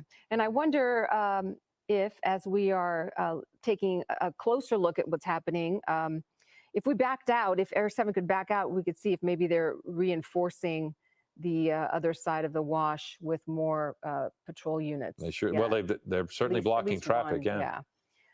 Because this is a residential area on both sides, and that is always a concern. Although there doesn't appear to be any danger to people living there. But when bullets start to fly, you just never know. Well, we did see there was one officer there that is right next to that van, and it looks as if I believe he has either a pepper ball gun or a paintball gun. See the canister there on top? That's kind of paintball. It's probably pepper balls, but that's a canister that will feed the air rifle. Mm-hmm. Now he was waving at the people, I believe, across the wash to have them move. My assumption is because if an officer is over there, right at this point we have not seen shots fired. We've seen less than lethal action, but you don't want any officers in any potential line of fire. So it seemed as if he was kind of waving somebody off, maybe if they were over there by the wash, like you were saying. Yeah. But yeah, you can put a lot of pepper balls in that canister that's there on top of that. And they have multiple officers with those pepper balls surrounding this vehicle. So if they want to continue to use it, they can, but it doesn't seem as if it's been very effective as far as meeting their goal of getting him out of there. Yeah. And I don't know if you have the answer to this question, or if one of our experts here at the station will know the answer to this, but the one of the police officers is holding a rifle that has what I think is yellow. It's a yellow rifle. Those are generally used to identify. Well, they're usually to identify less than lethal. Ah, okay. So anything with the tape, sometimes it's orange, sometimes it's red, sometimes it's yellow. But you want to be able to identify what kind of weapon you're lifting up. There's a perfect example right there. Yeah. Now they can be any range of less than lethal force, and sometimes you'll have tasers, pepper balls, rubber bullets, and there he goes with the tires again. So you have any number, but it is generally a describer of less than lethal weapons. Yeah. And just a moment ago, we saw him once again try to, put his foot on the pedal and get the gas going and try to back out of that where he is right now. And the odd behavior is he continues to talk. The odd behavior is he continues to talk to them even as he does this. A couple of times we've seen this. As they approach, if he starts to move, they've generally backed off. So here they go. They're putting a lot in there on him, and he's still got that canister. See the canister that he has? Oh, he picked it up and threw it. Well, but look in his hands right now. That is a massive canister of something. He just threw it out. Yeah, he threw the tear gas out, which I think is why they fire the pepper balls in there. They throw the pepper balls at him so that pepper balls, rubber bullets. And what is he inhaling from the? Maybe directly from the canister, but that is a huge canister that he's got there now. Canister. That goes a little beyond. I see it, yes. That goes a little beyond the nitrous oxide, the whipped cream kind of canisters that we were talking about a minute ago. But who knows what it is. But yeah, what they're doing, it seems, is they approach with tear gas that will really make breathing in the cab difficult. And the way they keep him from grabbing and throwing it out, which we saw, is to fire a lot of less than lethal rounds in there, whether those are rubber bullets or pepper balls or whatever they might be, because then he's less likely to reach over and grab it. Right. But he has continued to be more than capable of fighting off their rounds and grabbing the canister and That was throwing the it first aside. time. That was the first time I saw him do that. Did you see that I earlier? think he might be getting it out somehow. Maybe they're on the other window or maybe into the cab. But when you get one of those tear gas canisters within a cab that space, we'll see it. We would see it from here. It would completely fill up the vehicle for a period of time until it started to kind of go out the windows. Mm-hmm. So he's been able to get it out of there somehow. And again, he threw it out just now. And again, this suspect wanted for reckless driving in the Compton area, and that's what started this pursuit that has now run into about an hour, if we are following the clock correctly, accurately. And again, this is still in the Compton area, a residential area, and you see the suspect surrounded by sheriff's deputies who are outside of their vehicles and armed with less than lethal weapons, and they fired several rounds of pepper spray, tear gas. Is that correct? Yes. We think. We're getting information from our assignment desk. And we're still trying to get more information about the situation here. And as soon as we get more details, of course, we'll share it with you. But right to the right of your screen, you're looking at video from just a few minutes ago when deputies approached the pickup and threw some tear gas, we believe a canister in the back cab of that pickup truck. That was from several minutes ago. And then maybe 5 minutes ago, we saw them do it again, drop tear gas into the actual where the driver is. And he picked it up and threw it outside and towards the wash. And there's the possibility they might have disabled the truck by using, when they approach, they might have jammed something in the wheel well there, so he can't go forward. He might not be able to go forward, and that might be what we're looking at there to the left.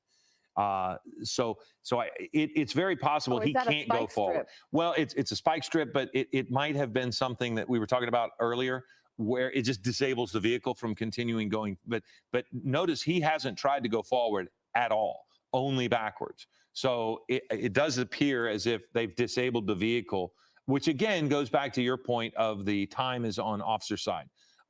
He's not going anywhere. They know he can't go forward. And that's good news because we didn't want him on the bike path. We didn't want him making a turn.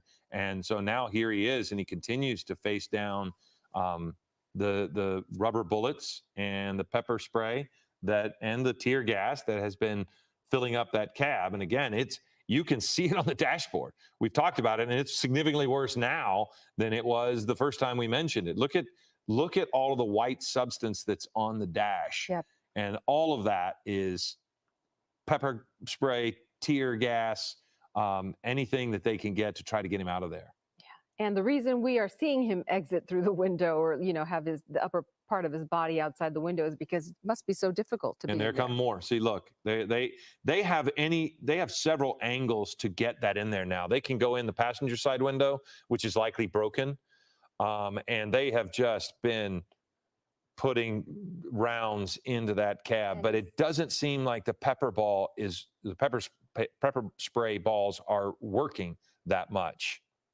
They're making him uncomfortable, but it doesn't seem to fill up. What is he inhaling? Is that also straight from the can? Yeah, straight from the can. It does look like that. And it is. And he had the vape on his left hand before. And you wouldn't want to. Yeah, the inconsistencies of behavior for this guy just makes it, really a situation where the officers are going to want to wait. They're just going to want to wait and make sure that they can safely get him out of there. There he goes, inhaling again, which, by the way, if you think about the discomfort in the cab, he may be doing that because that is his source of trying to comfort himself in some weird way. Maybe that lessens if he is under the influence further, maybe if the pepper spray and all of the other less than lethal efforts don't affect him as much, who knows? Right. And then there is the mental health factor For that sure. we haven't really discussed, but we don't know what his mental health status is right now and what his history has been. So that might be playing a role in this. I do have a programming note. If you have tuned in to watch Tamron Hall, you can watch today's program at 1:06 a.m. And that will be here on ABC 7. ABC7, We have been, I'm Philip Palmer along with Giovanna Lara, and we have been covering this breaking news for a little over an hour now. It was a chase for some time as officers were trying to pull this person over for reckless driving. I'm seeing a new person here with the hat and the shirt walking up. He might be a negotiator of some point. He looks a little different than anybody we have seen, and they kind of made way to let him come forward. I do not know if he is a hostage negotiator, but that could be an effort that they're having, just one more different voice that is going to try to reach this man in some way to get him to come out. Again, the driving of this person during the pursuit was never really high speeds. He wasn't really disobeying a lot of traffic laws, but it was dangerous at several times when the pit maneuver was used and he had to drive into oncoming traffic at some time. He has gone through an intersection like this, and if you'll watch there on the right, you'll see him as he just simply drove away into the line of the officers, and then watch as he goes over that median and then back into traffic the other way. So to say it's not dangerous is not true. I'm just trying to distinguish between chases we have seen recently where the mere chase was a risk and scary to the general population. This person, when he was driving, seemed for the most part to obey most of the traffic laws. We watched him come to intersections, come to a full and complete stop. We watched him sit through traffic lights until he was given the arrow, and then he just drove away, and he just never would yield to officers, which is exactly what he's been doing as he sits at that bike path, unable to go forward. Right. And that is, you're describing everything that we saw once Era 7 was on it. But before that, when the pursuit was already underway, officers were trying to stop him because of reckless driving. And it might have been, similar to what we've seen. But we don't have any reports of him, to your point, driving erratically. What you're talking about right there is perfect. I mean, he wasn't safe. That's for sure. That's for sure. He was not a safe driver at any level. And yeah, there are any number of ways of driving recklessly. But just as a descriptor of this chase, it was unusual in that you could have been sitting at a stoplight next to this person and not known that he was involved in a chase, right? Because he was just sitting there waiting on the light along with everybody else. That's right. And it does look like this guy, this man that we saw walk up in the black T-shirt and the hat, it does, well, for a while there, it looked like he was talking to him, maybe trying to reason with him, as you said. Well, and now he doesn't even seem to be looking at him. He appears, again, maybe he's not armed. If you notice, everyone else has some version of weapon. He is the one person who's not armed, right? At least not holding a weapon. So my assumption is that, yeah, he is a negotiator of some sort, trying to just de-escalate this, right? Convince this person to come out of the vehicle. Yeah, and the driver is now reaching for something. He's holding on to something. It could be that. Looked like a box of some sort. Yeah. It didn't look like the tank that he was. No, it looked like a silver box of some sort. But this is, again, that's pretty amazing what he's doing there. And what's in his mouth now? Something's in his mouth. Oh, that's. Again, his vape cartridge, possibly. And as you mentioned, we don't know what he's vaping necessarily. There's so much we don't know at this point. But the good news is it doesn't appear as if he's armed.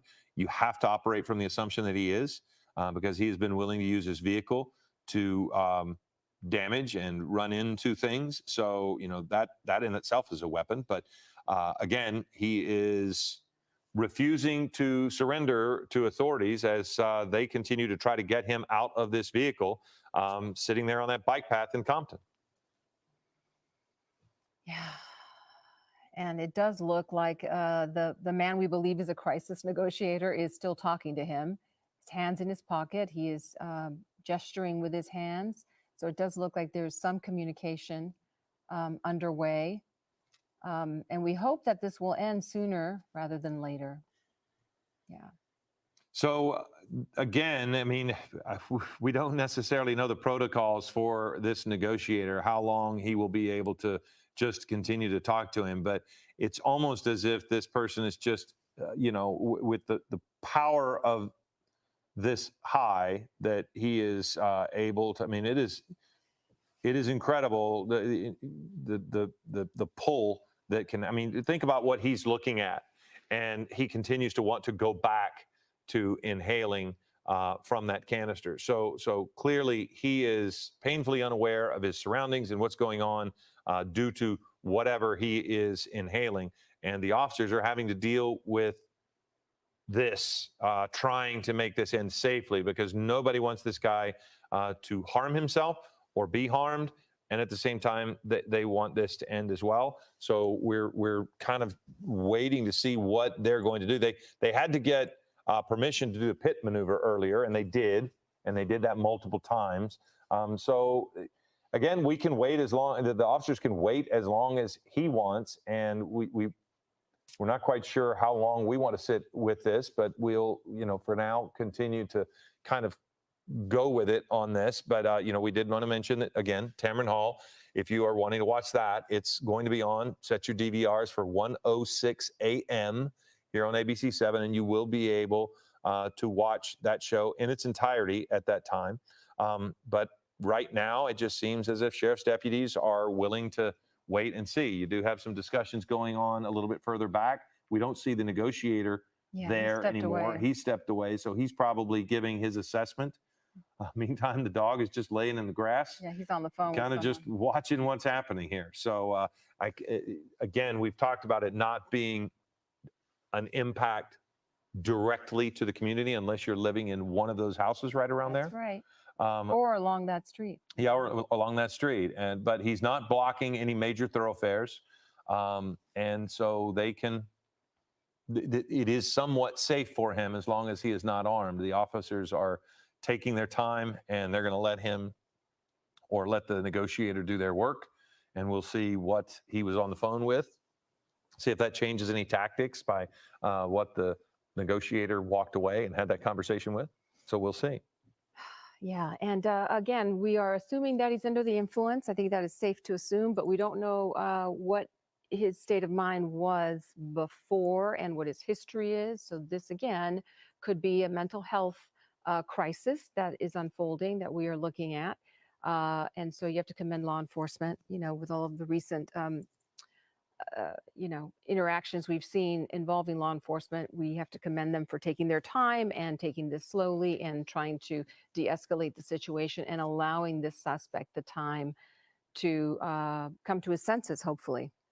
Well, I don't know that he can come to his senses if he keeps inhaling, and that is unfortunately the challenge they're facing, because that's what he continues to do right there. So they may be trying to talk to their supervisors and find out what the next step is, because there's, if he just stays in that truck and continues to inhale, he's going to remain under the influence, and he's probably going to continue the current bad behavior.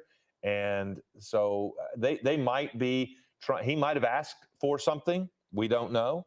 And if he did, maybe they're going to go get it for him and bring it to him so that they can say, here, look, we have this thing that you asked for. Mm-hmm. It's yours if you come out. There's no reason why they will want to force him out. If they can get him to come out, for whatever reason, they will hopefully, they want to end this without any further violence or confrontation. Yeah, and we had some officers move up a little bit closer to the other deputies. I wonder if that indicated anything. And the man, we no longer see the guy who had the hat on. No, he stepped away on the phone. He was on the phone, but we no longer even see him on the sidewalk. But that's to my point, as far as we don't know what he said to them, because he might have said, "I'd love a Coke," and maybe they're going to go get him one. I mean, that could be something as simple as that to get him to step away from the vehicle, because it's, clearly forcing him out with tear gas and pepper balls hasn't worked at this point. I mean, it's now 1:54, so we're fully an hour on roughly on the air with this, and most of it has been while he sits here. And again, they have approached the vehicle several times with the shield and several officers. Here he goes again, putting the car in reverse and trying to back up while he inhales. And so the officers have approached the vehicle several times, usually not when he's got it in reverse like he is now. But they have, and they've tried to toss tear gas canisters in there while they pepper sprayed to keep him away from it. But he was able to, grab it and toss it off to the side. We watched at one point. So he has been more than willing to take the less than lethal action and just continue his behavior. Yeah. I wonder if we can identify what that first item is that he threw out of that vehicle. It's on the bike path there. Well, we've Just zoomed on the in on other it. side. I don't It's know what hard it to- is. If anybody, Yeah, I don't know if any of our producers know, then that would be a great thing. But he tossed something out. You can see it on the ground there. a couple of the things, bike path. right? A couple of items. And And just the fact that he's still trying to get away and trying to back out of that where he is indicates his state of mind. well, and the powerful addiction of inhaling like that as he continues in this place, that is the thing he wants, is that he continues to inhale. Just shows the strength of that addiction for him.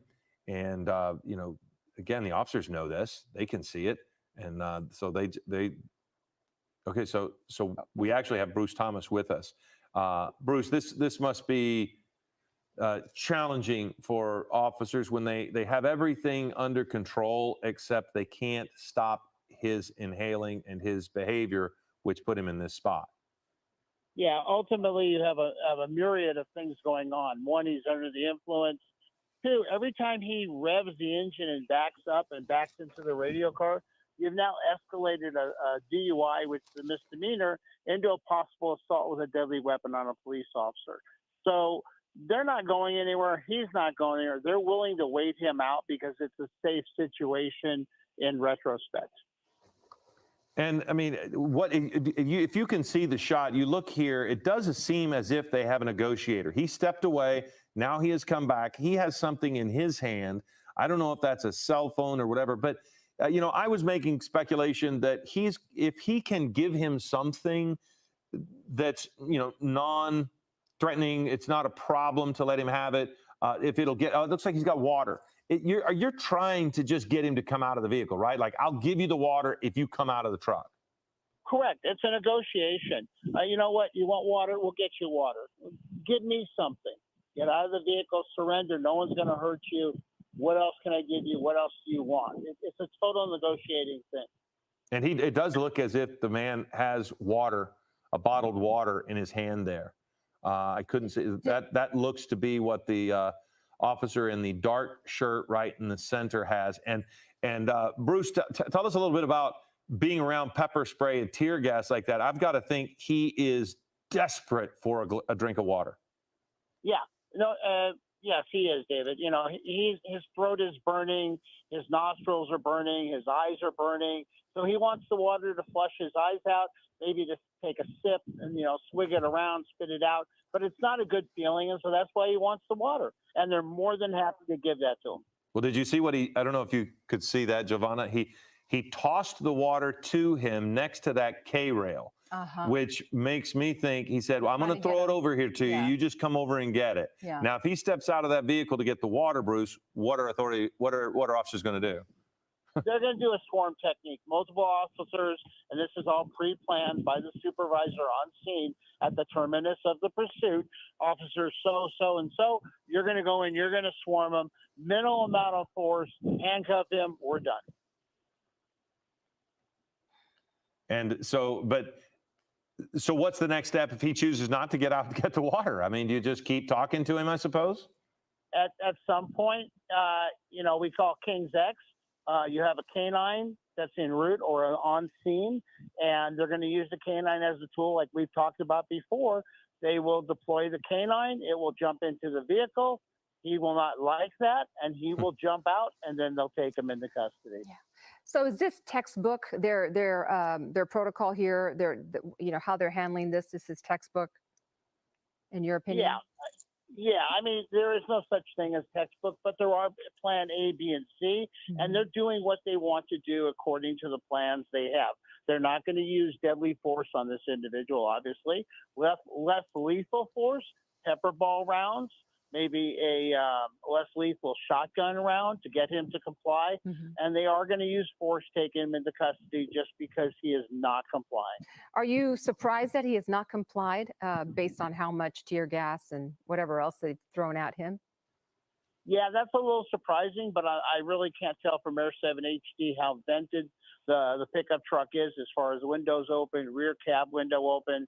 But they've definitely deployed it, and for him to stay in there, well, that, he obviously is not affected by it. Yeah, and you've seen a lot of things. Ever seen a suspect with a balloon inhaling this sort of situation? No, every time we have a pursuit, we tend to think they're all the same, but unfortunately, they're not. And we see something different every time, and this is a new one. Well, Bruce, we know that you have to go. Want to say thank you for joining us real quickly to get your perspective and see what we can do. That's Bruce Thomas, our law enforcement expert, joining us now as we continue to monitor this pursuit and now standoff.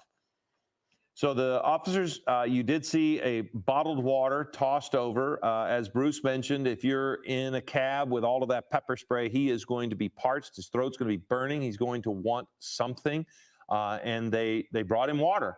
But it does appear as if the way they tossed it, maybe about 10 yards away from him, that they had hoped, yes, here's your water. And they tossed it so that he would get out of the vehicle and go get it. He has not, but he has continued to inhale, as you've seen. And it is an unusual. So I think the most unusual is the size of the canister. It's certainly not just your something simple. I mean, it is a large canister there, and he is not putting it in a balloon anymore, which is what he was doing during before the chase. That was an unusual sight when we're watching him drive along, and he's got a balloon that he's holding on to, and he's inhaling while he's driving. But then once he stopped, he hasn't been using the balloon. He just periodically will take a breath straight out of the canister. That's right. And if you're just joining us, likely you tuned in to watch General Hospital. We are following breaking news in Compton, and that's why you're not seeing your show. We'll get you information on when you can see today's episode of General Hospital sometime shortly. But again, we're following breaking news in Compton. This is to the left of your screen. You're watching live pictures of the end of a pursuit that started a little over an hour ago, maybe an hour and 15 minutes ago. Again, in Compton, the driver in that white pickup truck wanted for reckless driving. Deputies following him through Compton, through city streets, and attempting 3 pit maneuvers and dropping 2 spike strips, all of which failed. This driver led them to this scene here near the wash along a bike path. This is on Poplar and I believe Wilmington. And this is what we've been looking at for the last good half hour or so. Yeah, and one of the things, I keep saying that he drove reasonably, but you did see in that video there, especially with Air 7 HD and its speedometer, he was driving down some narrow residential streets at about 50 miles an hour. So clearly he was recklessly driving. Then after that, once they were really on him, he just kind of did this, what you're looking at now, almost a measure of a slow speed chase coming to full and complete stops. But yeah, they did pit him several times, and they laid down spike strips. Oddly enough, the spike strip on the truck didn't seem to have much of effect. It's when he drove himself down into this corner that he was no longer able to go anywhere. And we do think that they put something when they threw one of the tear gas canisters into the cab. We think at some point they shoved something into the wheel well or near the axle there on the front that would keep him from going forward. Then he could only go backwards, which is what he's tried to do it a couple of times. And as Bruce Thomas mentioned, that's a felony. He's, when he drove his vehicle after being pitted and he drove straight into the vehicles, that too is a felony because it's attempted murder on a police officer or a law enforcement, a peace officer. Right. So he has tried any number of things and just refuses to give up. It does look like, what are the officers doing there in the house in the front yard? Maybe they're clearing that home. Maybe they are trying to evacuate at this point. Maybe kids are coming home from school. What time is it? It's 2 o'clock. 2:05. Yeah, maybe probably not. still in school for another hour or so. Yeah. So we'll see. But yeah, you know what? I mean, it may be one of those deals where they need to know where he is. They could potentially approach from that side if they wanted to. That may be harder for them to, I'm not sure why they would, but they at least went over there. Yeah, maybe they're trying to get access to the front of the pickup truck. Well, they could come across the sidewalk if the bridge if they wanted. I don't know that they want to be in front of the vehicle, but that would expose them too much. Yeah, I do keep using as a litmus test the dog in the front yard.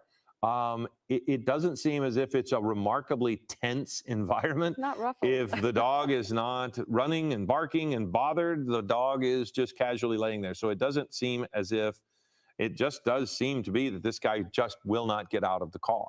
He will not get out of the truck, and the negotiator is back.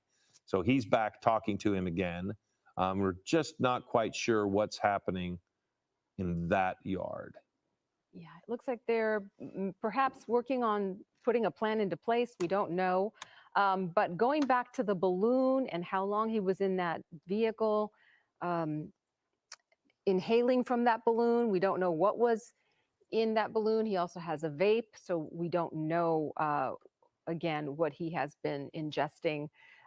We assume that he's under the influence just based on his behavior. And again, we are assuming that maybe there is some mental health factor at play here. We don't know. We don't know at this point. But the deputies that you're looking at that are armed, pointing their weapons toward the pickup truck have been there, for quite some time now, and we've seen less lethal. Oh, now we see. Okay, it does appear that they're evacuating this family. Look, Philip. Mm-hmm. Yeah, they're taking them out of harm's way. Which, that could be any reason. They could be taking them out of harm's way, or they may need to go somewhere. They may have been able to poke their head out and say, we need to leave. We can't stay here. We want to go. And we need to pick up our child from school. So they're going to get them out of that house, which clearly they were able to do, which is great news. And again, the behavior of this person continues. Yeah. He's still inhaling from both the tank and the vape.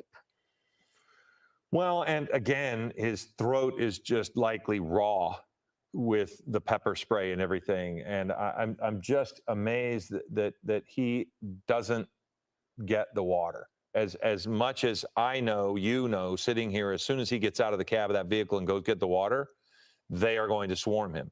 I just am stunned that in his state of mind, probably just dehydrated at a high level, that he doesn't think in some way that he could get it. What's he drinking now? Did they get water to him that we? Nope, he does. Yeah, he does have something. He does have some water or something. Or he has something, but he doesn't have the. Oh, no. Okay, there you go. It out. So I don't know. He didn't get the water bottle they tossed to him because he hasn't gotten out of the vehicle. So I don't know what that was, if there was any water in it. He might have just, who knows? But it does look as if, again, there's the negotiator there. He is still just clearly talking to him. There is a line of communication, but it's more of the same here for an hour now, as he just refuses to get out. And we all know how this is going to end. He'll eventually either be taken out with the canine, or he will step out and they'll swarm him. But this gives us a shot, kind of a different angle as you look into the cab. I can't tell if that to the left is a bunch of different, what that is. Oh, I think that's the pepper spray on the windshield. It's not anything. I thought maybe that was something in the passenger seat, but I believe that's the pepper spray. And it gives us a chance to see that window on the side there, which looked on the passenger side, it looks to be broken. possibly, if I'm not mistaken. And that would also be how they were throwing things in, shooting things in. Yeah, looks like they just shot right through the glass. Maybe, I don't know. Would it get through? I don't know. But I thought you were referring to on the ground, the spike strip there. That was the spike strip Sure. that finally. That's probably wrapped stopped him. around. That's probably wrapped around his axle. You know, when he drove over it. But no, the front windshield has marks that look as if it's pepper ball residue, but the passenger side window looks as if it's been broken. And remember, we watched multiple times as sheriff's deputies walked up that sidewalk, approached the passenger side, and tossed things in there.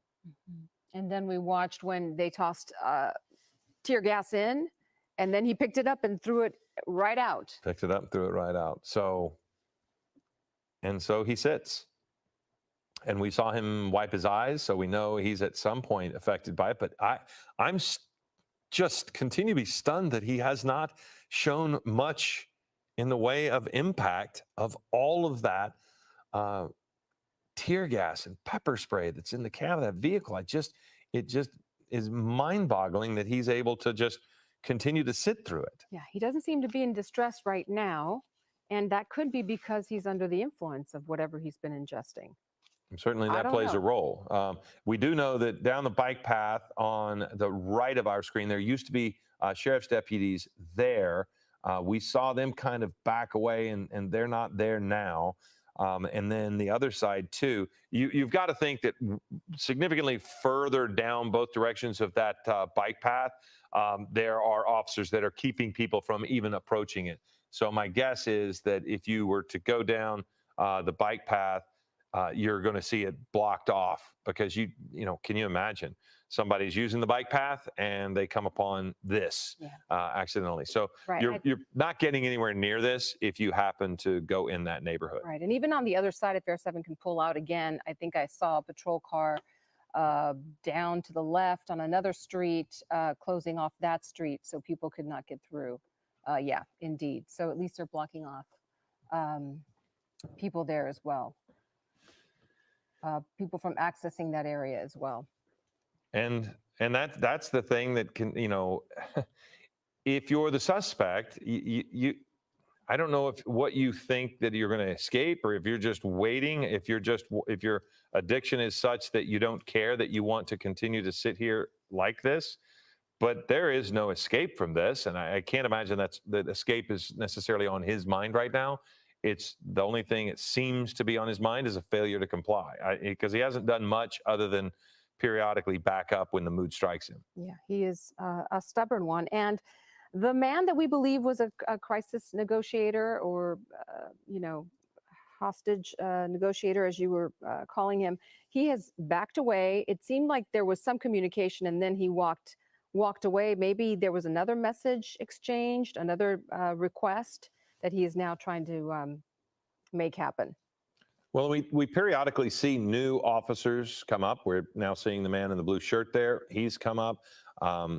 Generally speaking, it's been the same folks there the whole time, but you know, it can be remarkably tense. So I am assuming that they kind of rotate in and out so that one person doesn't get overwhelmed. And there are, I think Bruce Thomas said it best. There's no, you know, playbook for something like this, but there certainly are plans A, B, C, and D, and I do think there is a general MO of how to handle these things, and that's maybe why we continue to see new people come in. But as you mentioned, Giovanna, the crisis negotiator was clearly somebody who, when they came in, everything was different for that person as he was talking to this person. And several times, now twice at least, we've seen him walk away. Both times he was on the phone when he walked away. So we don't know if he's gone to get something or if he's just not there anymore. Right. And then Bruce Thomas also mentioned the canine possibly being brought in. We're not sure. I'm not sure if he said that he knew for a fact that they had already called in a canine, or if that's you know, part of the protocol at times in these situations. And now we've got a couple of people, and the officers are basically, I think now that they're out of the front yard, telling them to either stay in the house or come on and leave the area. My assumption is once you leave that area, you're not getting back in until this is over. So you kind of have your choice, I would assume, because you're now technically within a crime scene once they put that tape up. And so, people have their lives. And, we talked about not having much of an impact to the area at large. It's clearly impacting the people who live in these houses Homes. right here. And it does look like they are encouraging the people to perhaps consider leaving.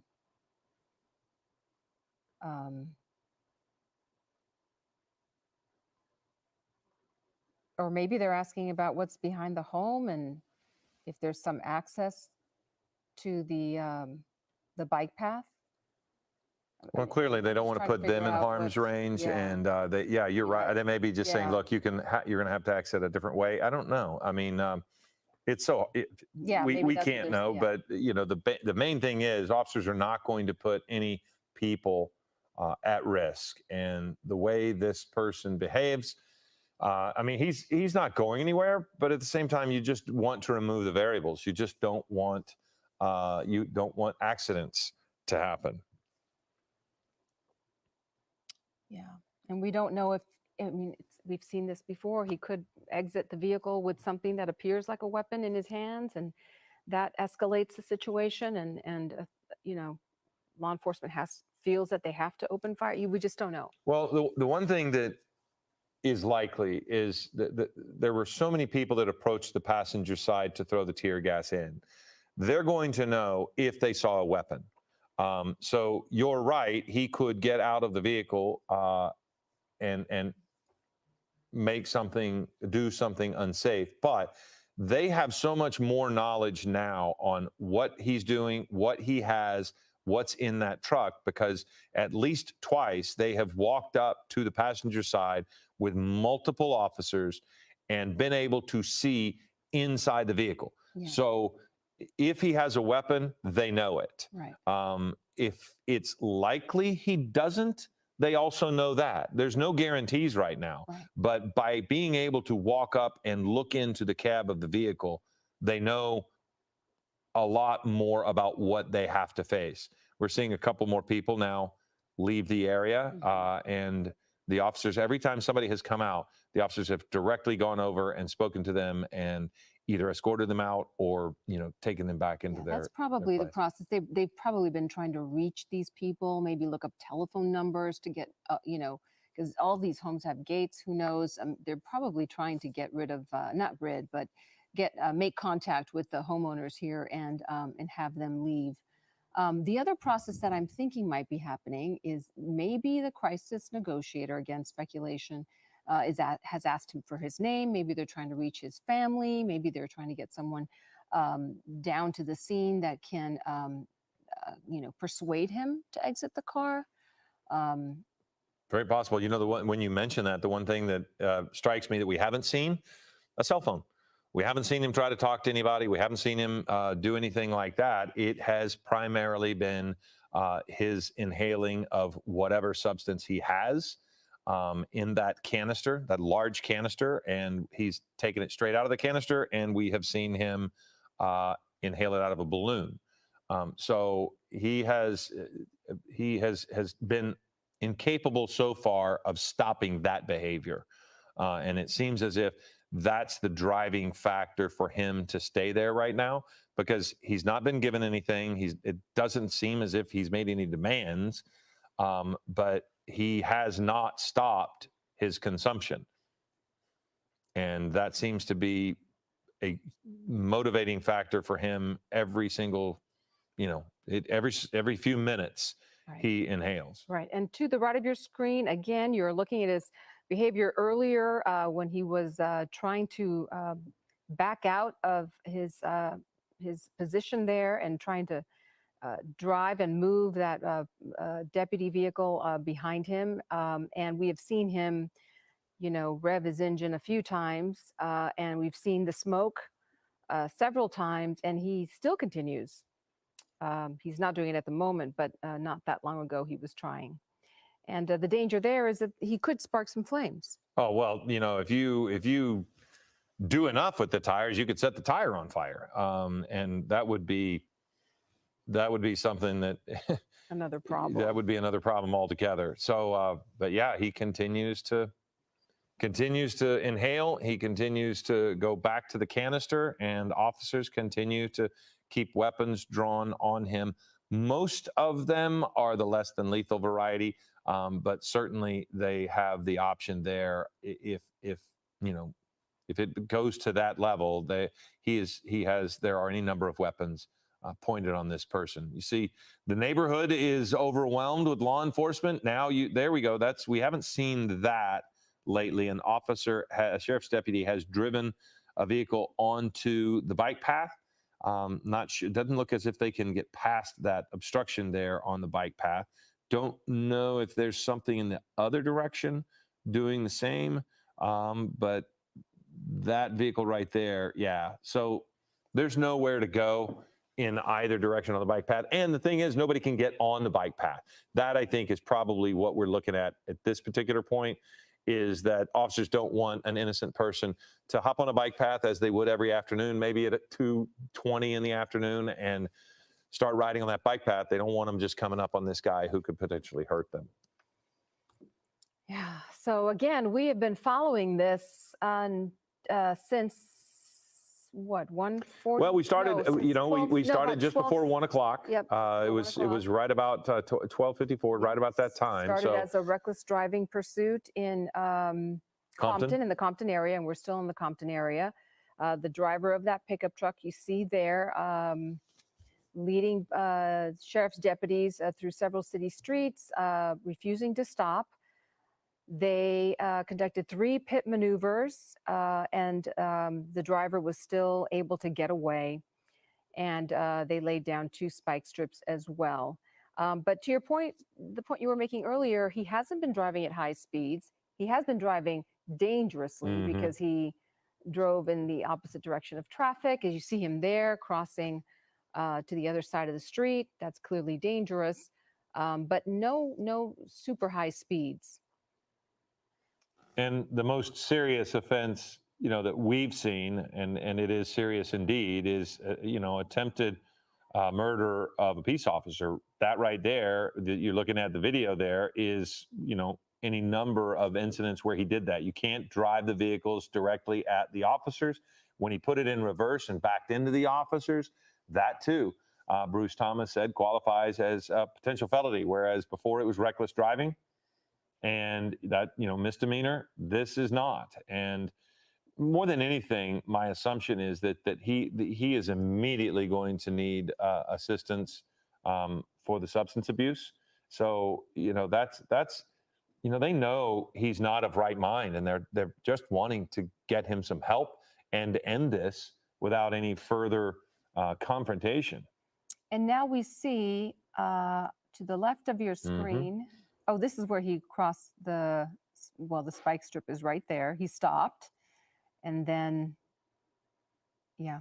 Our really negotiator is back, and Yeah, it looks that's as what I if was he's got saying. something written down or a piece of paper or something in his hands. Not sure what it is, but yeah, you mentioned it continues to be the same behavior. He leaves and then comes back with something. One time it was a bottle of water, and this time we're not quite sure what he's brought back, but clearly they're trying everything to just convince this person to get out of the vehicle.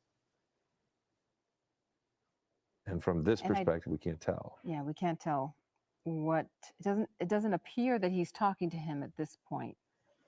Well, the one thing that we have on our side is that our negotiator seems to be a very nonverbal talker. In other words, he whenever he's talking, we can see him use his hands, and so we know that he's talking to him. So he's pointing to things. He said, I think he probably said, "There's a bottle of water right there," because that's where he had thrown the bottle of water.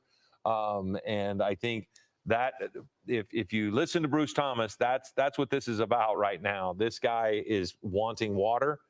And I think the crisis negotiator is telling him, there's water right there. So hard to see, but yeah, you could tell that he's talking to him based on his hand movements. But he's wearing that hat, so we can't really see his face.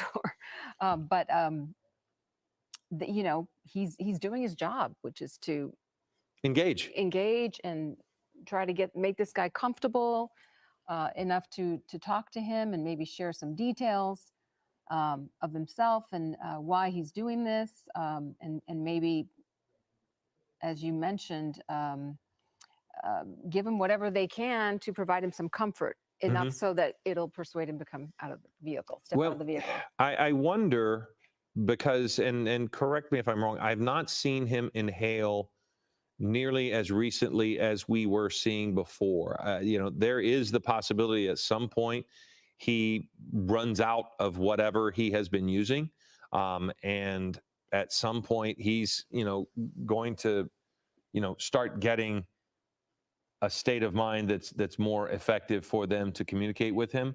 I do see a couple of officers there mustering up behind the negotiator, but other than the negotiator, pretty much everything has continued to be about the same. So I don't know if it looks as if that's a SWAT officer there behind. I don't know if that means that they are going to make use the canine unit. I haven't seen canine, but see how we've got two other officers coming forward. It looks to me like they're SWAT. So I don't know if this is going to be a change of tactics where they're going to take a little bit more of an aggressive approach to get him out. But they still have some options before them. When Bruce was mentioning the canine unit, there's so much pepper spray, so much tear gas in the cab. I don't know how that would impact the dog. So I before he had left, I'd wanted to ask him if that plays a role, or if the dogs are trained to manage that. I don't know, but it does seem as if that might be a reasonable thing as to why you might not use the canine unit, because there's so much pepper spray in there. But these are new officers that we've seen behind. They might just be getting some perspective themselves about what they have in front of them. They might be interviewing the officers to find out what they saw in that cab. But it does seem as if that's a new piece of the puzzle. Right. Also new, we have a crew on the ground there, and that is what you're looking at. To the right of your screen, that's a live picture from one of our cameras. We believe that's, behind those deputy vehicles, where all of the officers are, armed and pointing their guns, their weapons towards the pickup truck. And you can see the gate that we're looking at and the bridge. So yeah, that looks to be his pickup truck in the front. Yeah, that crew on the ground is directly behind what you're looking at there. They are just up the street. We saw the yellow tape a moment ago, so Air 7 HD is able to get you a shot inside the crime scene. And our ground crew is just outside that crime scene tape. So, if we get a chance, they might be able to talk to some of those residents who are leaving. But we are going to be able to continue to let you know how this all resolves itself. Because it will. At some point, it is going to. And again, we mentioned General Hospital is going to air later. As we continue to follow this, Tamron Hall is going to be on at 1:06 a.m. So you're not going to miss your shows. But for this community in Compton, they are going to want to know how this is going to resolve itself and when it's going to resolve itself as we approach time for a lot of kids to be getting out of school and starting to go home. And there is a heavy law enforcement presence in this neighborhood. You can see all of the sheriff's cars, and that's just in this shot. They are across the wash. They are down the bike path. They are blocking streets up above that you can see there. So they are surrounding this area. So many people in this area are going to want to know what's happening. And this has been going on now for in excess, well, it's almost 2 hours now since this person was initially tried to be pulled over for reckless driving. Yeah, they're taking every precaution to keep the community safe. And we're seeing some activity here on the other side of the wash, some people gathering here. I wonder, we're not sure if that's related, but well, they don't want them approaching that bridge. Yep. You saw them getting the crime scene tape out, so they're probably pulling the crime scene tape again. Again, you're just trying to keep people from getting in that line of fire and at risk. See the officer pull they're not wanting them to walk next to the wash on that side because that puts them right next to the bridge. And if you think about it, they want to go across that bridge. That bridge is there because it's probably a heavily trafficked area to get back and forth across the wash, and they can't.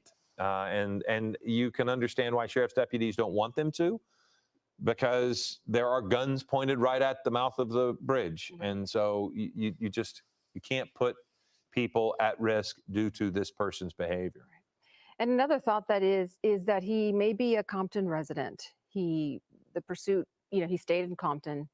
He wasn't on any freeways. He seemed to be comfortable, with the streets, the lay of the land there. So he might be a resident, and we don't know if anybody who might know him or, watching this might be coming to the scene. And so it's maybe someone that knows him is trying to intervene.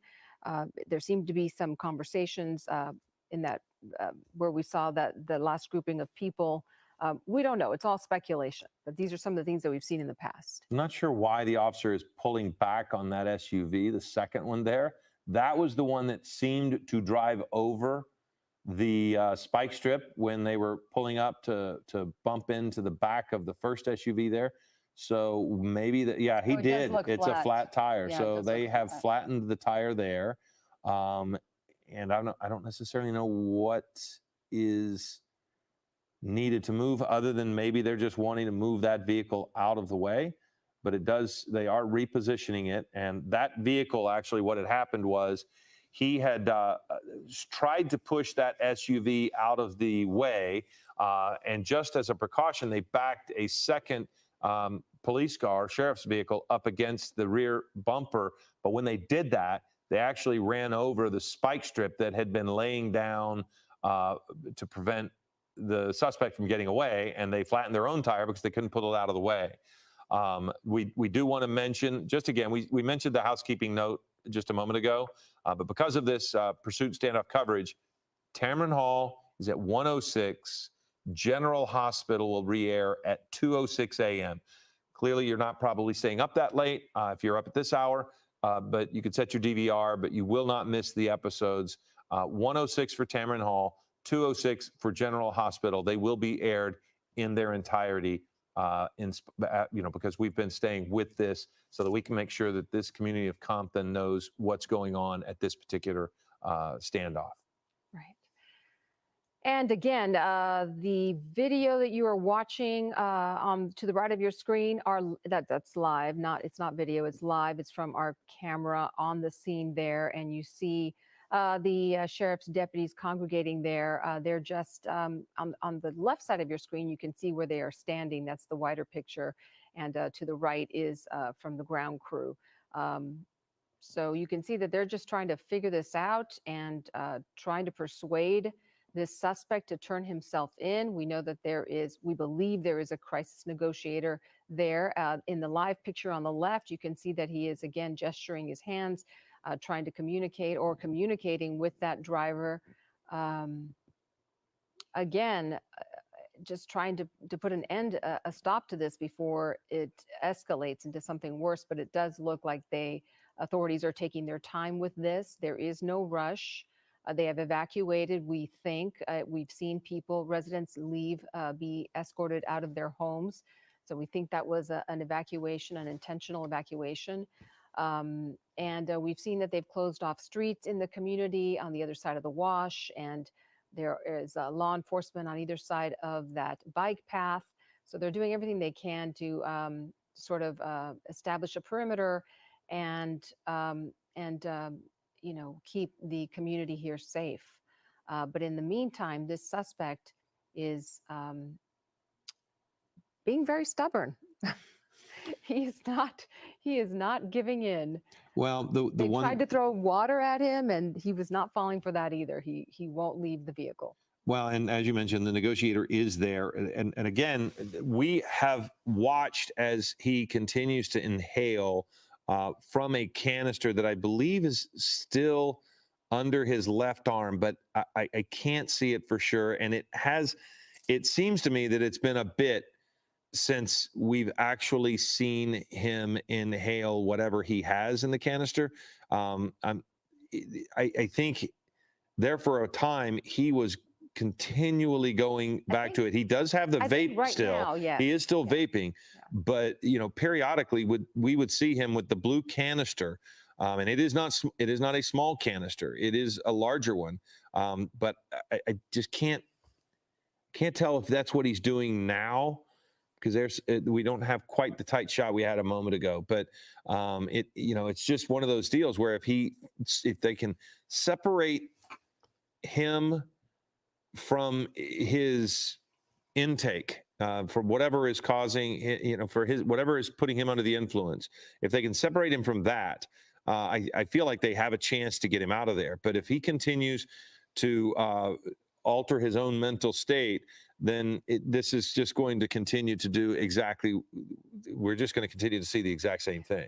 Well, they fired tear gas and pepper balls several times, and that didn't seem to affect him much. I mean, we did see him wipe his face, and he was in distress for a minute, but he has stayed put.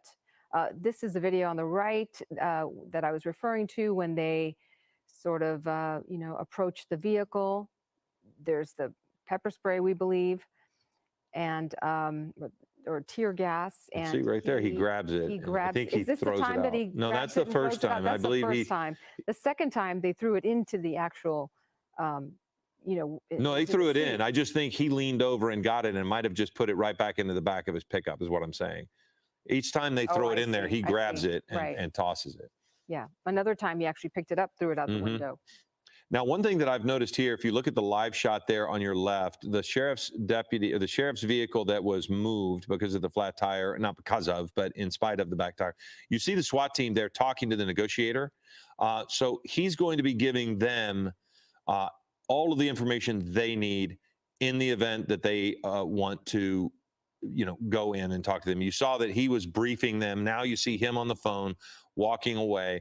So he's going to be providing all of the information that his expertise can provide to people who are going to make the decision as to the next step for these officers. Because the good news on this is that this can be a very measured approach for deputies. They can take steps that are going to protect the person and the community and the officers. And this negotiator, this person who's been talking to him, is basically picking his brain. I mean, he's talking to him, he's trying to get him to end it, but he's also taking a read. He's also asking him about, what he's been doing, why he's here, what's happening. And all of those things are going to play into their decision as to what's next and what will be required to end this. I don't like to say peacefully, because peacefully would not have this in the first place, but less confrontation. It would be, whenever they can end this without anybody getting hurt, that is what they really want. Right. And we see the crisis negotiator, again, this is all speculation, but I think it's safe to say he is there to de-escalate the situation and persuade him to come out. We see him on the phone. So maybe there's another request that he has made, and he is holding something. We don't know what that is. Hard to know. This process could take a long time. Well, it already is taking a long time. It has, but you can't really. To me, it's a reasonable thing. Why not wait? There's no harm to anyone right now. All of the folks that needed to leave their homes have left their homes, and they've gotten out. If that was what they needed to do, or if deputies needed to move them out for their own safety, either way, the people who live in those homes that we can see there, they at least, let's see, there were a couple with their child, and there were 3 other people. So we've seen 5, 6 people, 7 people leave those 2 houses. We've not seen anyone move out of the house where the dog is in the front yard. But again, the person just continues to use whatever substance he has been using. And it is, you just don't know when he's going to stop that, if he's going to run out at any point and stop it. But he's been vaping quite a bit. He also has the canister, which some people have told us it might be nitrous oxide. It could be anything that is in that canister. So, but he is inhaling it, which clearly we don't, has put him in a place of instability. So now here comes the negotiator again. He's coming back, and he's written some things down, it does appear. So maybe he's just taking his own notes, but now, you notice the hand on the shoulder. He's going to tell him, I'm here, and he's going to start talking again. So he has something in his hand, something that is black there that's in his hand. Could be a phone. Maybe that's what he's going to be able to provide. But clearly he has tried to engage with the guy again. And again, you and I have so little information. We have to speculate a bit, but maybe he was talking to family. Maybe he's getting some details that, some specific words that might trigger the suspect to cooperate. Maybe a message from a mother or a father or a sibling. Again, we don't know what's involved here. But it does seem like this crisis negotiator is trying to communicate with him and persuade him. Well, he is talking to him. It doesn't seem like the guy's listening. But he's almost looking into the rearview mirror, and he could, he could at some point pass out. He could just get tired and fall asleep. I mean, you look at him, and I mean, he's not behaving as he was when we first started the standoff, when he was hanging out of the window, repeatedly inhaling over and over and over. And if in some way he is coming down off of his high, this could be, and that is if, this could be the moment where officers are able to reach him as person to person and convince him to come on out. But if he continues to go back to the addiction, I think it's going to be really difficult for them to get him to come out, because I don't see what would change his behavior at this point. Yeah. And again, if you are just joining us, it is now 2:41. We're following breaking news in Compton, the end of a police pursuit. Sheriff's deputies in pursuit of the driver in that pickup truck you see there, sort of in the middle of your screen. You likely tuned in to watch General Hospital, and if that's the case, we can tell you that you can watch today's show at 2:06 a.m. here on ABC7. And if you missed Tamron Hall, her show will air, was it at 1:06 a.m.? Tamron 106, General Hospital 206. And General Hospital at 2:06. But right now, again, we continue to follow this breaking news, and we've been following this since about 1 o'clock, so going on 2 hours here. The driver of this pickup truck driving through streets recklessly, we are told that is the reason why authorities tried to get him to stop, and he was evading authorities there, deputies, and they tried 3 times to stop him with a pit maneuver, and they laid a few spike strips as well. That did not work. He ended up at the end of, Poplar and Wilmington. That's where we have the live pictures to the left of your screen. That's what's happening right now. But to the right, you're seeing that effort to get this driver to stop. At that point, they were hard to say what street they were on at that point, but you can see several deputy patrol vehicles behind the pickup truck. And he seemed to stop at lights. He seemed to obey most of the traffic laws and wasn't speeding too terribly fast, but he certainly was not listening to officers and would not stop. And they did have to, engage 3 times with a pit maneuver, and he kept going. And we do have some video of one incident of that pit maneuver where he just weaved through several cars, several deputies to get out, and actually drove through a divider or over a divider to get away from them. So that is what we've been following. But for the last good 35, 40 minutes, he has been here at the end of this street where there is a wash. And there's been very little activity, although authorities have been firing tear gas and pepper balls and trying to communicate with him. Authorities have also evacuated some residents from this street. And here we are. With no real change in behavior. So we appreciate everybody bearing with us here. Again, we have the ground shot We have Air 7 HD, and we have reporters in the neighborhood trying to get the latest on this. We're now approaching 3 o'clock here before too long, and it's about we're coming up on 2:45, and we just don't know how this is going to end. I don't see this ending quickly in the sense that the person hasn't changed their behavior at all. At all. He's just sitting there, and the officer, it does seem as if the SWAT team officers are there in the event they might be needed. But right now, you still see the person trying to engage and talk to him. And, you know, I've just never seen, never say never. I mean, people have just stayed in their car for any length of time. We've done it over the years. So this is nothing that officers haven't seen before. I don't know that I've ever seen someone just continue to inhale and continue to use the substances that put them in a place, you know, that made them make irrational decisions. I mean, this person has just continued to inhale whatever substance that was in that canister. Maybe nitrous oxide, maybe helium. Who knows what he would use? I don't know.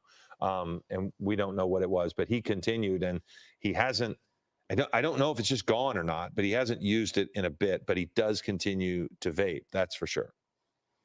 Yes, and I'm not sure if you mentioned the white balloon. I forgot to mention that in my recap, but he did have a white balloon throughout that pursuit that he was huffing from, inhaling from. And so that's what authorities likely saw. It's what we saw several times. The balloon would deflate and then inflate. And then he was, again, inhaling from the balloon. And then he had the tank that you mentioned, Philip. And here again, to the right of your screen, you see one of the pit maneuvers, or the one where he just weaved right through those deputy vehicles. And I believe he crossed the divider there. It does seem as if continued on. Yeah, it does seem as if this is in the hands now of the negotiator. You see, they have all of the tools they need there to do whatever they need to do. But it does seem to me as if they are just willing to let the negotiator do what he needs to do. Not sure where what Air 7 is looking at, but that I think is the sheriff's helicopter possibly. And so we know they have been above the scene for quite some time as well. But, you know, they have all of the tools there. But if you notice that the SWAT team officers seem to be just milling about, kind of waiting. They've been briefed. You know, the negotiator continues to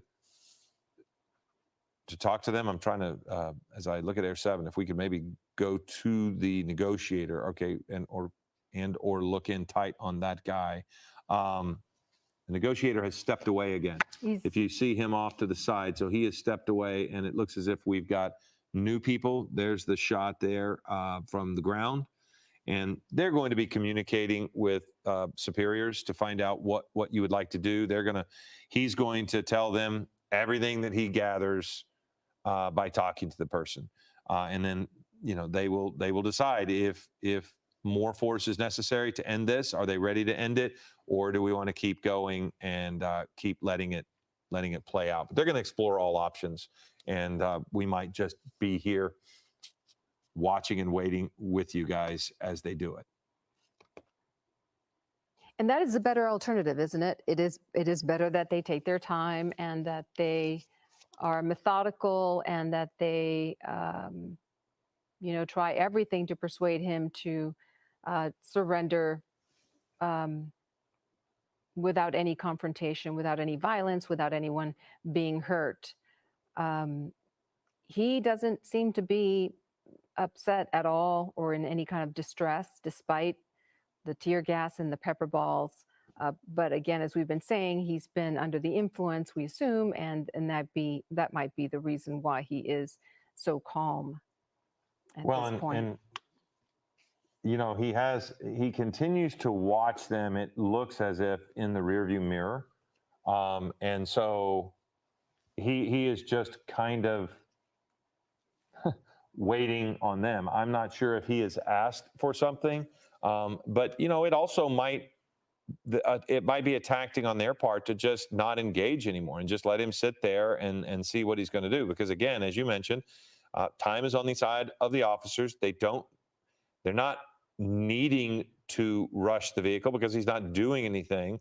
At some point, you're going to want to let people start going back home. So you're going to have to either use a canine or approach him as they have done in the past and just take him out of there by force. But also, if he stops using the substances that he was using, But right he will now at he's some inhaling. point. He's Well, still ingesting something. For sure, but we don't. What I'm saying is, I'm talking about the canister. Yes. That massive canister that he was using, and I don't know if is that what he's got in his hand there. It's hard to tell. I can't really tell, but at some point, if he stops doing anything other than maybe vaping nicotine, he will begin to sober up, and he will probably walk out. So there's the possibility that might be. Let's just disengage. He'll stop eventually and come out. I mean, who knows? We don't know what their tactics are. They're not talking to us, but they're talking to each other. And there's certainly, that even looks like a different negotiator now. There's one with a hat, and this one does not have a hat.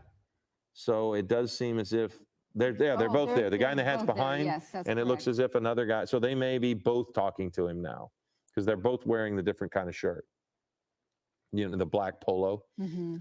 But it doesn't look as if this is the negotiator. Walk in on the, if you look there to the right, that is the initial person who was talking to him, and he has walked away for a bit.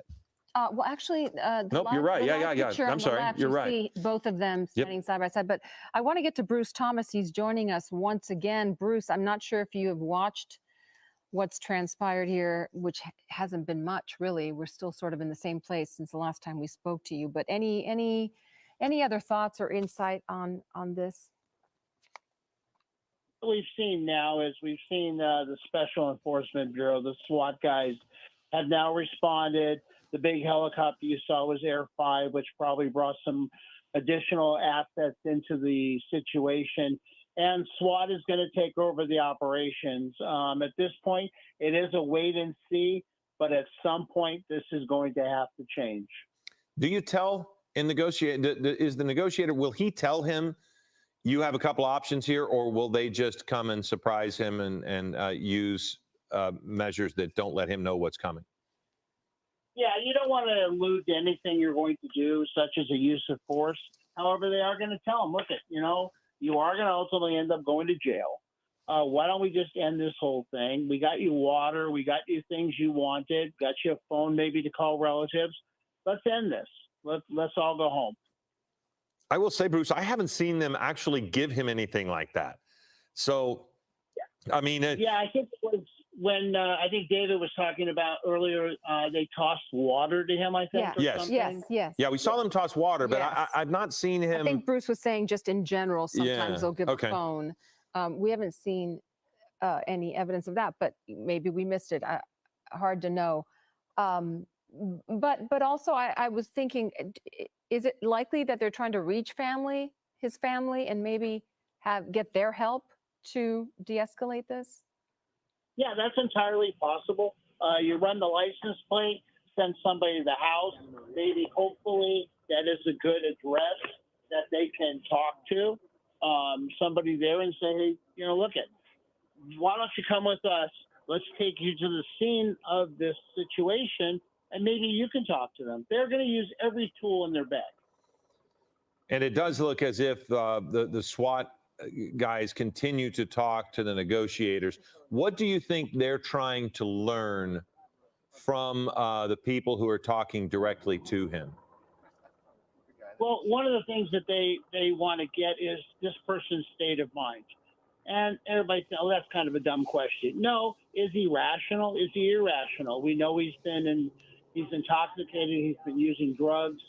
So at this point, if you feel you've gone as far as you can go, meaning the crisis negotiator, the CNT team, then at that point, the SWAT guys will say, okay, we've gone as far as we can. Now we will put our plan into play. Well, Bruce, I don't know if you can see the camera shot, but they have changed some tactics that I would like to know what you think. Every officer has pulled back except for now. It does seem the SWAT guys are moving closer. Even they moved forward and they're all of the regular, I want to call them regular deputies, short of knowing what I should call them appropriately, they've pulled back. There's no one around the vehicle anymore, and it does appear as if SWAT is, in your words, taking control here. Is that what I'm seeing when I see everybody stepping back from the vehicle?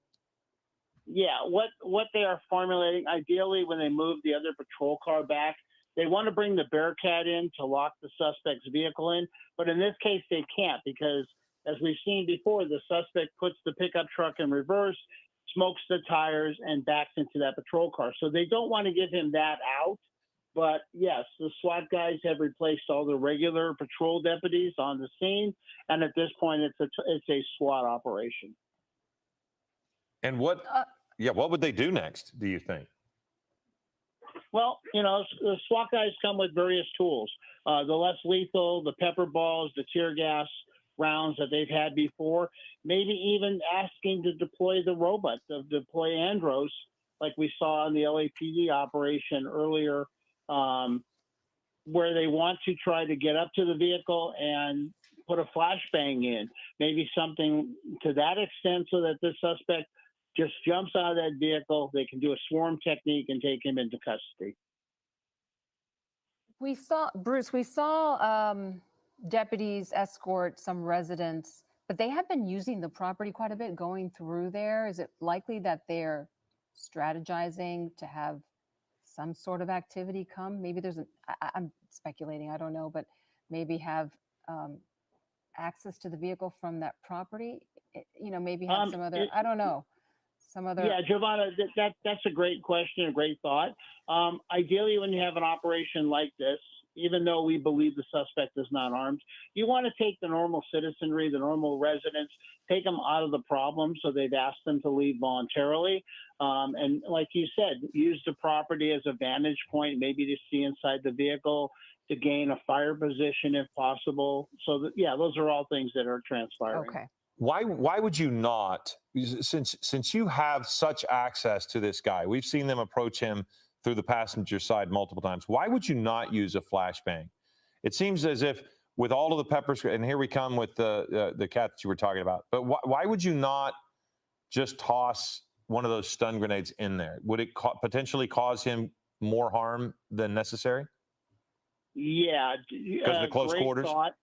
Yeah, great thought. You're inducing an explosives basically into a very small cabin of a vehicle, and that can cause the cabin to catch fire, which becomes another problem for the officers.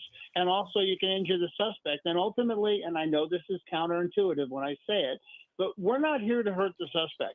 We want to end this in a peaceful manner with the minimal amount of force being used. Giovanna is going to step out, and Colleen Sullivan is going to join us as we are approaching Eyewitness News at 3 o'clock. I'm Philip Palmer, and we are watching Breaking News. We're talking with Bruce Thomas right now as the sheriff's deputies bring in the SWAT. Is this with this situation, he's not really impacting the community at large. He's not hurt himself yet. And as you mentioned, you don't want to cause any harm. How long can you wait on something like this? And what would be the impetus to say, okay, enough is enough, as we see deputies approach right now? Well, I think we've been on this for almost 2 hours now. And the fact that you've just said, it's not impacting the public per se, it's not in the main street, but you are seeing the deputies approach. And I fully believe that there is going to be a resolution on this, that they're going to have to go in, open up the door, drag this guy out, and take him into custody. At this point, I think they've waited long enough. Well, we see the SWAT officers approach so that they could take something out of that sheriff's vehicle, and then now they are retreating again. So it is interesting. He turns around and watches. But what also is interesting is that he's monitoring them by looking in his rearview mirror that is there on the side of the driver's side. When they come from that other side, it's a lot harder for him to see what they're doing, because if you can just see, he's looking in that rearview mirror. And then when they start coming from the other side, it's not, he can't look everywhere at the same time. So it is interesting how they approach in different manners, never in the same way. And they do have the negotiator, when he's talking, he's always over there to our screen right.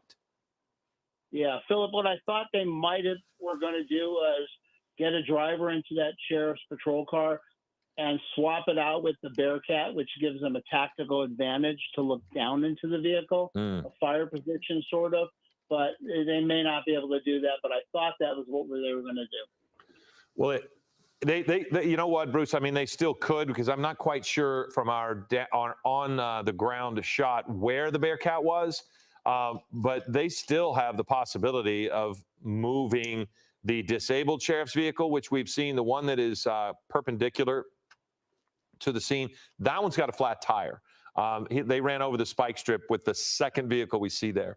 So they could be moving it out. It does look as if, Bruce, they positioned that so that there's a better protection for the officers as they're mustering there, and they can approach a little more safely in that circumstance. But I mean, they would have to move. You couldn't use the Bearcat with that vehicle still there, right? I mean, you can't see. There it is. Okay, there we see the Bearcat, but they can't get it until they move that other vehicle out of the way. You know, yeah, as a supervisor, I'd be like, okay, it's got a flat tire. You know what? Let's just move it. Let's move it. Let's get the Bearcat in position. Let's put our plans into play here. Yeah. Hi, Bruce. Thomas, Colleen Sullivan join you. As always, thank you for giving us your insight in on this one, because we've been watching this for quite some time, where that driver really does not look like he is in any rush to get out of that pickup truck. But again, you know, Philip said something a while back, about 45 minutes ago, and he said, you know, you had touched on it earlier, that they, you know, police use their canines as another tool of getting suspects to surrender.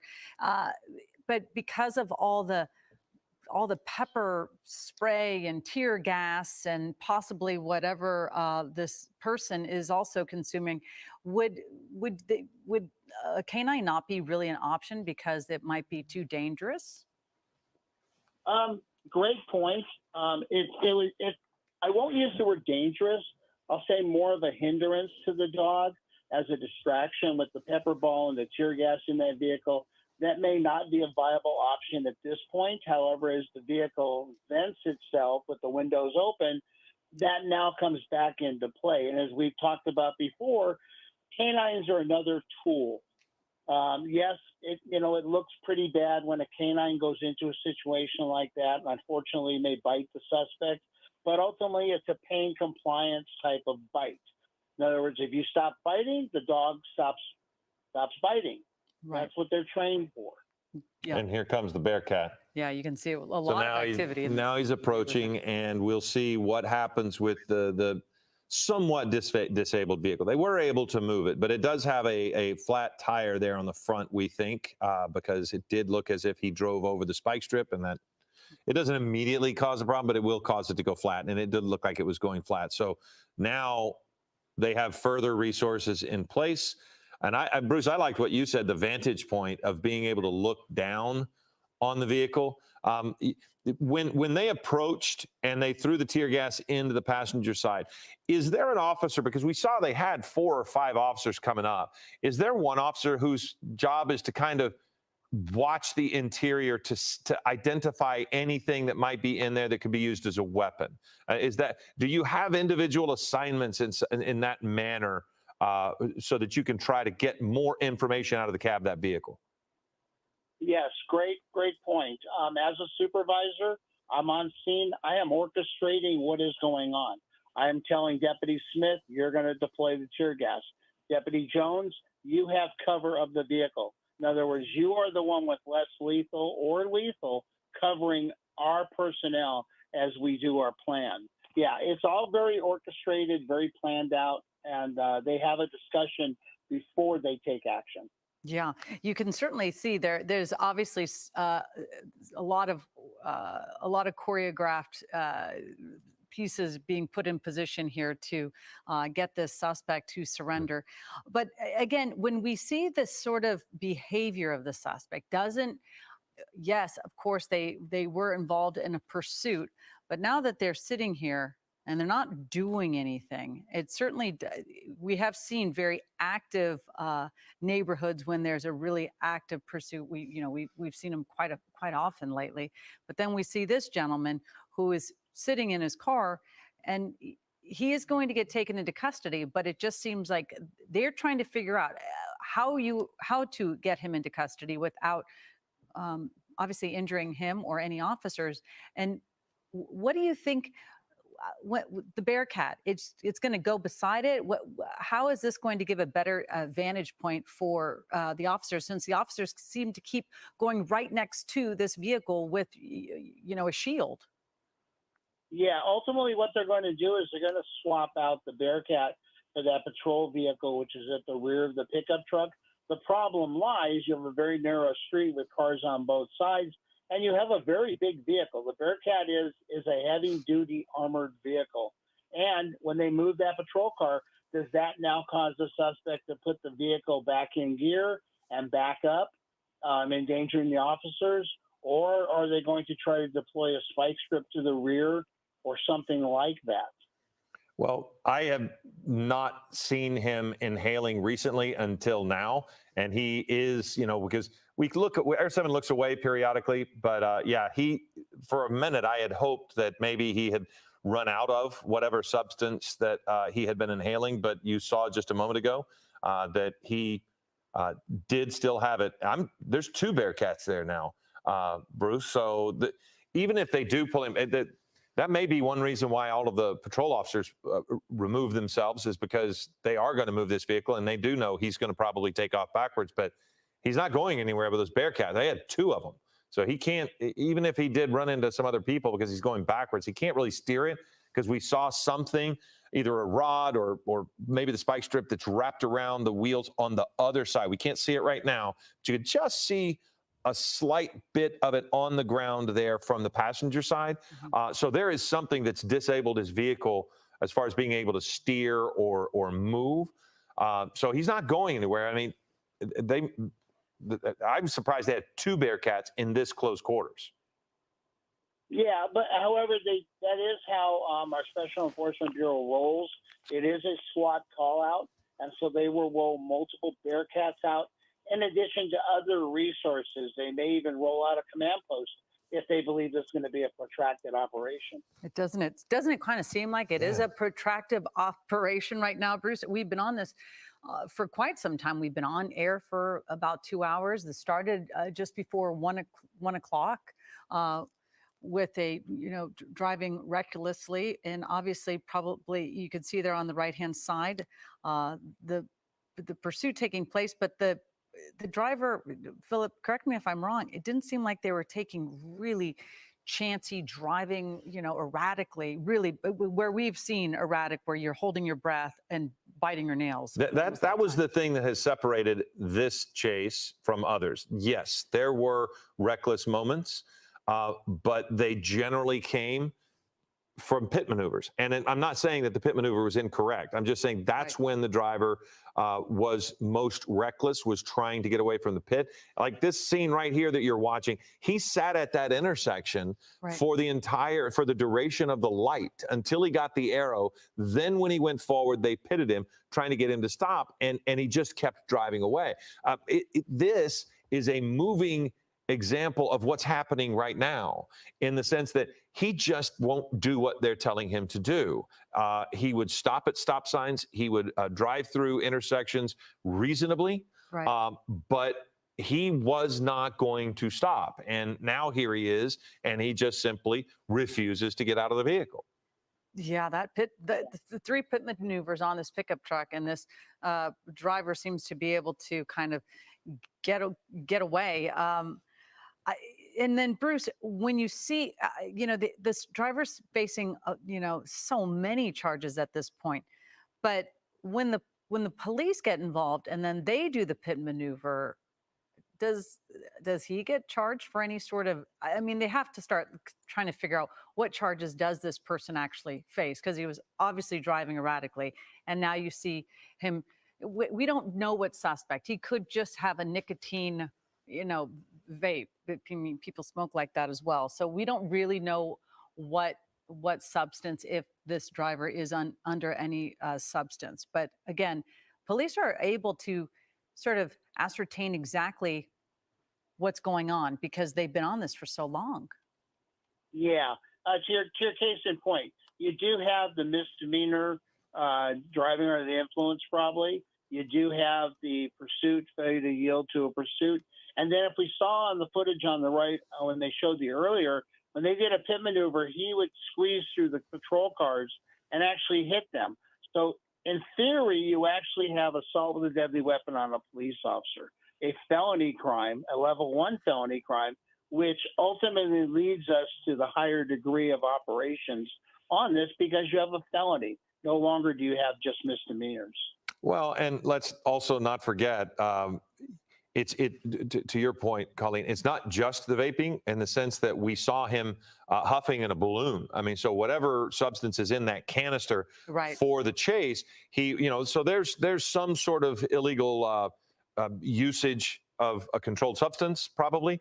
So there's that as well. But that was an odd part of the chase that we were noticing when it was happening was he's driving around reasonably, but he's got this monstrous balloon with him that he continued to fill up, inhale it, fill it up, inhale it. And then once he got to the place where he is now, he just ditched the balloon and now he just breathes straight out of the canister that he has there. And it's a large canister, I've been told that sometimes people are using the nitrous oxide, for whipped cream and stuff like that. Yeah. This looks like something you use to fill balloons up. It's that kind of a large container, which you can see it in the cab, that he was really using it quite frequently at the outset of this standoff right here.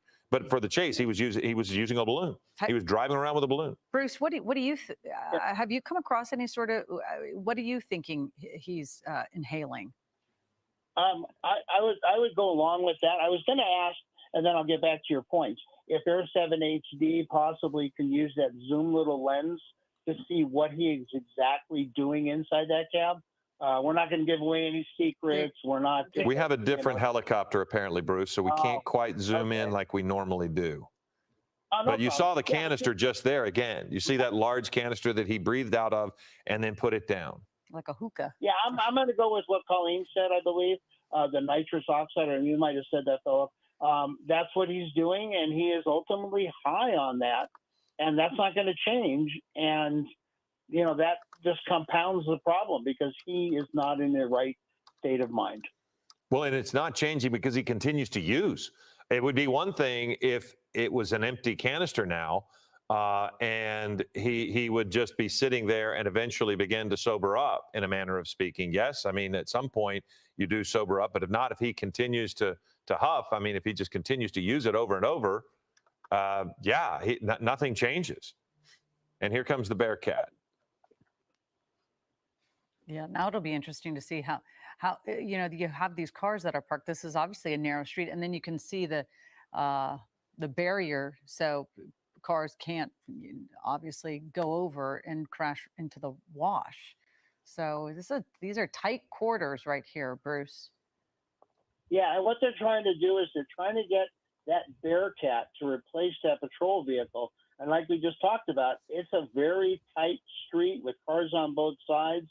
It's going to be tricky, but that's what they want to do. And so they're going to do that. How much is this shielding them from whatever he's watching? Because, if the difference between that Bearcat and that SUV is remarkable. And he's not going to be able to see as much. He hasn't been able to move for over an hour. But by putting that Bearcat there, he's not going to be able to see them either. Is that part of what they want to do, or is that just a product of what they're doing? Yes, definitely. You're 100% right. If he can look back and see what's going on, maybe he comes up with some other mindset. But the fact that the officers are shielded from his view and they're formulating their plan, bringing whatever tools of the trade to bear, he can't see that now. So ultimately, that does work out for the deputy's favor. But also, as we talked about, having that turret, that position of fire, we'll call it, where they can look down and maybe inject more less lethal rounds, maybe from a shotgun, more pepper ball rounds, and ultimately maybe more tear gas. Yeah. I think the amazing thing about what you just said about using more is how much they used already. I mean, they fired dozens of pepper ball rounds into the cab of that vehicle. And that is a closed space. You can see the residue on the dash. All of that white there is from the rounds of pepper spray they used. They also tossed the tear gas canisters in there. Now, I believe he kept grabbing them and tossing them out. We saw him throw one out. I think he might have dumped one into the back of the pickup truck. But still, Bruce, that pepper spray, one of those is horrible. And that much, I just don't understand how he can sit it. I do think they might have just given up thinking that that's not going to work. And maybe they haven't used that much more, but they've used a lot. Yeah, the pepper ball rounds that we're talking about, it's a regular paintball round, and it has the oil capsicum resin, or the OC spray, that you pepper spray in essence, and talcum powder, and that's used to kind of create a fog curtain so that the OC spray takes effect. But for him to just sit in there and take that, I can tell you, even just deploying it and being near it, just wipes you out. So I am just blown away by the suspect's ability to take those rounds. Yeah, and you know, we were talking about it earlier. It seemed like we had a negotiator on the scene trying to get the suspect to surrender. You see him, Philip, doing whatever you were just talking about, and you can see the canister right there. I was trying to read about the effects of this sort of drug, and it says it's a very quick high. But of course, I don't, you know, and you can purchase nitrous oxide. Well, let's ask Bruce. I mean, if you're talking about a substance that's just getting you a quick high, does this is I would think that if it's a lingering effect, that's going to be, you know, that affects them because it sticks around for a long time. If it's just a quick high, I mean, how does that change things? Well, you know, we talked about, you know, the nitrous oxide. Yeah, it's available to purchase. You can also, you know, as you were talking about huffing from the spray cans, right? That was very, very big, you know, in the 70s and 80s. So yeah, the high lasts for a while. It's like you're buzzed.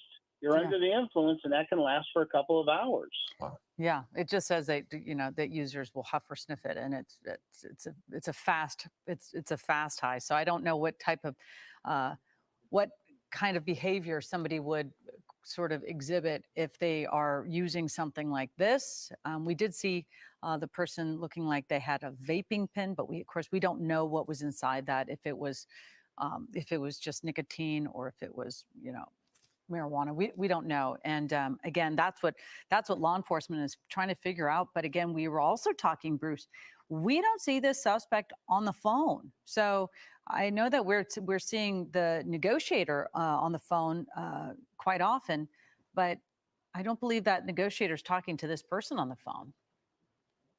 Yeah, the negotiator may be talking back to his office, trying to say, hey, we need a patrol car to go to this address that the vehicle is registered to.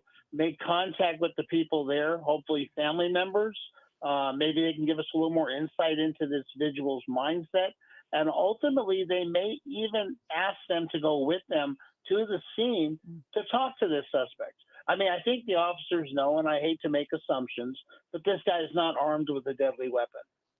It does, because we talked about that. They've been able to walk up and look into the cab. There's not, you can't ever make with 100% certainty some sort of speculation like that, but you've got a pretty good idea. Plus, I would assume his behavior is such, but you know, they're not talking to him anymore. The negotiators that we've seen are back there talking to the SWAT officers who are behind the Bearcat. So do you disengage at some point, Bruce? I mean, is there a step where you go, okay, enough, we're not going to talk to him for a little while and let him sit over there and think? I mean, is that a tactic? It can be. The crisis negotiator or the CNT team member has made the decision that, you know what, I'm not getting anywhere with him. He's irrational. He's yelling at me, whatever. He's not doing the things I would ask him to do. So I want to give him some time and distance to think about things. Maybe I will reengage, or maybe the CNT deputy has told SWAT, you know what, I can't go any further with this. Ultimately, it's now your handle. Yeah, and then when you bring out the Special Enforcement Bureau, what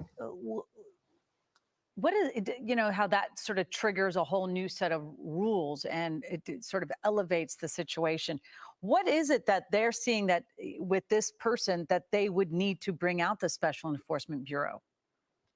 Well, what you have is what we call a 927B, or a barricaded suspect. You have a suspect which could be in a house, it could be in a shed, it could be in a vehicle. They do not want to comply. They are not getting out of the vehicle. And so ultimately now it becomes a barricade, and that's SWAT specialty. That's what they train for. Ultimately, the high arrest situations, search warrants, this type of situation. And so they're there now to take over the problem, as we'll call that, and bring it to a resolution. Yeah, I'm also surprised to see, you know, we know schools get out. They are getting out of school now, many of the children, and we haven't seen a lot of kids walking around this area. We saw people being escorted from their homes, probably to possibly collect their children. We know that Air 7 HD has been overhead with one of the helicopters. We know that Chris Christie has also arrived on the scene. And Chris, what are you seeing at your vantage point?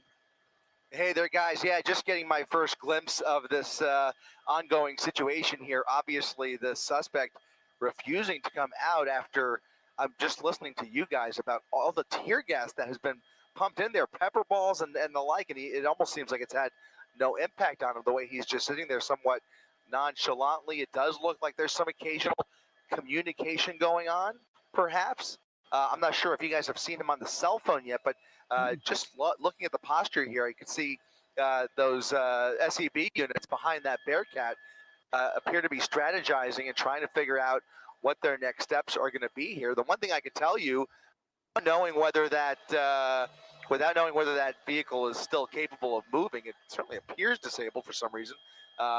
He came to a stop here, but there's not really anywhere for him to go, I think, is the larger point. They do have both sides of that bike path completely blocked off, so that's not really an option for him. There's actually some degree of water in the wash there, and that's it. So we're just to the west of Wilmington along West Poplar Drive. They have a pretty secluded area to work with here without the risk of crossfire or anything like that. And so it's really up to them. I mean, they have time on their side here to take this as long as he is willing to play games here. At some point, they're going to have to make a decision whether they want to use some more force. But, you know, they could sit here all night long, as Bruce has been saying, and bring out a whole command post to babysit this guy all night. But it's just a matter of what they know and what we don't know in terms of, you know, what other threat is he posing in there? Does he have a weapon? I'm not sure if we've already discussed that. Do you guys know if he's armed? Certainly. We don't. There's no 100% certainty, but we do know that they have approached that vehicle so frequently and so closely that I'm certain, and Bruce Thomas had agreed, that they've got a pretty good idea as what's in the cab. They were able to look in. I can tell you that from your shot, what we saw just a moment ago is just another little thing that is being done, and that was removing the dog from the grass. You know, they removed the people. The dog across the street had been there throughout the duration, just kind of casually laying in the front yard. And in your shot, we saw a deputy take the dog and remove the dog. So I'm saying that from the sense that, as Bruce has been talking about this is a SWAT operation, and everything is going to be in place so that no one else gets hurt. There is no other problem. You see that the Bearcat is parked in the yard. So maybe they were just moving the dog so that the dog doesn't run away and become a problem. Who knows? But the patrol deputies did move back away from the vehicle. SWAT came in. They put the Bearcat in. They have clearly taken over, which Bruce told us that's what they were doing. But they've also kind of removed the negotiator from direct communication with this person. They were right next to him. They were actually able to talk back and forth, but they have now moved back as well. So I don't know if that is a sign, if Bruce is with us still, I don't know if that's a sign that there is an indication that they might be getting ready to move forward, but they are seeming to move all of the obstacles out of their way. Yeah, the only obstacle left, I think. I'm sorry, go ahead. Yeah, I'm sorry, Bruce, go ahead.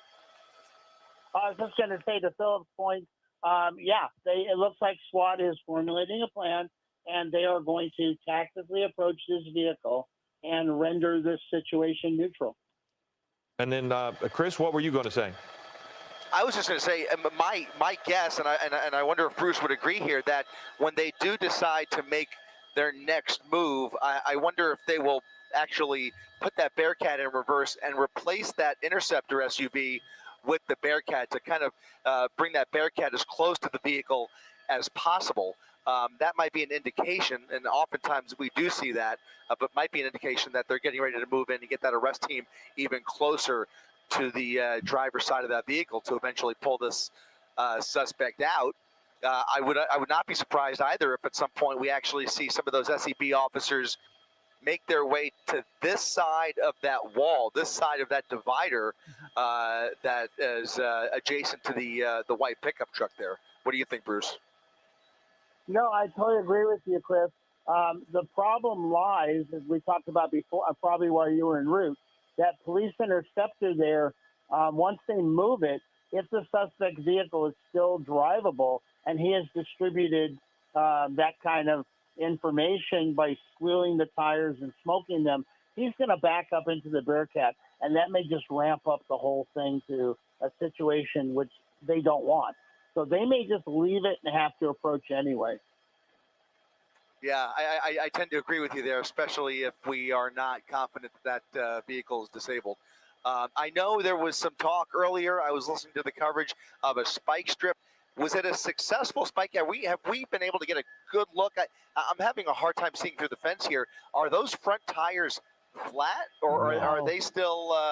No, we do believe the spike strip damaged one of the patrol cars, the SUV that is in the driveway. It did appear he had a flat. What we think happened on the passenger side is that spike strip or some sort of bar is jammed in there, and he can't go anywhere but backwards. But if they move that SUV, he has shown every indication that he will drop it in reverse and he will floor it. Yeah. So I gotta think that they believe he will try to move that vehicle as soon as they move that Interceptor. He's shown that he's tried before. Essentially, they kind of have him where they want him. He's pretty much boxed in for all intents and purposes. I think then that just begs the question, from what angle do they want to approach and make sure they have all their bases covered just in case he somehow gets out of the vehicle and tries to run on foot, because basically there's really nowhere for him to go in that pickup truck, essentially.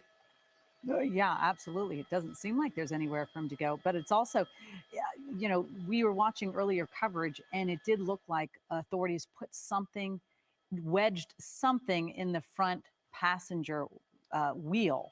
Well, we don't know exactly what it was, and they just shoved it there really quickly. So we don't know what it is. Is it a spike strip rolled up and put there?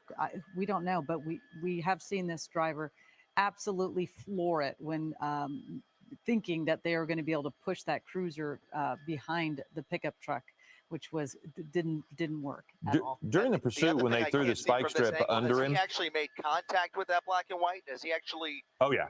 If you see, Chris, you can see the black in front of the rear wheel.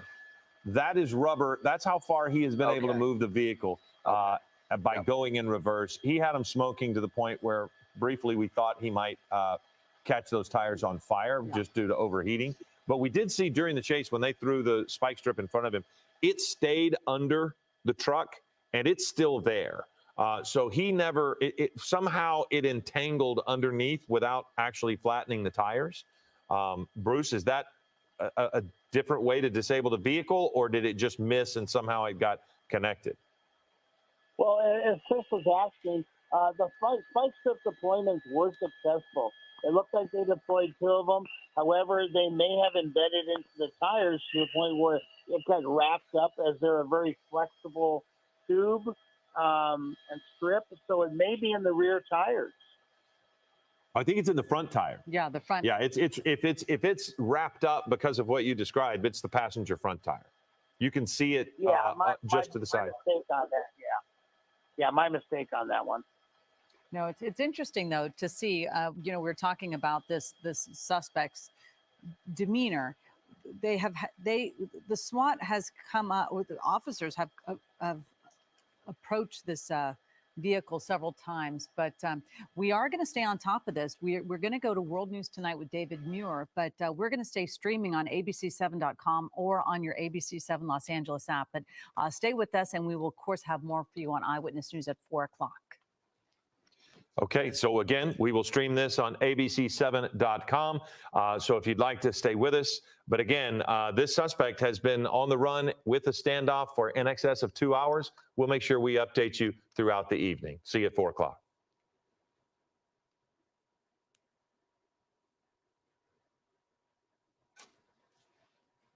Okay, so we are now streaming once again, and this allows us an opportunity to kind of, without worrying about the programming on ABC7, we can let you know and let you follow if you choose to be with us on this. But again, we are continuing to follow this.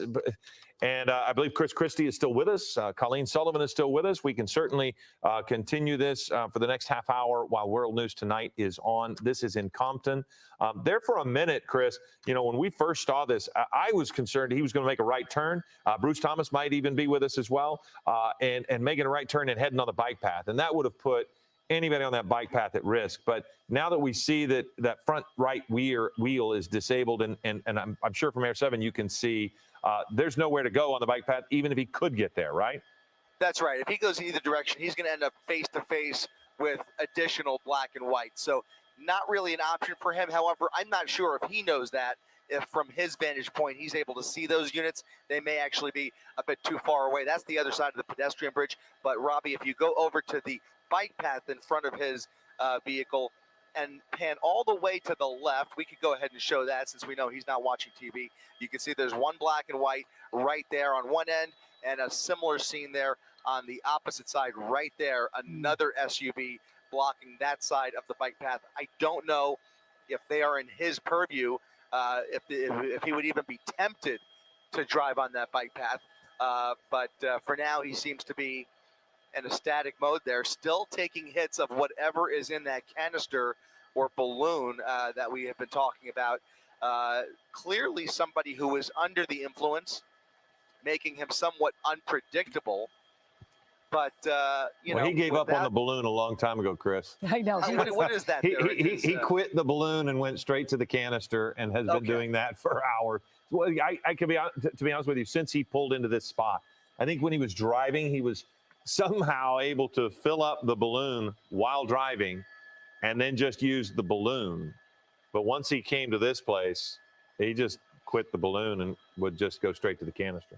Well, it's so often that we see at the end of these pursuits, suspects enjoying their last minutes of freedom with a large joint, if you will. In this case, he has a whole tank to work with. So the more high he gets, the less incentivized he is to really play ball here.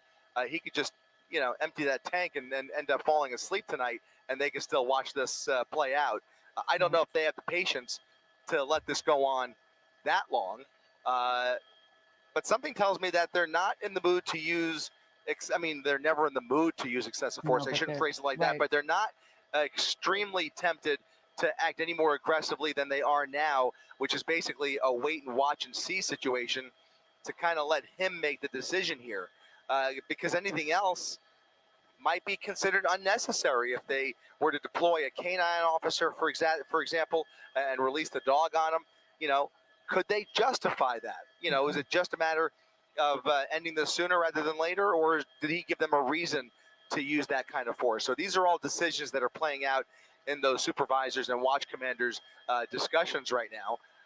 And when you think about it like that, and you think about the fact that he's not posing an immediate danger to pretty much anybody else here except for himself, then that would lead you to believe that they are willing to let this play out as long as it takes, and it could be hours and hours. It is. It's remarkable, though. This person was wanted for reckless driving, and we're showing on the right side of the screen earlier when he was going slow enough and he was doing a predictable enough pattern that 3 pit maneuvers were attempted on this driver. And the driver seemed to get away, but it wasn't as if the driver was speeding away in a race car. It was kind of a lumbering, sort of clumsy way of getting away. Anyway, but police did end up, they did keep trying to do this. And then this driver found themselves stuck in this one area. I don't know if Philip, you were watching it earlier, the pursuit part. The driver looked like pretty familiar with this area. I think he was cautious, oddly enough.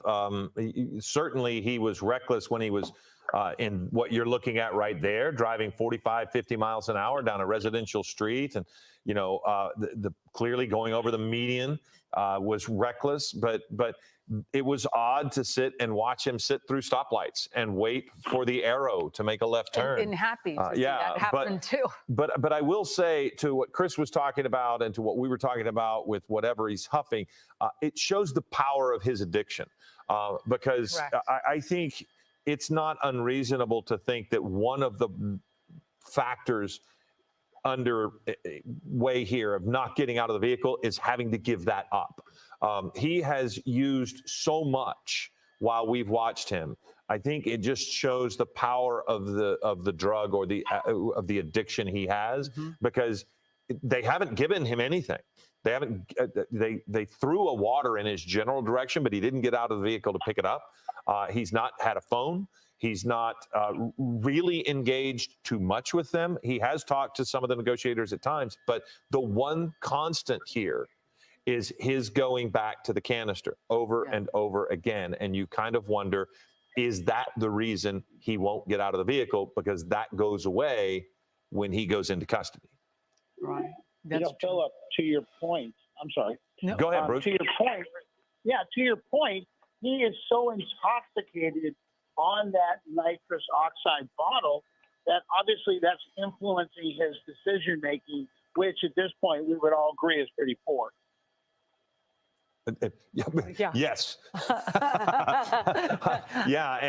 But from a negotiation standpoint, Bruce, you have to play that in, right? I mean, when you're the crisis negotiator and you're talking to this guy, whether he's reasonable within the confines of his high or unreasonable within that structure, but you cannot take that out of the equation, right? No, you're 100% correct. You have to, you know what's going on, so you have to play it off as, okay, I know what you're doing. Once you take one more hit, let's go, let's surrender, let's do whatever. So you're trying to play into that, but as you said, this addiction, this dependency on that is just overwhelming to him at this point. Yeah, and you do wonder how this person's gonna act out when faced with having to leave that canister and be done with that for quite some time. I'm just thinking about kids with iPads try to take their phone or their iPad away, let alone this is a drug. So while he seems very calm now, the situation could certainly escalate if they do use more force. Yeah, as we know, having young kids, to pull that iPhone or that iPad away is like committing a major crime. So in this case, we're kind of dealing with the same thing.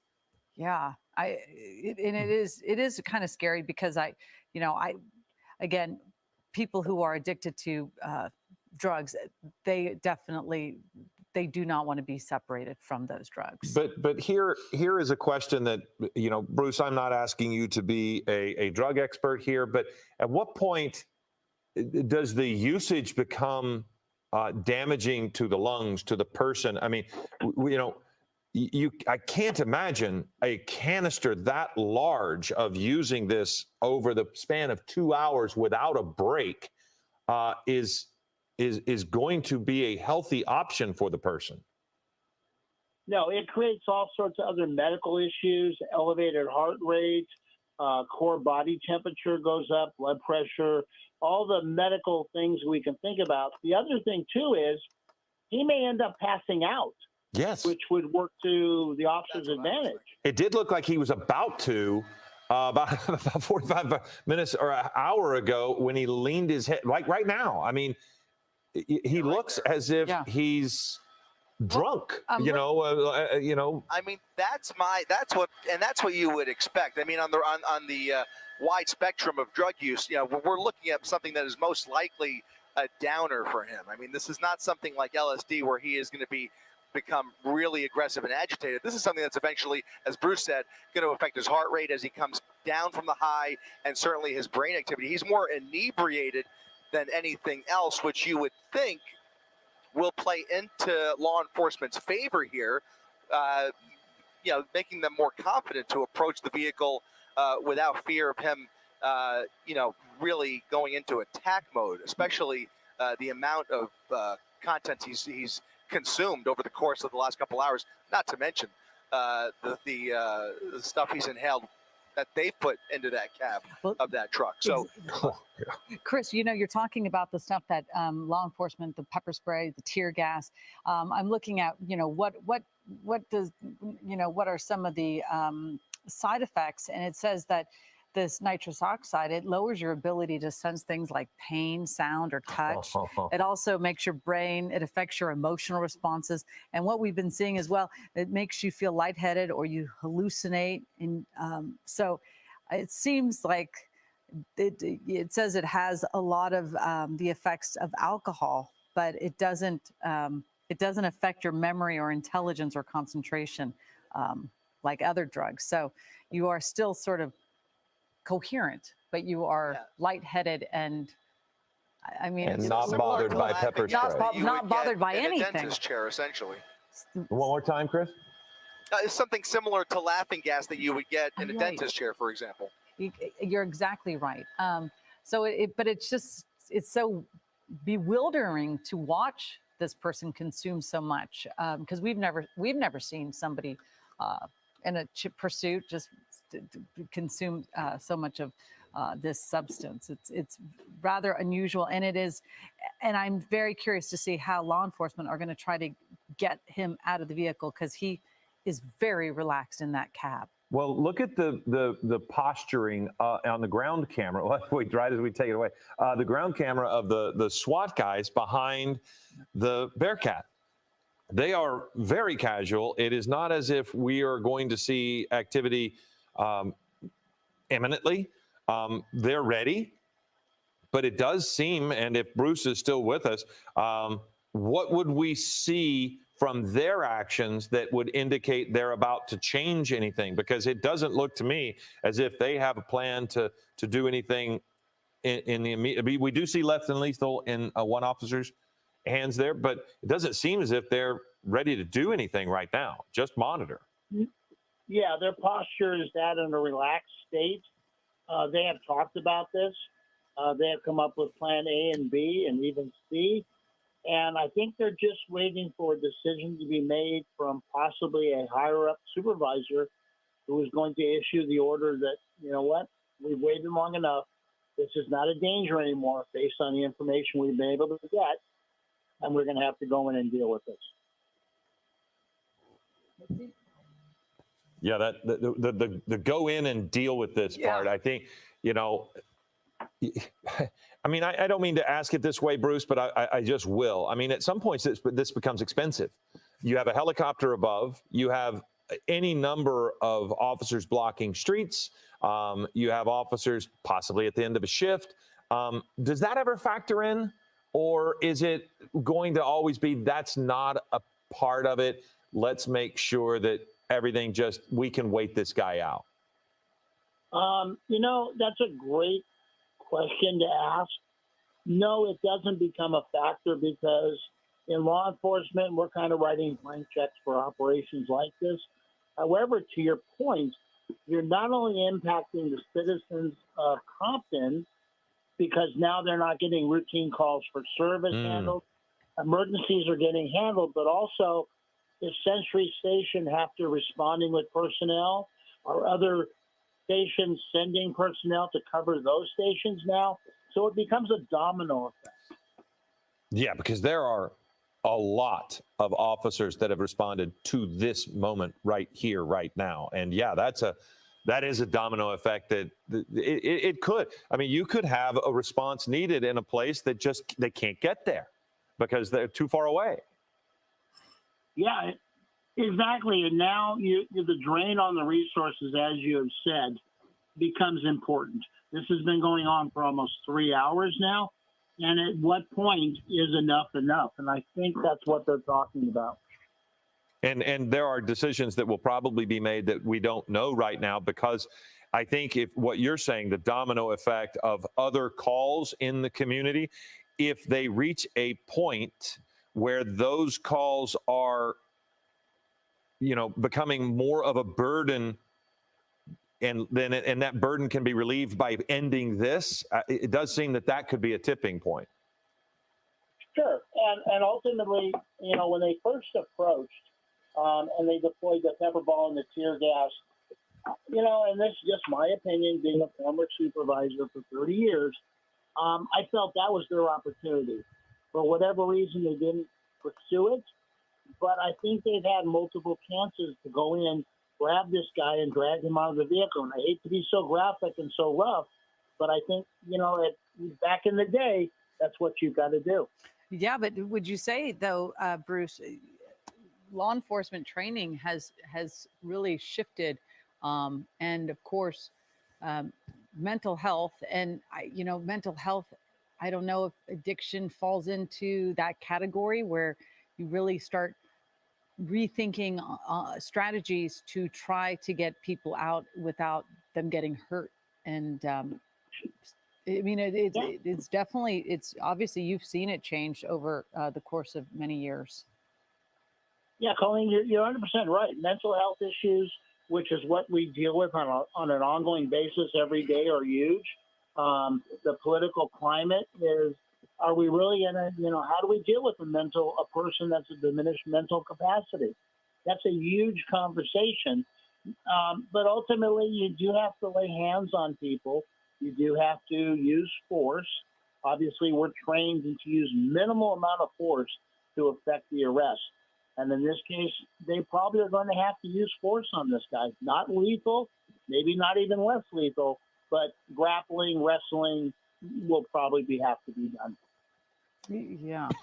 There was a moment, to Bruce's point, that when they approached to the passenger side, you kind of thought they were going to open that door. And is there a reason, Bruce? It makes sense. You don't want to put officers in direct fire of each other, but is there a reason why not to approach both sides? Open the door in one sense and drag him out in the other. I know you don't want to put an officer in the line of fire of another officer, but it does seem as if they approach that one side, but they don't approach the other.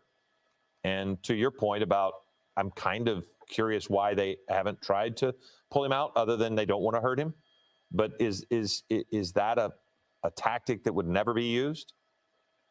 It's not a tactic. I understand what you're saying, and in this case, you're not really putting, you never want to put another officer in the line of fire. Exactly. But in this case, I think they were confident enough the suspect was not armed to approach and deploy the things they did. So I don't understand why they didn't. However, that's an on-scene supervisor call. That is something that will be talked about in the debriefing, or tactical hot wash, as they call it, to find out maybe why the decision wasn't made at that time. Right.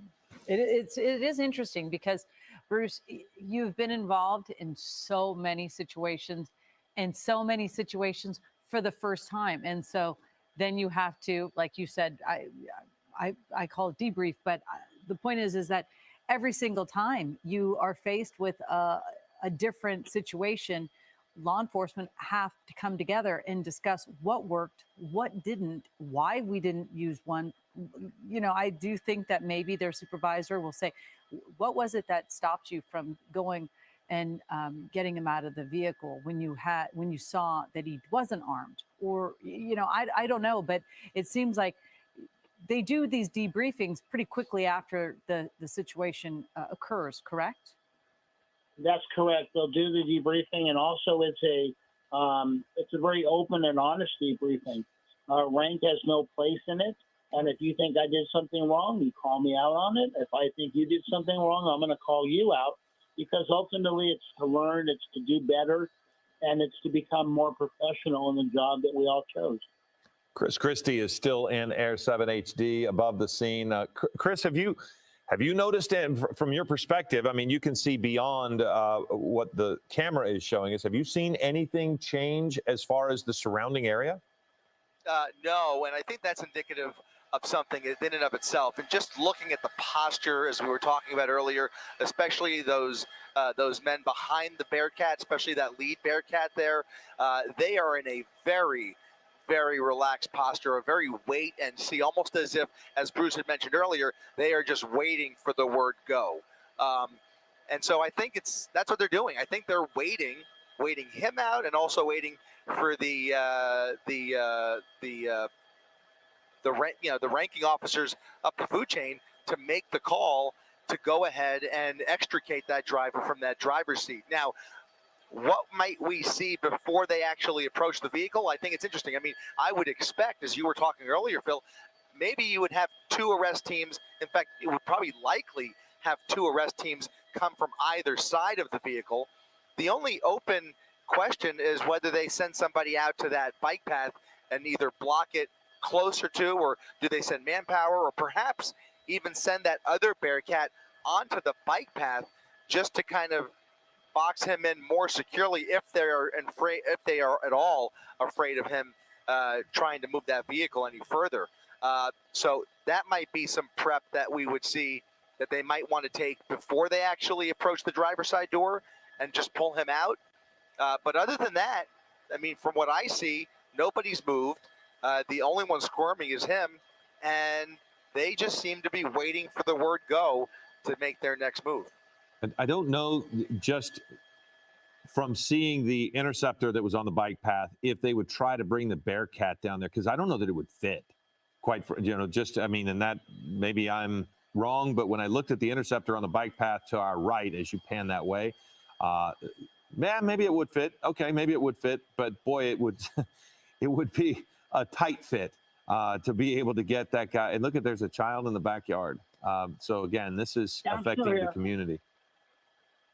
Did I hear Bruce? I thought he had. Oh, okay. So what were you going to say, Bruce? Oh, no, I was just going to say, unfortunately with the bike path and the bollards that are there, that does create a whole other problem as far as moving that Bearcat. The biggest problem is they want to move that Bearcat right adjacent to the pickup truck, but they're not going to be able to. So ultimately the operation, the planning that's going on is going to be to the rear of the Bearcat, and that just creates an additional approach zone for the SWAT team. Yeah, it seems like, this seems like such a tricky situation to try to move the one police cruiser and without this driver putting it into reverse. I don't see how this seems like a very delicate dance. And then you have the cars parked on both sides on the street. I don't mean to make light of this, but it's going to sound as such. They're going to have to separate him from that canister, just as they have to separate him from the vehicle, because he has a bear hug on that thing now. Yeah. And I don't know if that necessarily complicates matters, but clearly, to me, that's why he's not getting out of the vehicle, is he doesn't want to give that up. Yeah. The one other thing that I'm wondering as we watch this, and again, I think it's an open question, right, guys? Whether this vehicle could drive forward, is that my understanding here? There are no indications he can.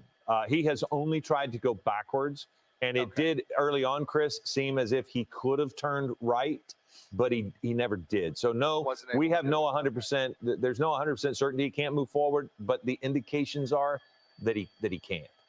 Because if there was any possibility of that truck moving forward, I could see where they are a little nervous of spooking him. Because you would imagine if you spook him and make him, and he realizes that he is threatened, I mean, he might very well just gas that truck right through that fence, and right into the river, and then you have a different situation. So that might be one thing that is coming into their decision making. without knowing 100% That makes whether sense. that vehicle is still mobile. No, that makes sense. I mean, because even if it could only lurch, he would only have to go 10 feet, Yeah. and he's in the river. Wouldn't take much, yeah. No, and it's a very forceful pickup truck. We've seen it's got a lot of horsepower and it's pretty powerful. So yeah, I don't know. It's going to be one of those things again. Bruce, how do you think that? I mean, I know we don't have you for much longer, but how do you see this? If you were to, now that you've been looking at this for a little while, what do you think is going to happen here? I think what we talked about, the SWAT team is going to make the approach, maybe from both sides of the vehicle. They are going to have a cover officer with less lethal, a shotgun round, backed up by lethal, of course, and they're going to go in and they're going to deploy a K-9, and they're going to have to drag him out. Yeah. It does seem as if that's the only option, because I don't know that it's a reasonable. I mean, it's certainly reasonable. I don't want to say it that way, but the idea of just letting him sit there and continue to use whatever he has there in the cab into the night seems as if that would be an impact to the surrounding community, not necessarily because of all of the streets blocked off, but because of the drain on services that have been here now for some 3 hours or more. Between following him and now pinning him in with this barricade situation, at some point it does become a drain to resources that you just can't continue to have. Yeah, and Philip, as you said earlier, they're going to have to separate this guy from that canister. Yeah. And he is not giving that canister up. He continually goes back to it. Well, that leads me to another question for you, Bruce. I think based on this, on what we're seeing here, when they do ultimately decide to approach the vehicle with an arrest team, might that also be accompanied with another round of pepper balls one more time to disorient him and make it easier for those officers? Or do you think they would just go in there without any more attempts to disorient him? No, I think that's a great point, Chris. They do have gas masks, and they may go in there and deploy that. And obviously, they won't be affected by the gas mask, by the gas running mask as the suspect would. But yeah, that's a whole other conversation too. And is that canister explosive? Are they going to have to take a fire extinguisher just in case? Right. They don't want to do anything to compromise that tank. God forbid it's flammable. Yeah, there are a lot of pieces to this puzzle, which I'm sure they are talking about. Very, very peculiar. Just seeing him sit there so nonchalantly. I guess one thing that the pepper spray would do, the pepper balls would be, I would think he would be more likely to drop that tank at that point too. Yeah, that's true. But you have pepper ball. I had a situation over 15 years ago where I had a guy with a gun in the car, and we made the decision to throw a rock through the windshield, waking him up, and he bolted out of the car and left the gun. So it's the same kind of thing. You will have to distract him to get him out. All right. We are actually, David Ono is now joining us. Colleen Sullivan in for Ellen Leyva and David Ono. We're starting Eyewitness News at 4 o'clock in just a moment. But again, we're staying live on this situation, this barricaded situation. We have breaking news. Yes, a standoff still underway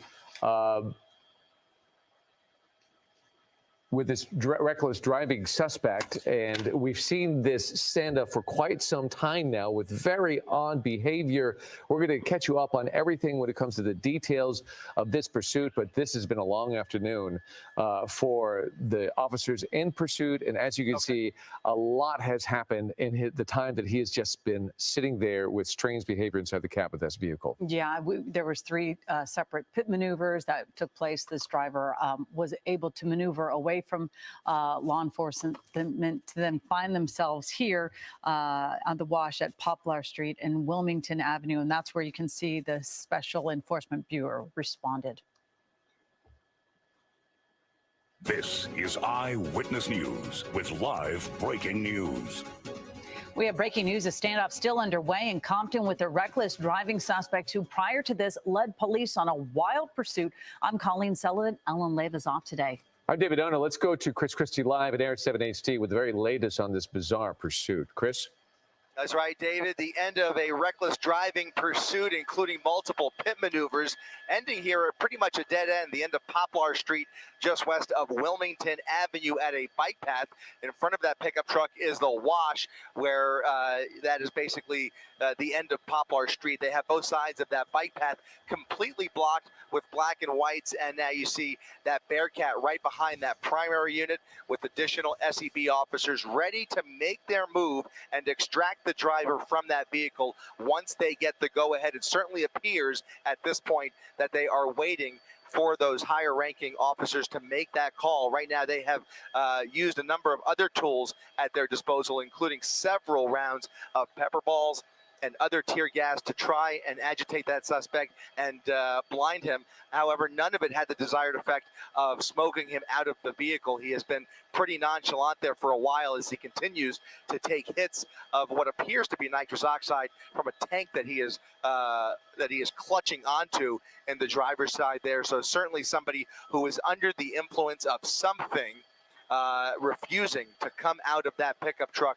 Time is on the side of law enforcement here, and right now they are using all of that available time to bring this to a peaceful resolution, guys. Back to you.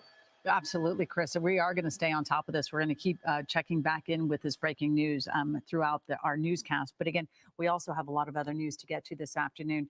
Let's talk about it's a new storm that's heading our way. It's expected to bring more rain than snow to our local mountains, but that could present a whole new set of problems for people living there. Inland Empire reporter Leticia Juarez is live now with more. Leticia?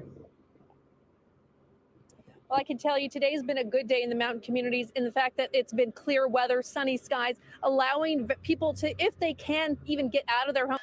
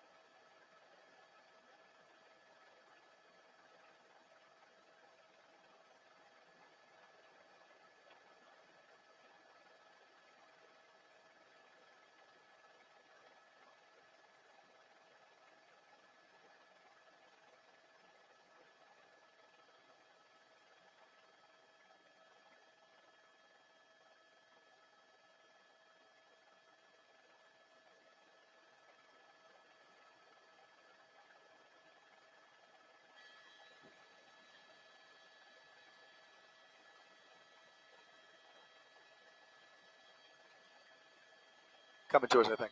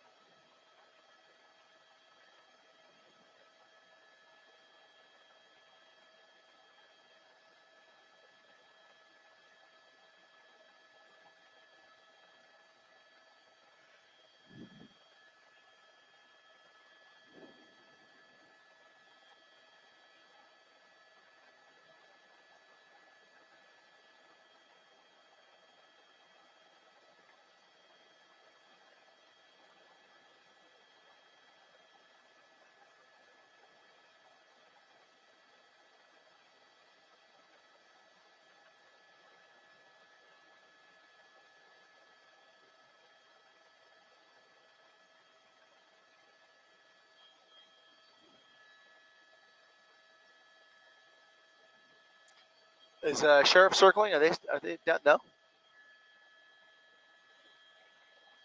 I wasn't sure. Okay.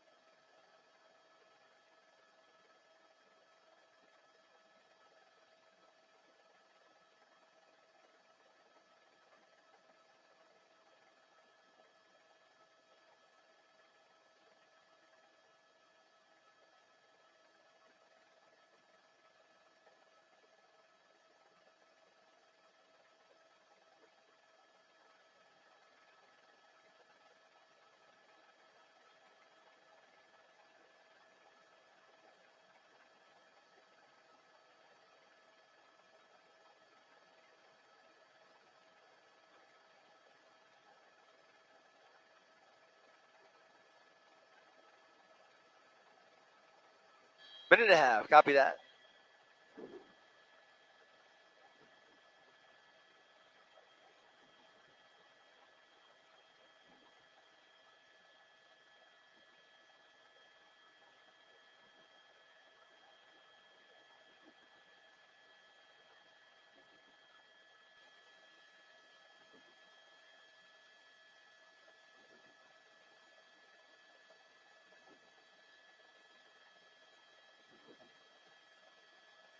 Where'd he go?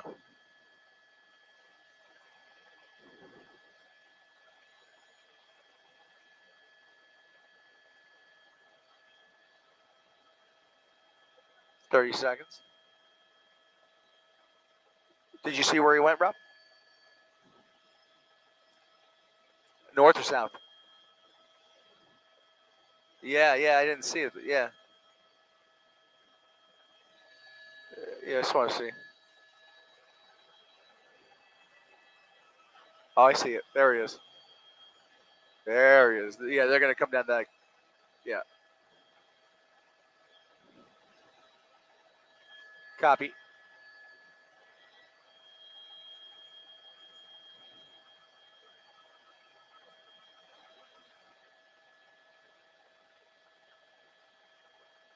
If we can we do like get a little bit lower and just do a couple orbits? Yeah. Not super low, but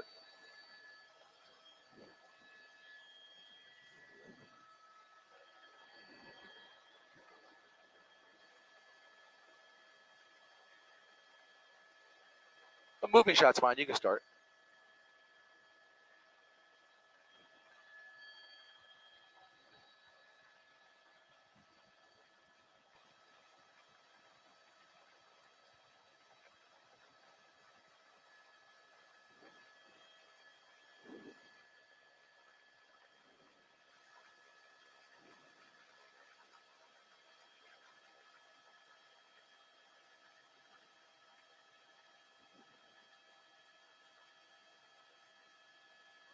I don't know. Like, just back the car out, pull on in. Like, why does this stuff always take so long?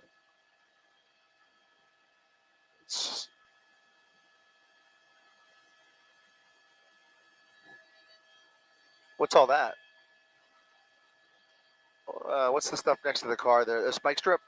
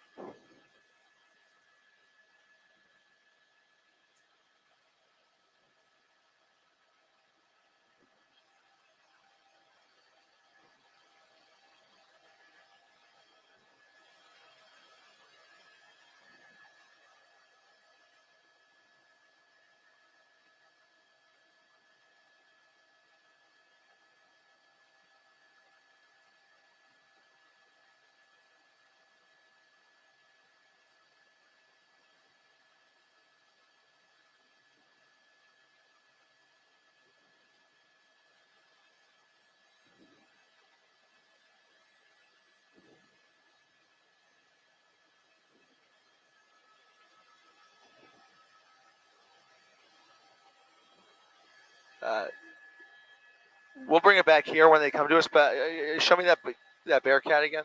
The other one. I want to watch their movements here. I gotta imagine they're gonna gone. What?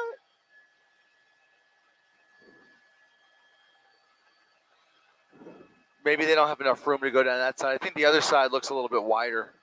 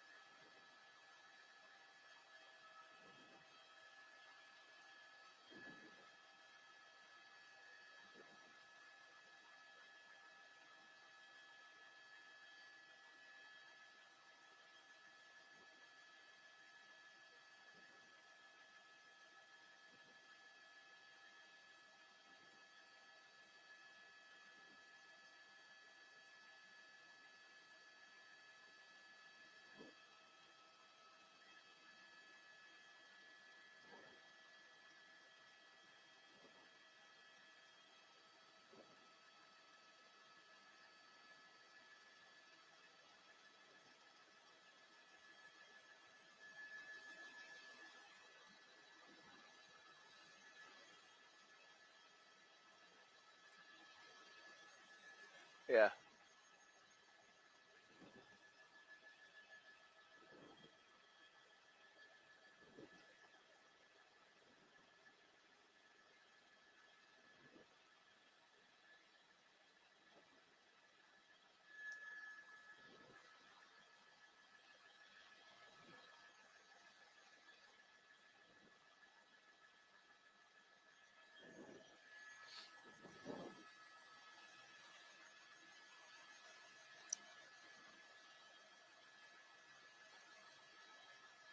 That's pretty wild, right?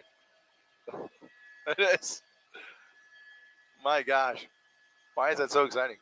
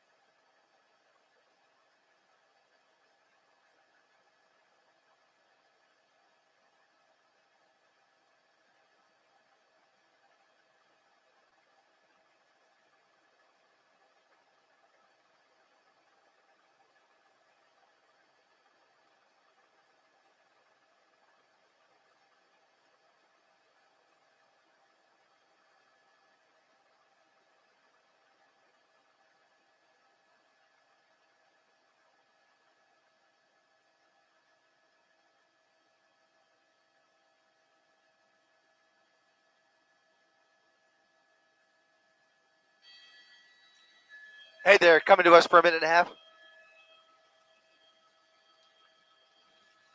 Okay.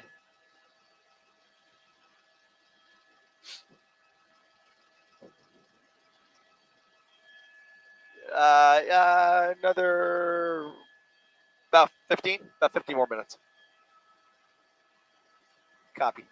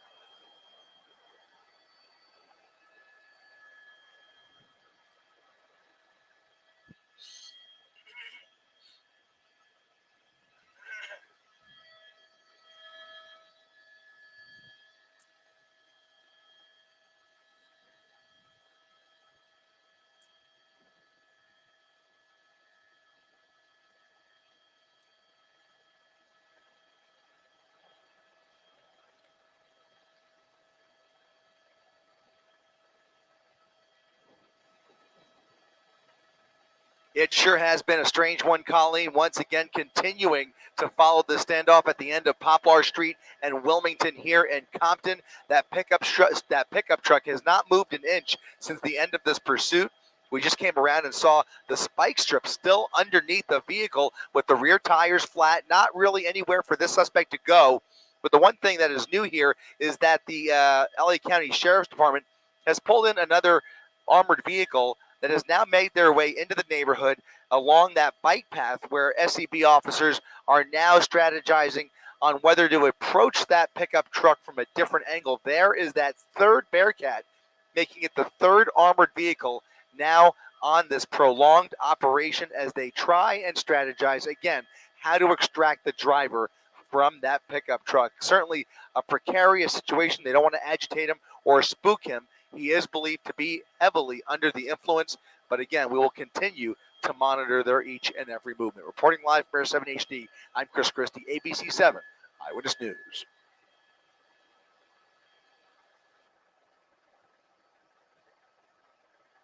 You got it.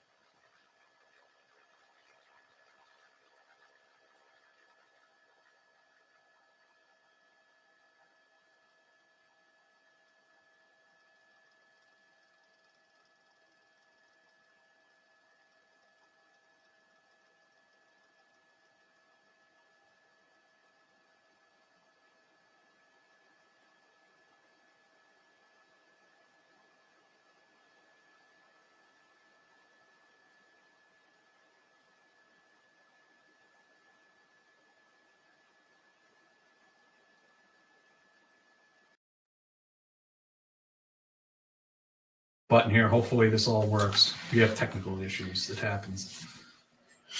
Okay.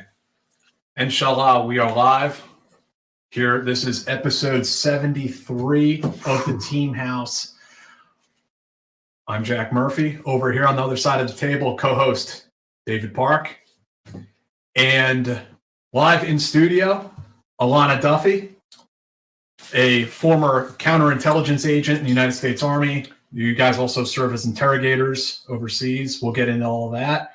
But hey, I just want to say, first off, Alana, thank you so much for coming in studio. This is the first time we've had an in-studio guest since Michael Ames, way back when. It seems like forever ago. And that was right when like COVID was really starting to hit. Yeah, that was before the subway incident. Oh yeah, it was long before that. Yeah. So yeah, it feels like it's been forever, and it is just so nice to have somebody in studio. The premise behind the show is that like almost all of the episodes were going to be in studio, and then when COVID happened, all of our guests like Tracy Walder and Sam Faddis and they all had to not cancel, but they had to go remote, and we went remote. So it just threw a monkey wrench into everything. So I'm just glad you're here. We were like 6 feet. We got a little close. I'm not going to take a tape measure out. And hey, I'm not like. Are you trying to get us? Are you trying to get us fined? Are you going to like dime us out? Yeah, De Blasio will send the popo. Yeah. Hashtag thanks to Blasio. So, yeah. So, thanks for having me. Cheers. Toast. Yeah. Gentlemen. So yeah, it's great to finally have somebody here in studio. And how are you doing? I am doing just lovely. It's been a weird year. Yeah. For it's actually it's been a weird couple of years, but in particular a weird year. So yeah. Weird couple of years. We can't wait to hear about that. Life is always throwing weird monkey wrenches. Duck, dodge, dive, dodge. Yeah. Okay, O'Malley. Dip. We forgot a dip. So, Alana, one of the things, so Jack and I are huge comic book geeks, as you can probably tell. And every superhero has an origin story. And we would like to hear your origin story. Tell us as much or as little as you want to, sort of about your childhood. When did you start thinking about the military? What led you to it? Were there people in your family that, all of it? I do have, there is military history in my family, but I'm actually the first one to go to a combat zone. Okay. My father was, for those who have seen Good Morning Vietnam, he was a stateside version of Adrian Cronauer during Vietnam, during the wartime era. But my grandfathers were both World War II era, but just didn't get sent over. So, really? Yeah, I was it. They thought they had lucked out. And then I was like, nah, you know what? I'm bored. I'm going to join the Army. Actually, I grew up wanting to be an astronaut. And, Space Force wasn't a thing yet. So you mean the Guardians? Which the only thing that I can come up with is that it's because of the galaxy. So it's Guardians of the Galaxy. And that's the only reason that I can come up with it. They're calling them the Guardians. But I think that it's actually Guardians of the Solar System. They don't have their sights set that high. They're like, can we get to the moon? Not even sure about that yet, but baby steps, guys. Right now they're like guardians of a place that, like under a mountain in the Rockies. But so I wanted to be an astronaut. I looked into things like the military academies, then realized that I didn't want to go to boot camp for 4 years. It's smarter to just go for 9 weeks, and pulled all my applications back, went to college to be an engineer, thought I was just going to do the civilian route, and then became an engineer and realized that blueprints are really boring. Yeah.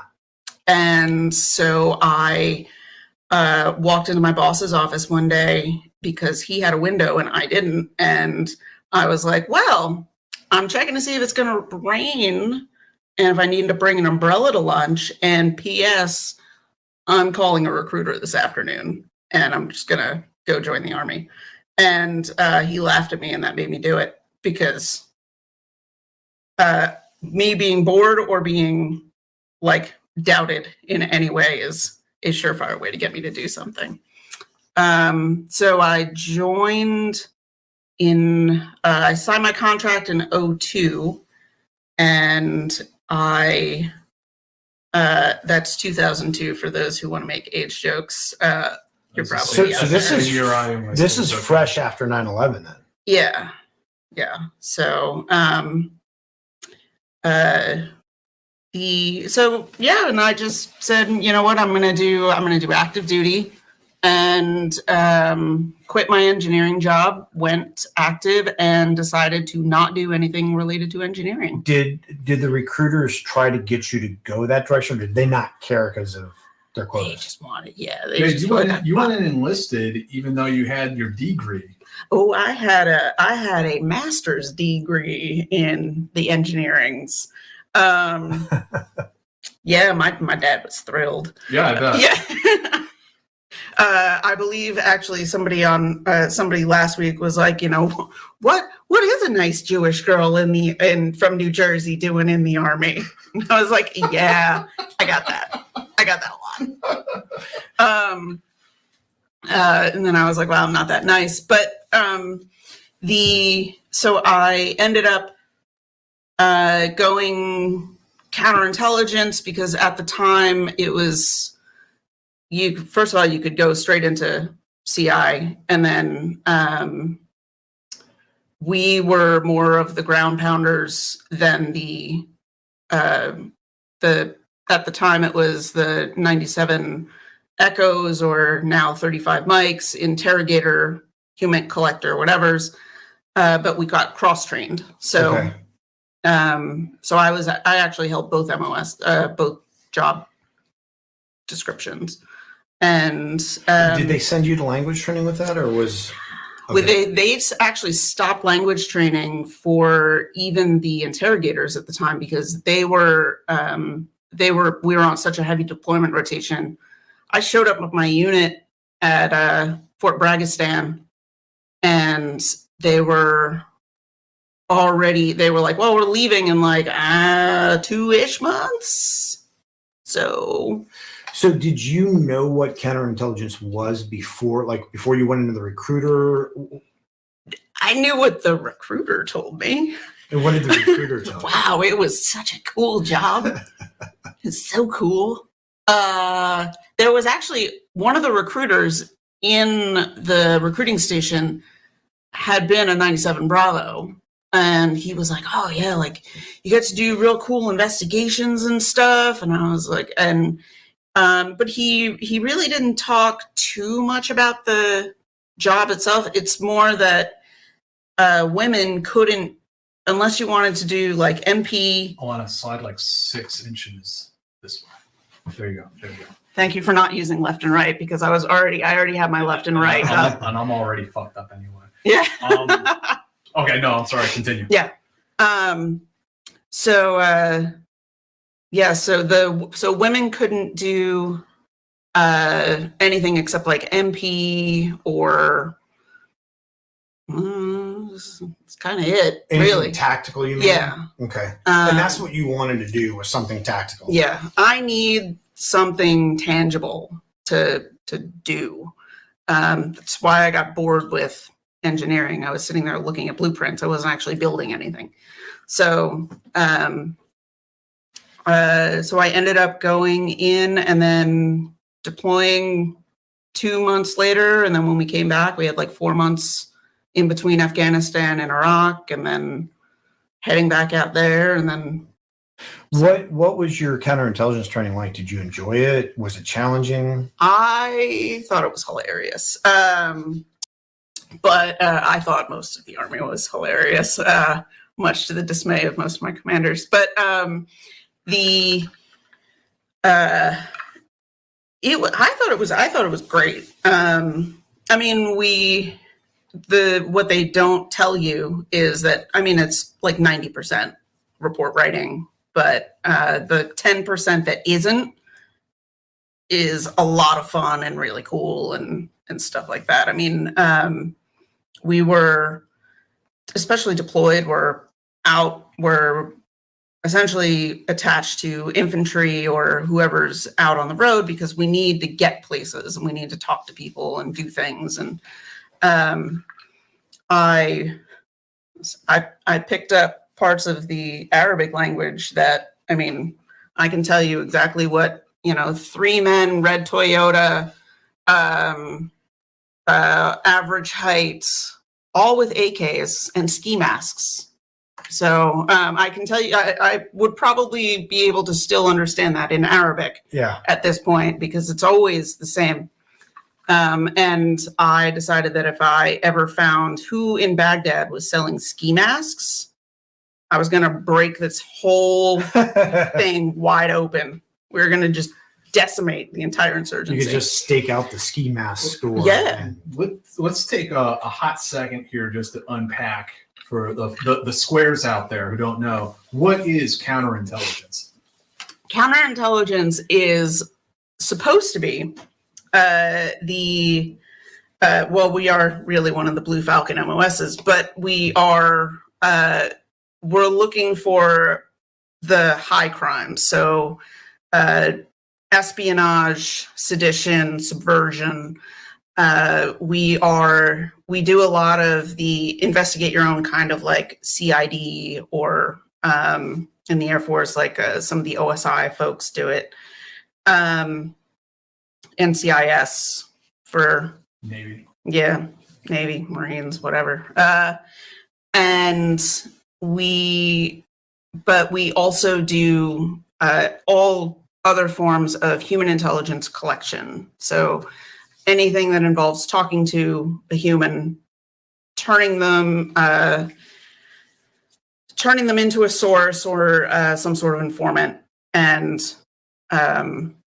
figuring out how to get them to trust you enough. It's the same concept of interrogation. Yelling at somebody never works. You have to get them to trust you. So it's a lot of motivation, examining someone's motivation, figuring out what makes them tick, and then how to work that to your advantage. So it's a lot of fun. It's a very difficult job to do well. And some of the people who do well at it, you don't necessarily want to be friends with for too long because they're good at it. Yeah. What were some of the things, we've had, people from the intelligence community in here before, and they've sort of told us about they're training a farm or whatever. Like, what was some of the training that you went through? Were there any particular moments during your training that you just thought this was really cool, or also really we definitely caused a lot of, because I went through in early to mid 2003, the system hadn't completely caught up yet to where we were. So we were still doing a lot of, it's like they would take like a Cold War scenario and then just kind of drop it into, but this is actually happening in the desert. And you're like, and meanwhile, we're like, you're in Arizona, you're in southern Arizona, but like you're still kind of in the mountains. It's like kind of high desert. So it's not quite the same. Right. But actually the class after this and when you do have, it might not have been his class, but there was a class right after us who actually were wandering around with like dummy weapons on their little patrol during because we do have a field exercise, and it's a major drug trafficking route that cuts right past the base up to Tucson, and they actually caught some drug runners with their little like dummy rifles. Some privates were just out there doing their fake patrol, and awesome. and came across some like drug runners who like they probably thought they were part of the scenario until they found like the bales of men. Right. Oh shit. Right. They're all like cosplaying, right? Hey, put it out. And the drug runners don't know they're not real weapons. And, they like chuck their like pistol. They chuck like a handgun at, and we're like, oh, and they were like, oh, I guess one of us should go get a drill sergeant. Like, somebody who actually knows what to do. We probably need to go with this. Yeah. Keep going. So, that was, but most of the time, I mean, it's a lot of like schoolhouse learning. There's, when I went back for some of the more advanced, there's a debriefing course, a joint debriefing course. There, I went back for a joint like interrogation certification course and some of the other advanced training. Some of that is really cool. You end up getting advanced driver's training and surveillance training and all of this other stuff. Because I ended up going into one of our elite units later on that you have to assess into, and they get to go to all the fun schools. Yeah. But tragically, when I volunteered to deploy, that's when they were like, "Wait, what are you still doing in the Army? You're supposed to be." And I was like, "I don't know. Nobody told me to go home." So, because I actually was hit by an IED in Iraq and ended up getting brain surgery 2 years later when they figured it out. It was. My Army career was a mess of fun and excitement and joy and. Hell yeah, the adventure never ends. That's right. Yeah. It's not just a job, it's an adventure. Right. We do more in the before commercial. 6 a.m. than most people do all day. Yeah. It was, we can quote commercials all day long. Yeah. All day. I was definitely being more than I could be. Which is, I think when I went in, it was still the tail end.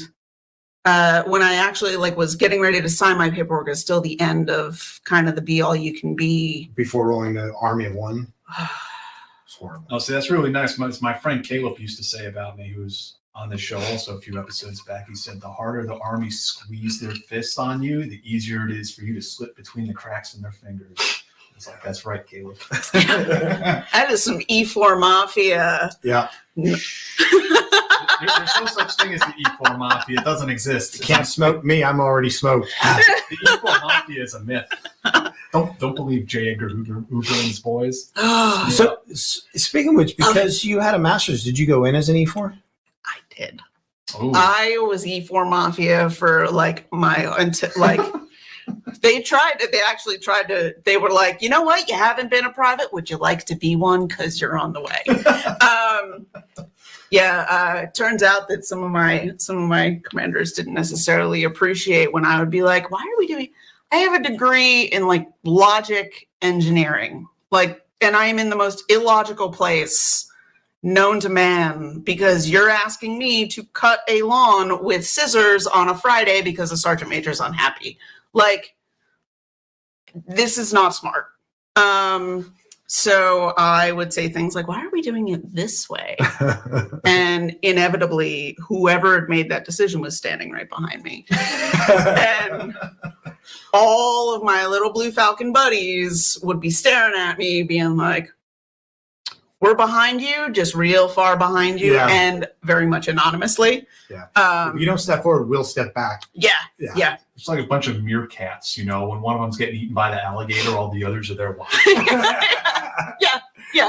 Yeah. Now that's MI right there. Yeah. Now CI though, are you badged? Are you credentialed? I actually have my retired B's and C's sitting framed up on my wall at and because you're an actual agent, right? Yeah. So you have a badge and a gun. And... Yeah, we actually have to flash the badge and stuff like that. We actually I was just talking to a buddy of mine who stayed in, who I went to AIT to advanced training with, but he said that they're actually going back now and they are making all the CI folks into 1811 series, which is like the police series. Yeah, so that they'll actually be able to carry a gun and like have arrest authority.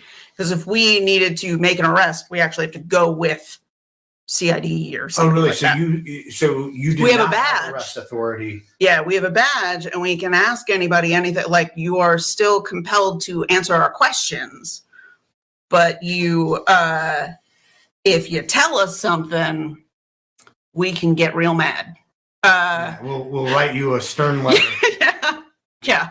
I'm gonna put that in your file. So if for the people who did internal investigations, sort of like the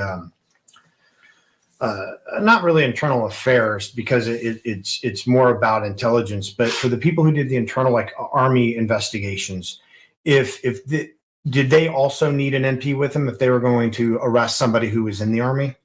I think they're This is your season to smile with Aspen Dental's anniversary savings event, celebrating 25 years of affordable care. New patients without insurance get a free full exam and x-rays. Plus, everyone gets 20% off all treatment plans. Book today. investigators. I think their investigators come from like CID. So I think that they do have arrest authority. Interesting. But I'm not positive, and I think some of them are civilians. So yeah, but and that's actually what is different in the Army from both Air Force and Navy is because NCIS and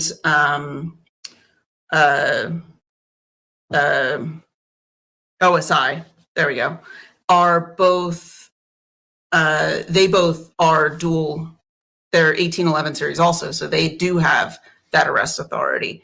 They're investigating agents for all kinds of crimes. We are only for these specific crimes of espionage and so forth. So does that, as far as you know, do they have to go through the full MP course then if they have to learn all the? They're going to have to. And they're going to all have to go back to, they're going to have to go.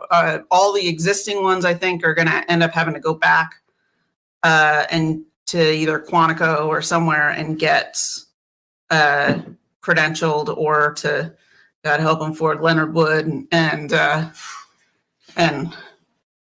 So then what is the difference, if there is any, of this job field between what you guys do stateside and when you get deployed? So it depends on it really depends on the unit, but so stateside in a tactical unit. So when I was at Fort Bragg, it's a tactical unit. We have no investigative authority. You can't do anything on U.S. soil. We are only there to essentially train to deploy. And so we are on heavy rotation. That's why I was actually deployed more for more time when I was stationed at Fort Bragg than I was actually in Fayetteville, North Carolina, which worked to my advantage because Vietnam is not a lovely place. I was like, I think I'm safer in Afghanistan. So it was so we actually don't have we have no authority there, but if we are stationed in Korea or Germany, chances are you are assigned to a unit that does have investigative authority. So like in Germany, I would mostly work with the Polizei and the Bundespolizei, the state police and so forth, to look into counterterrorism or look into, and also because you have NATO requirements that, the Russians are just going to drop by because they have authority under whatever statute to come and inspect our hangars with 24 hours notice. And so we had to go and make sure that, The Apache systems that were secured were conveniently up in the air for basically the entire period. Wow. So, and then when we are deployed, we are just essentially ground pounders. We are wandering around looking for bad guys with the bombs, theoretically before the bombs go off. And basically just, and there are different assignments overseas too, but. So are you the primary human collectors then? Yeah. So we are back then they were still called Tactical Human Intelligence Teams, or THTs, for the Army, and then the Marines started calling them HETs, Human Exploitation Teams, which doesn't sound good. And then and then the FETs.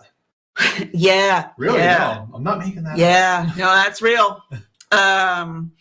And so most of the time, like I would go out with the infantry all the time. And so therefore I am the only person who can talk to any of the women or any of the children. So about half of my time, they were like, oh, we also have to run a checkpoint today.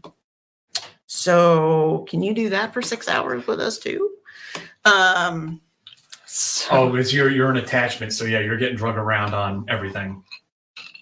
But what they loved is that because I was going with them, I could put into to just, be like, oh, do we have to swing by Baker Village? Because there's that guy who sells the good kebab sandwiches there. And so then I would be like, fine, I will find something to do. And we will, change the mission plan, swing over there. So one of the guys, because I was with Samoans mostly, and they would come back with whole chickens, like roast chickens, and I was like, I don't even know where you found those. And he was like, this is the best day of my life. So you would basically generate intelligence requirements so that he could come back with chickens. Hey, you know what? Do what you got to do to survive over there, man. Yeah, you got to pass the time somehow, right? Yeah. Oh man. So when you graduated from Huachuca, from the CI course, what was the first unit you were assigned to, and did you know anything about it? Were you excited about it? Did you not care? I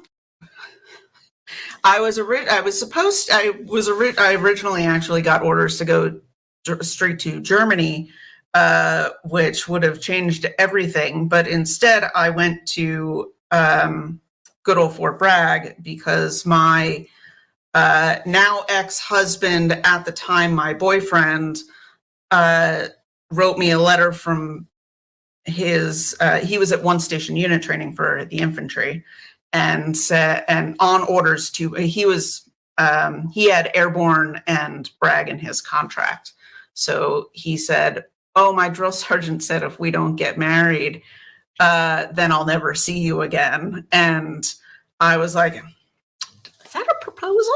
And you know what? The romance just never ended. Right. Yeah. No, it started for all the right reasons. It's great. Whatever, man. The BAH was fine.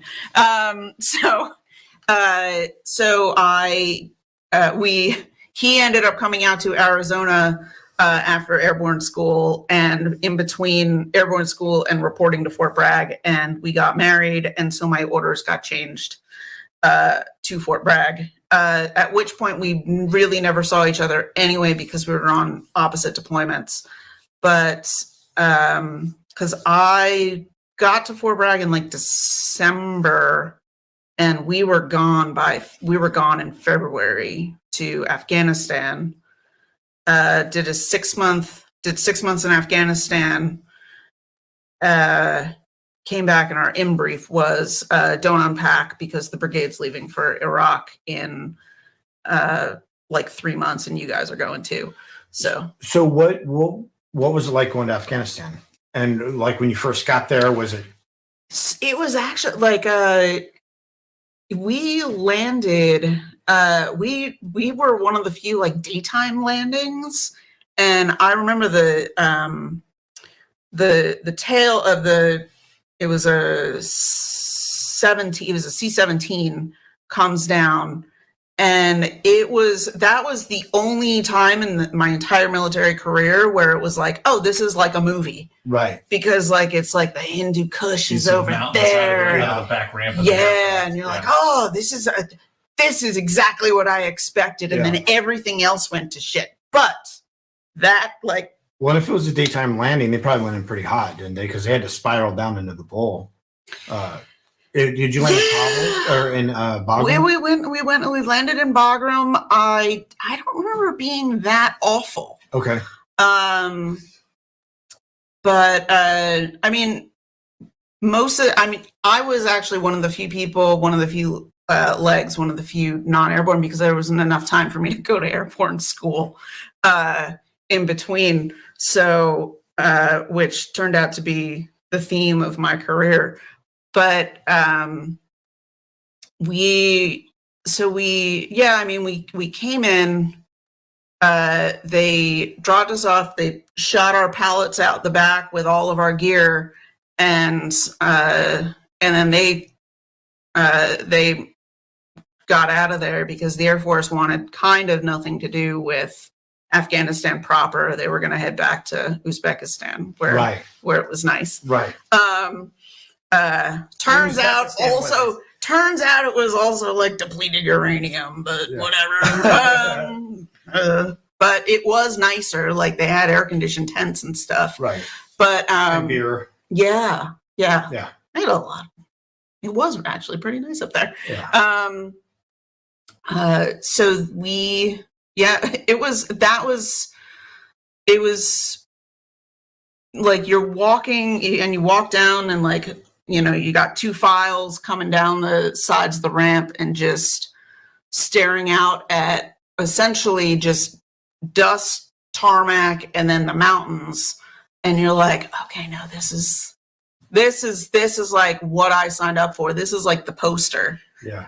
And then they started doing things like yelling at you to get your bags, and like chaos ensues. It started arming out. Yeah, it just started making an army thing out of it. Now, were you primarily based in Bagram, or did you?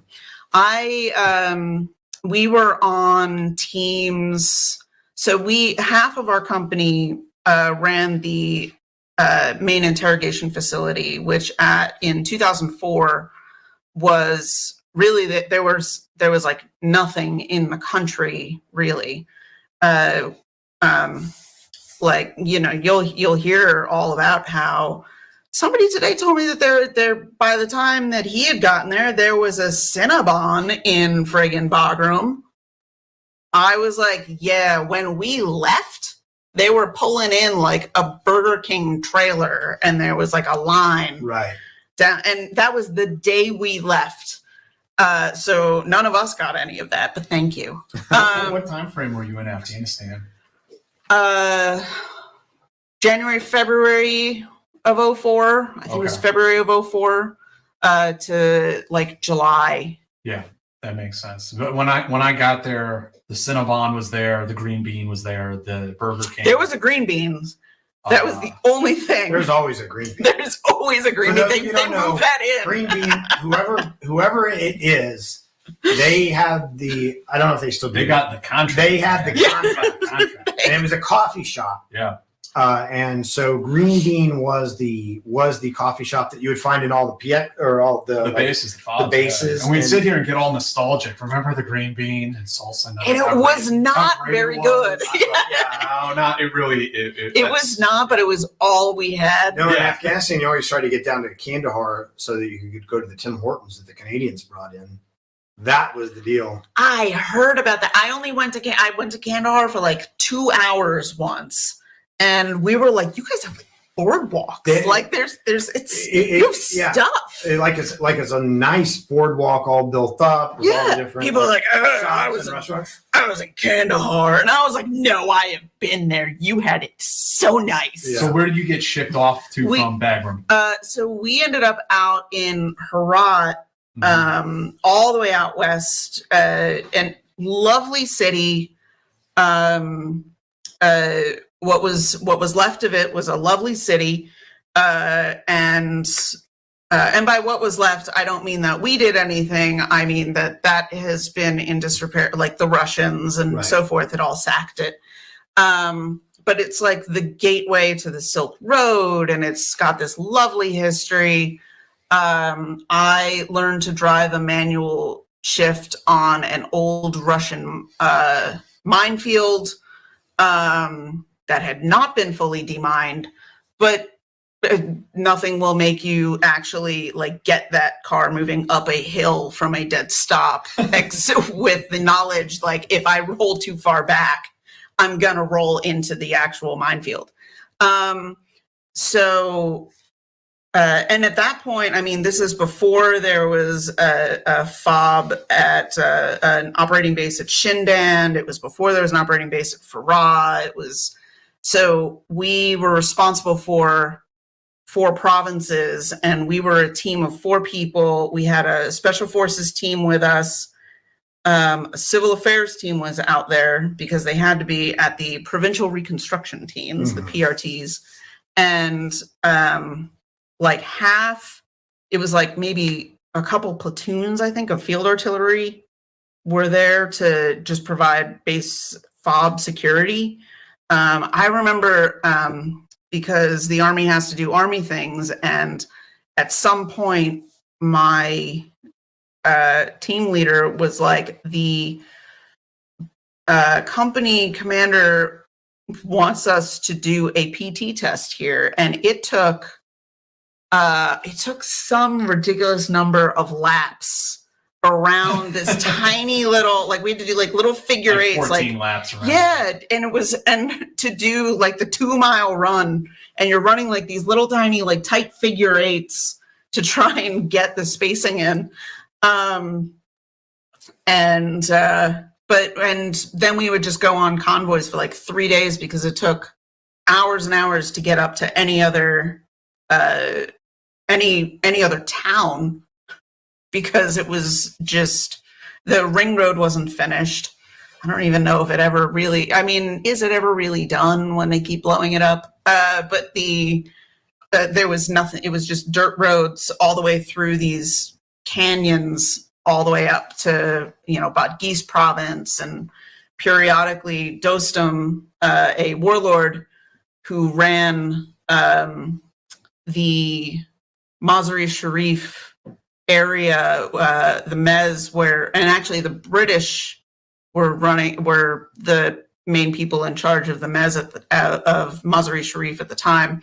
And our local warlord, Ismail Khan, was, him and Dostum never really got along. So periodically, like, we would just get a call on the radio from the Brits being like, Dostum's massing his guys on the border with your provinces again. So I assume Khan's going to move his own army up there, because they all had their own little armies. Yeah. And so we would be like, fine, we'll talk him down this time, but like next time it's your turn. But because, they all, at that point, it's still the factions still vying for all of the power. And the poor guys in civil affairs were like, we're really just here to dig wells. So, or not even dig the wells, but give these guys the money to theoretically dig a well. Yeah. So everything kind of just fell on us and on sometimes on the special forces team. But how long did it take you to learn? Because I mean, like in America, we don't have any concept at all of tribalism and tribal politics. And oh yeah, well, yeah. That's a loaded question. Yeah. Ready for Civil War II? Here we go. Here we go, boys. Be playing D&D or something. But the idea. I'm still waiting on my my calendar invite for that, by the way. If nobody puts it on my calendar, it is not happening. Right. They need to send. Yeah. They need to send out the Gmail invites. Yeah, like you need to put it on my Google Calendar. It's like fit it in. Tell me, are we doing shirts versus skins? I don't even know. So how long did it take you to kind of grasp the politics, the family politics, the tribal politics, how it all ran out there? Well, luckily for me,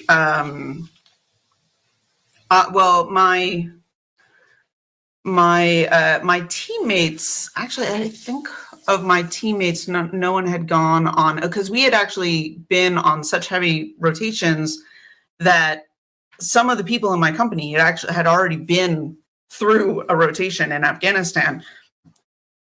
So we got the down and dirty, and we were, because we had actually set it up that our company would replace the other human intelligence company from Bragg, and so we were on this little rotation setup, and so we had gotten kind of the back brief. And I mean, I am a nerd. If the engineering degree, wanting to be an astronaut, the fact that right now I'm wearing Star Trek socks, You heard it here first. yeah, I am.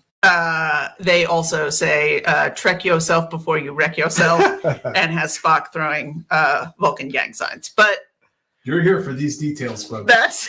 that's what's happening right now. So I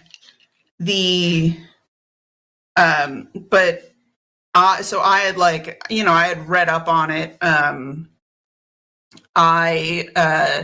If anybody is really likes the older history of that area, like the book The Great Game by Peter Hopkirk is phenomenal, and it's written really well. It's narrative style.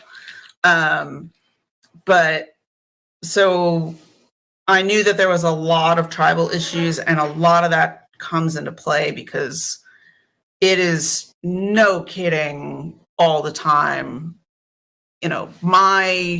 That guy's grandfather stole my grandfather's goat, and we have had a blood feud for years. And so I will tell you anything you want to hear about that family. Right. And sometimes, you quickly learn how to use that to your advantage, but you have to just take everything with a grain of salt. Yeah. So it gets hard because all the intelligence is sort of tarnished or corrupted by these grudges. Oh yeah. Yeah. Who shot at the helicopter last night? Oh, it was them on the other side of the river. Yeah. Yeah, I love that when you go and hit a house somewhere, and the guy, same story every time. I'm not a bad guy, but I know where that guy is. Yeah. Yeah, this guy down the street, I'll take you right there right now. Yeah. See, one of the advantages to being a woman is you could talk to the wives. Mhm. And by wives, I mean of the same guy, because wife number one and wife number two,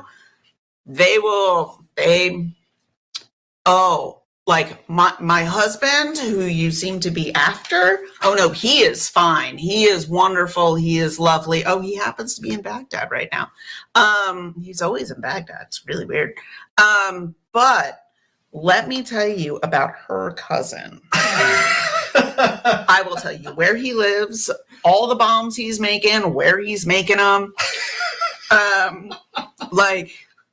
They will tell you everything about the other wives' families. Yeah, I think that a lot of people here in the States, civilians, don't realize how important it was to have female intelligence collectors out with med caps, medical, what is cap?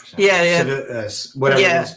But med caps with the different PRTs, with things like that, because when you roll into a village, the guys, they all have their story locked down. And no American man can speak to an Afghani woman. Right. But the women, a lot of them are waiting for a chance to Yeah, you know, I definitely like to hear some of those experiences you had, because I mean, this is not even, the Army is obviously jive to this, but you know, my perception of it going in was women don't have any power in this society at all. Like, what do they fucking know? Why would you even talk to them? Yeah. What was they it like? watch everything. They hear everything because the men don't even like consider them, so they don't speak openly. Yeah. And so, and one thing that you just learn is, even if you're after her husband, even if if her husband could have been, you know, Bin Laden, and I would have been like, oh no, I'm sure it's all just a bad rap. Right. I'm sure. So why don't you tell me who he comes and talks to? And she's like, oh, well, let me tell you, like, because they just want someone to talk to. It's like going down the street to